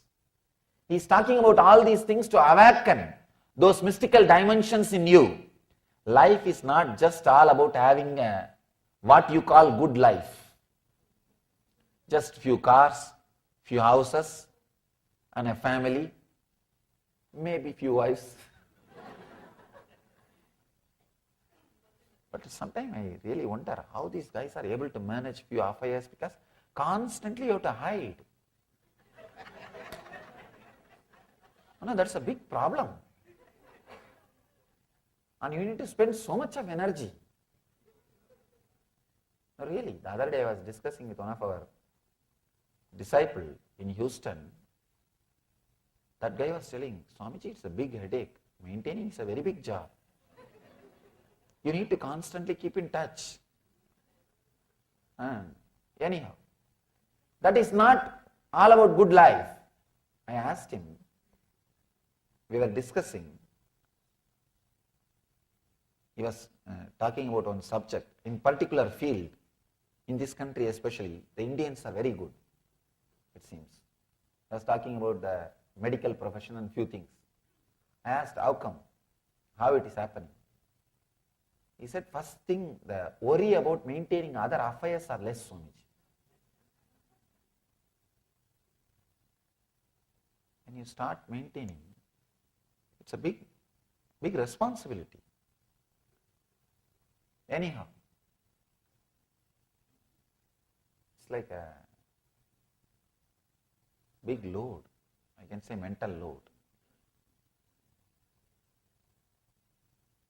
Patanjali gives all these methods and techniques to awaken the higher energies inside you. He is not talking, he is not interested just to stop your that good life. What you call it, good life? No. What you say, that family, house and money and health? No, he says no, that is not all about life. There are so many other things which you can experience if you can have human body. It's like, you see, what is good life? You go to Hawaii and you know all the most frequented places. You stay there for a few days and you see only those few places and come back. That may be equated as a good life. But seeing every place, experiencing everything is what I call complete life, yogic life. That is what here Patanjali wants you to live. You come here and what you call that, the definition. See, whenever you go to a new place, you know the tourist guide is there. The tourist guide will say few places which they got sponsor, that's all. They would have got sponsor from few people about those few hotels, few restaurants and few beaches and few places they will talk about, and you do that one or two things and come back. Same thing most of us do in the planet Earth. When you come here, you see the tourist guide which your parents are carrying. And you say, one marriage, one house, 2-3 car, little bank balance. You do that and go back. Understand, that is not complete life. There are so many things which are hidden, deep secrets, which needs to be lived. Awaken those energies, those possibilities. Especially if you can stop that dream sleep. So many things can happen. Even in the dream sleep, there are two subtle categories. When you are dreaming, the discontinuity which happens with a dream and the discontinuity which happens with inside you. Just like in the waking state, two dreams, two sleep. The waking state, you have two sleep. Sleeping in the action, sleeping in the thinking. Same way in the dream state. Sleeping in the dreaming, sleeping in the thinking. The next is sleep. This is the ultimate sleep. Understand? You may think, what can we do about sleep? If you work on the dream state and go deeper and deeper. See, if you are working on the dream state, let me explain this very clearly, how to work on the dream state. If you are interested in working on the dream state, take up this technique. It will be very powerful. Every day I am going to talk about the techniques which Patanjali is expressing. If you can work, continue to work that day itself. If you can't, at least play with some technique, one or two, you will see new doors opening. Working on the dream, as I told you, take up a pleasant object or a thing. If it is a person, it will be really nice because you can easily meditate on him, connect with him, feel him. Feel him inside your inner space, visually, alive. Just go to fall asleep with that one intense visualization. In 10 days you will see, he is there continuously. You will see his form in the dream. Clearly, in multicolor. Means you have mastered, you have created a continuity in the dream. Now you have mastered how to avoid dream sleep. If you continue the same thing, maybe after 3 months, in the deep sleep, you will have his presence, energy, but not the form. When you wake up, you know you have been with Master throughout, but you did not remember his form, that color, dreads, hair, you did not remember all that. But you know for sure you are with him. You have been with him whole night. Please understand, this is what is real Shivaratri. This is what is real Shivaratri. Krishna says in Gita, yogi is a person who does not sleep when everybody sleeps. This is what he means.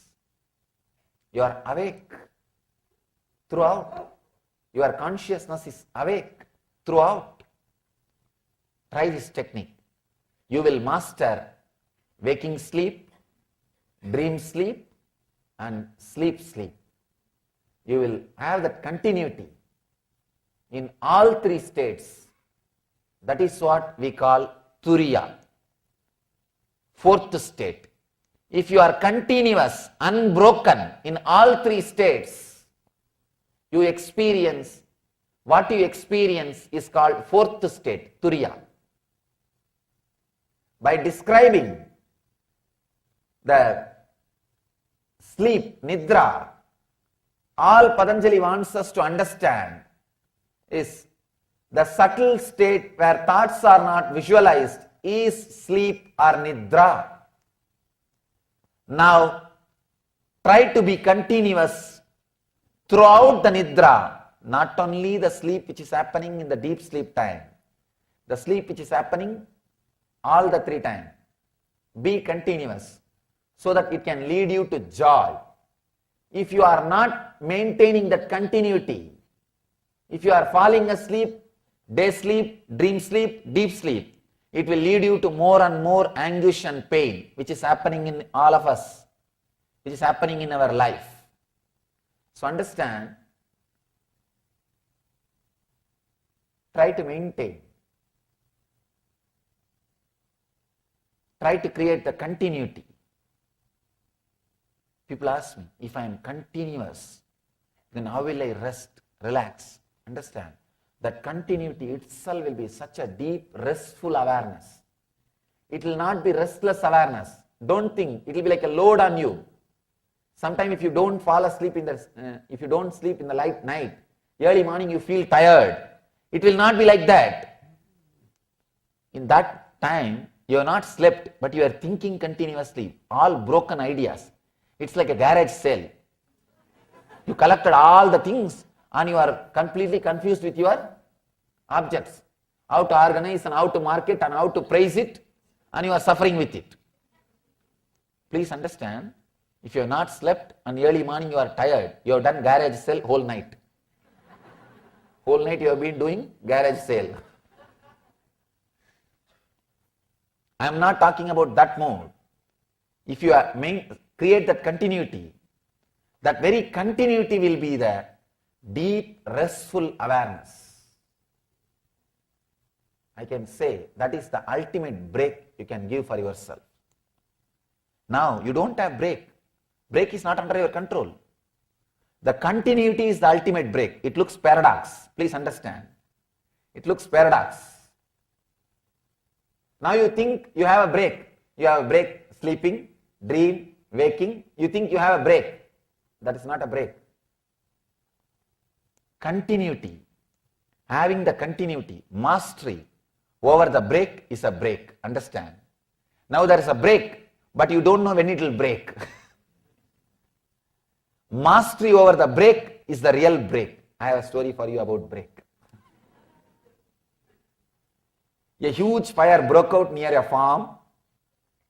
The county fire department were called out, but the blaze was too big for them to tackle.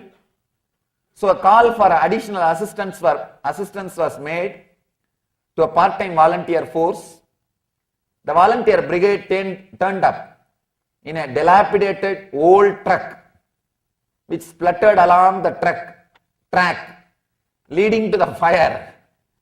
The county fire chief was about to apologize to the farmer for the embarrassment the volunteer force was causing, when to his amazement, the volunteer truck fearlessly drove into the very heart of the fire. Within minutes, the center of the fire was extinguished, breaking the blaze into two controllable sections. An hour later, the entire fire was out.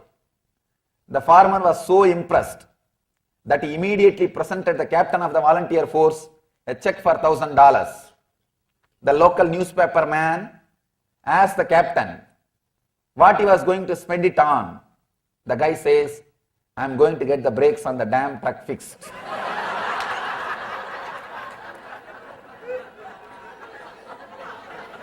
If you can break your brake, only then it is brake.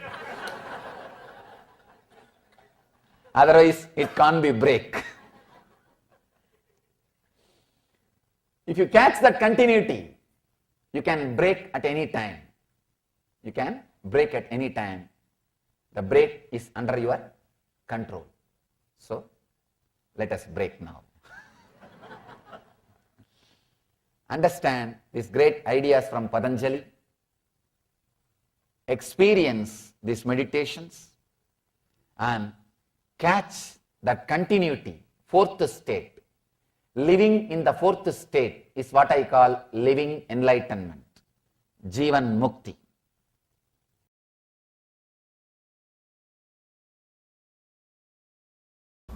Now I am going to present few great truths about the collective consciousness, which may surprise you,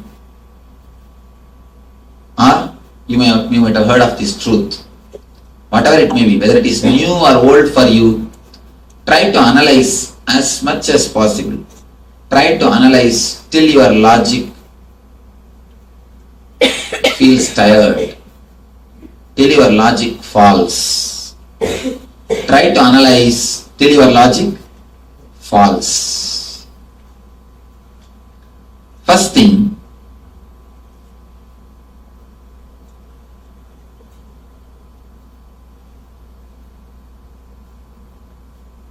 all your minds are not individual, separate pieces of the universe. It is all one and the same. All your minds are interlinked.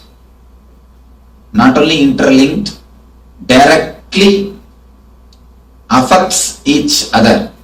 That is what we call collective consciousness. It straight away affects each other. Your thoughts are just as infectious as your cold. Your cold. people may escape from your cold.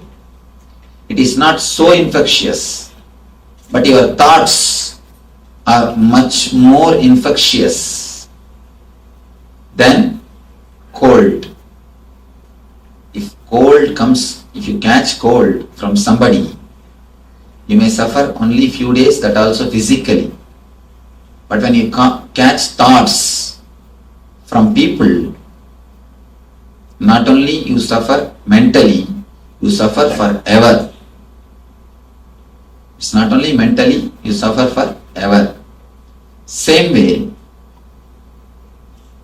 anything you think affects the people who are staying around, and not only people who are staying around, whomsoever is living in the planet Earth, they are touched by your thoughts. Understand? Now, naturally, our intellect will resist. How can this be true? Receive all these things. Now we will then later on the question and answer session, we will analyze it one by one, inch by inch. First truth I declare, all of us are not different beings, different minds. We are all totally interlinked, closely networked. Any of my thought can transform you, any of your thought can touch me. We are not watertight compartmented. We are not separate individuals. You are not an island. Please be very clear, you are not an island. There is only one thing called collective consciousness. Next truth, not only in the mental level, even in the deeper conscious level, the more deep you go, the more deeply you are connected. The more deep you go, the more deep you are connected. Sachidananda, get that NSP diagram. I will try to explain a simple truth. Please understand, this is the physical layer, physical body. This is the pranic body, the second level, third level, fourth level, fifth, sixth, seventh. You have the 7 layers of bodies. In the physical layer, for example, the physical level, you are here. I am here. And God is here.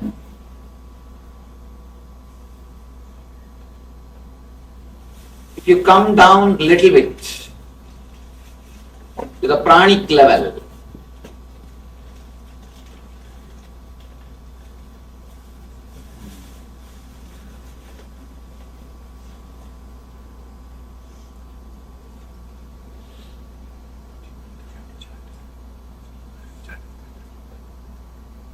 you see, in the physical level, the distance is too much. In the pranic level, if you come down to a little subtle level, pranic level, the distance between you and me is reduced. Here the distance is too much. Here it is reduced. And if you come down a little more, the mental level, again the distance is little less. If you come down a little deeper and deeper, the distance between you, me, God. When you come down, when you go a little deeper and deeper, the more deeper you go, the distance is less. The more deeper you go, the distance between you, me, God will be reducing. In the end, the deeper level, there is no distance. You, me, God, everything is just one and the same. The only in the physical level. Everybody can hear. Really. Take another mic, no? Take the other mic. Take the other mic.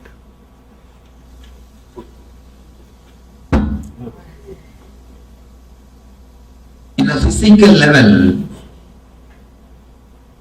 the distance is too much. In the pranic level, distance is little less. And in the mental level, distance is little less. It is getting reduced. The more deeper you go, the more sensitive you grow, the distance is reducing. The distance is getting lesser and lesser. In the end, nirvanic body, you, me, God, all the three are one and the same. There is no distance. The physical level,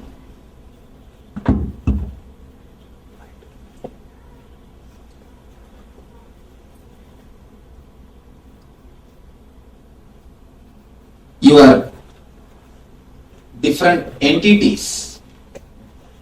When you feel in tune or when you start loving somebody intimately, their suffering or joy can affect you. Why? Because the distance has become very less. It can simply come in or go out of your being. Their suffering can come into your being or their joy can come into your being. In a little deeper level, you don't have something called individual identity. You are just a part of collective consciousness. That is why many times you do not want suffering, but you are not able to escape from suffering. Again and again, whether it is physical disease or a mental depression or the spiritual bondage, even though you don't want, you have to undergo the suffering because you are not clear-cut enough. You are not aware that you are part of the collective consciousness. The moment you become aware, you don't have an individual identity. You are part of collective consciousness. You don't have a separate ego except your identities, your intellectual understanding. In existence, there is no such thing called your separate individual entity exists. When you realize that, you just go beyond sufferings, depression, and diseases. Understand this one thing. As long as you have the concept, you are individual, the individual consciousness. As long as you have individual consciousness, whether physically or mentally or in being level, spiritually, you will be continuously suffering. Why do you think continuously you are resisting the nature? Whatever nature offers, you resist. There is a beautiful saying, man as a rule is a fool when it is hot asking for cool, when it is cool asking for hot, always asking what is not. Always asking what is not. When it is cool, you resist. You think you are different from the existence.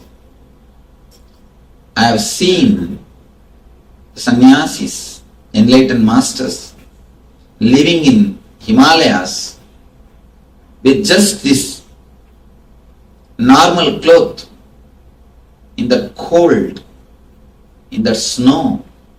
And I myself lived years. Never body was disturbed. Never body was disturbed. Because I never had the thought that I am different from the nature. Only when you start thinking you are different from the atmosphere or the existence or the air which is there near you, you start resisting it. A very simple thing. Just now you can practice. If you are feeling cold, just relax and observe, witness in which area you are feeling cold. In that area, don't resist the atmosphere. Don't resist the air. Don't resist the temperature. Don't resist the existence. In that area, just say to yourself, I am not going to resist the nature. I am not going to resist the existence. Let me relax. Just consciously decide and relax. In few minutes, the idea of cold will disappear. It may look, immediately what we do is, we put the next extreme question. Can we do this in the time of snow and can we survive? Because our mind always goes to extremes. You can, if you can do it totally. And you don't have that much of totality. We don't have that much of clarity. If we can relax, fall in tune with nature so much, simply you can live. Because human beings are living. When they all can manage, why not us? When you think you are something separate from the nature, nature disturbs you. And one more thing, in the air, all possible bacteria and viruses are there. Any moment, any disease can affect you. Any disease can happen to you. As long as you feel in tune with the existence, even if they come inside your body, they just leave. The moment you start thinking that you are somebody individual, separate from the existence, you are something different, then the whole becomes your enemy. You see, you are a part and everything is a whole. If you feel in tune with the whole behaves as a friend. The moment you start thinking, the moment you start discriminating and start behaving with the whole in an opposite way, it just starts acting like an enemy. Be very clear, the whole is not here to kill you or destroy you. And this is a simple, one more example you can understand. When a living person falls in the water, he gets drowned and the dead body floats. And after all, dead body is more heavy. It is filled with water now. Once he dies, he drinks water and water goes inside. He is heavy, but dead body floats, but a living person gets drowned. What do you think? As long as you are living, you resist the water. You are resisting the nature. If you just stop resisting, if you just feel that the whole is part of you, you have become part of the whole, simply you can start floating. And the other day I read a beautiful interview. One person jumped in the Niagara Falls and he survived. A strange thing. He jumped in the Niagara Falls and he survived.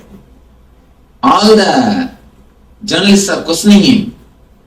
How could you manage it? How did you survive? And if you have seen Niagara, then you can understand. I can't even imagine that somebody survived in that Niagara. He says beautifully. He says, when I jumped, I felt that I become part of the falls. I felt I am a particle floating in the falls. When I came out, again I felt I am just a part. I never felt I am different. When you disappear into collective consciousness, nature is not enemy for you. Nature is your close friend. nature protects you. When you think you are individual, as long as you have individual consciousness, nature protects you. When you realize you are a collective consciousness, nature protects you. Wherever you want to achieve success, even in the social and economical way, only when you feel in tune with the whole group, only when you fall in tune with the collective consciousness, you will be able to achieve what you want to achieve. As long as you think you are an individual, you wanted to keep your place distinctly, you wanted to keep the idea you are somebody, be very clear, you will be continuously resisted and you will be resisting. Whether it is home or office, workplace or your company or industry, wherever. If you disappear into the collective consciousness, you will be again and again protected and taken care. And you will experience the ultimate success, not only socially and economically. You will start experiencing it in a feeling of fulfillment. The feeling of fulfillment which happens to you will be inexplicable.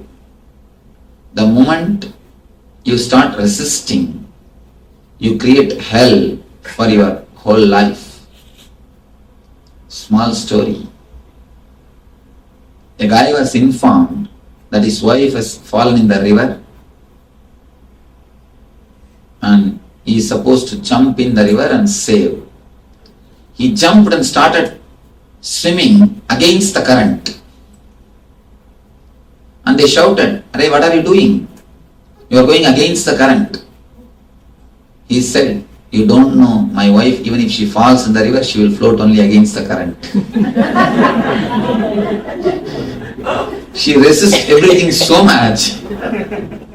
I don't think she can go with the current even with the river.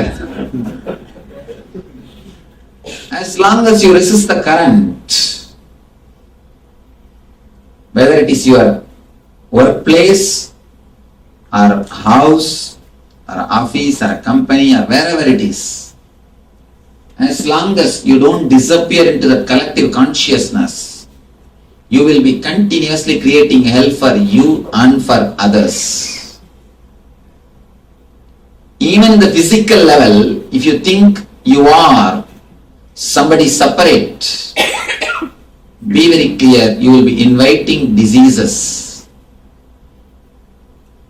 And one more thing, the mental level, if you think you are separate, again and again, you will be creating seeds of violence. Seeds of violence is created when you feel you are individual. With collective consciousness, you unify. With individual consciousness, you dissect or cut things into pieces. Logic always breaks. Intuition always unites. With the collective consciousness, of course, in the soul level, if you are feeling you are an individual, there is no possibility of any spiritual growth. Any spiritual growth. Spiritually, you can't even put your first step, first thing. In the physical level, you are not an individual. Your body and the body of the sun is straight away connected. Any small change in the body of the sun can change your body. Any small change in your body can change the body of the moon. Even though logically you are not able to relate, it is truth. And the next thing, in mental level, you are not alone, you are not an island. Any thought which is put on somebody else's head comes and touches you, and any thought which is created in your mind goes and touches the other person. It's like a ripple created in a lake. If you are going to create a strong wave, you will be inspiring and impressing others by your thought. If you are not so solid to create a strong wave, be very clear, others' waves are going to impress you. Either you live as a leader or you will be a follower. There is no in between. You always think, I will not be a leader, I can't do that much, but I don't have to be a follower. I'll just maintain my own stand, which is simply impractical.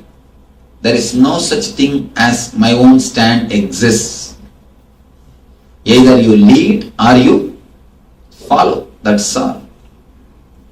The mental level also, again and again, if you think you are an individual, you will be resisted. And the moment you understand you are part of the collective consciousness, not only you will not be resisted, you will be welcomed and received. Third thing, in the ultimate way, the spiritual level, the moment you understand, you are deeply connected, totally connected, intensely connected to the whole group, to the whole universe. Not only you start experiencing the bliss, you start living, opening many dimensions of your being. Now you are stressed out, disturbed continuously because you have to think too much just with one mind. You have to enjoy so much just with one body. If you disappear into this collective consciousness, you will have so many dimensions, so many possibilities, and the amount of ecstasy you can't imagine. Understand? With this one body itself, if you can make so much of joy, if you can enjoy so much, what will happen if you have two bodies? You can put one in the AC, another one in the heater and enjoy both. If you have three bodies, you can put all the three bodies, depute all the three bodies in three countries and enjoy the three different culture. And if you have four, you can naturally enjoy little more. Just understand, if you have so many bodies, how much of joy and bliss you will have. Same thing you will experience when you understand you are part of collective consciousness. The whole NSP or Nithyananda Spurana program is all about making you realize you are the part of collective consciousness. Not only a part, you are collective consciousness. You are not individual consciousness as you think. Physically or mentally or spiritually. Layer by layer, when we go deeper and deeper, you start feeling you are just one with everything. That is why automatically the diseases disappear. You start feeling the well-being in mental layer, pranic layer, physical layer, etheric layer, and in all the deeper layers. When you really experience that you are boundaryless consciousness, I have seen when we end the program, the meditation camp, people go into such a deep ecstasy, they forget their name, their social status, their education, their qualification, their wealth, their religion, all what they think they are. They forget everything and respect everybody. They fall at others' feet. Even I've seen the daughter-in-law or father-in-law falling at the feet of daughter-in-law. That never happens in India. Around 5,000 years ago, at the end of Mahabharat War, the ancient enlightened Hindu civilization consisted of 10,000 Hindu traditions, or sampradayas, that existed in 56 Hindu nations, 200 Hindu kingdoms, 1,700 Hindu provinces that covered more than 6 million kilometers square of Asia. The Supreme Pontiff of Hinduism, SPH, Bhagavan Sri Nithyananda Paramashivoham, is the reviver of KAILASA, this ancient enlightened Hindu civilizational nation. KAILASA is an unbroken cultural, religious, historical, civilizational, and sovereign continuation and revival of multiple of these historical Hindu sovereign states and Hindu ecclesiastical entities. The unbroken continuity of these ancient Hindu nations through KAILASA results in the legal recognition of KAILASA as per the international customary law, particularly the doctrine of continuity. The international law, the doctrine of continuity, implies that upheavals and revolutions within a country, changes in government, territorial adjustments, measures taken during military occupation, or other internal transformations do not negate the existence of the country, do not affect the legal personality and international Currently made up of 160 plus members and indigenous nations, the UAN and its work are guided by the purposes and principles contained in its founding charter. The UAN is a manifestation of the profound connection amongst indigenous peoples across the world, including African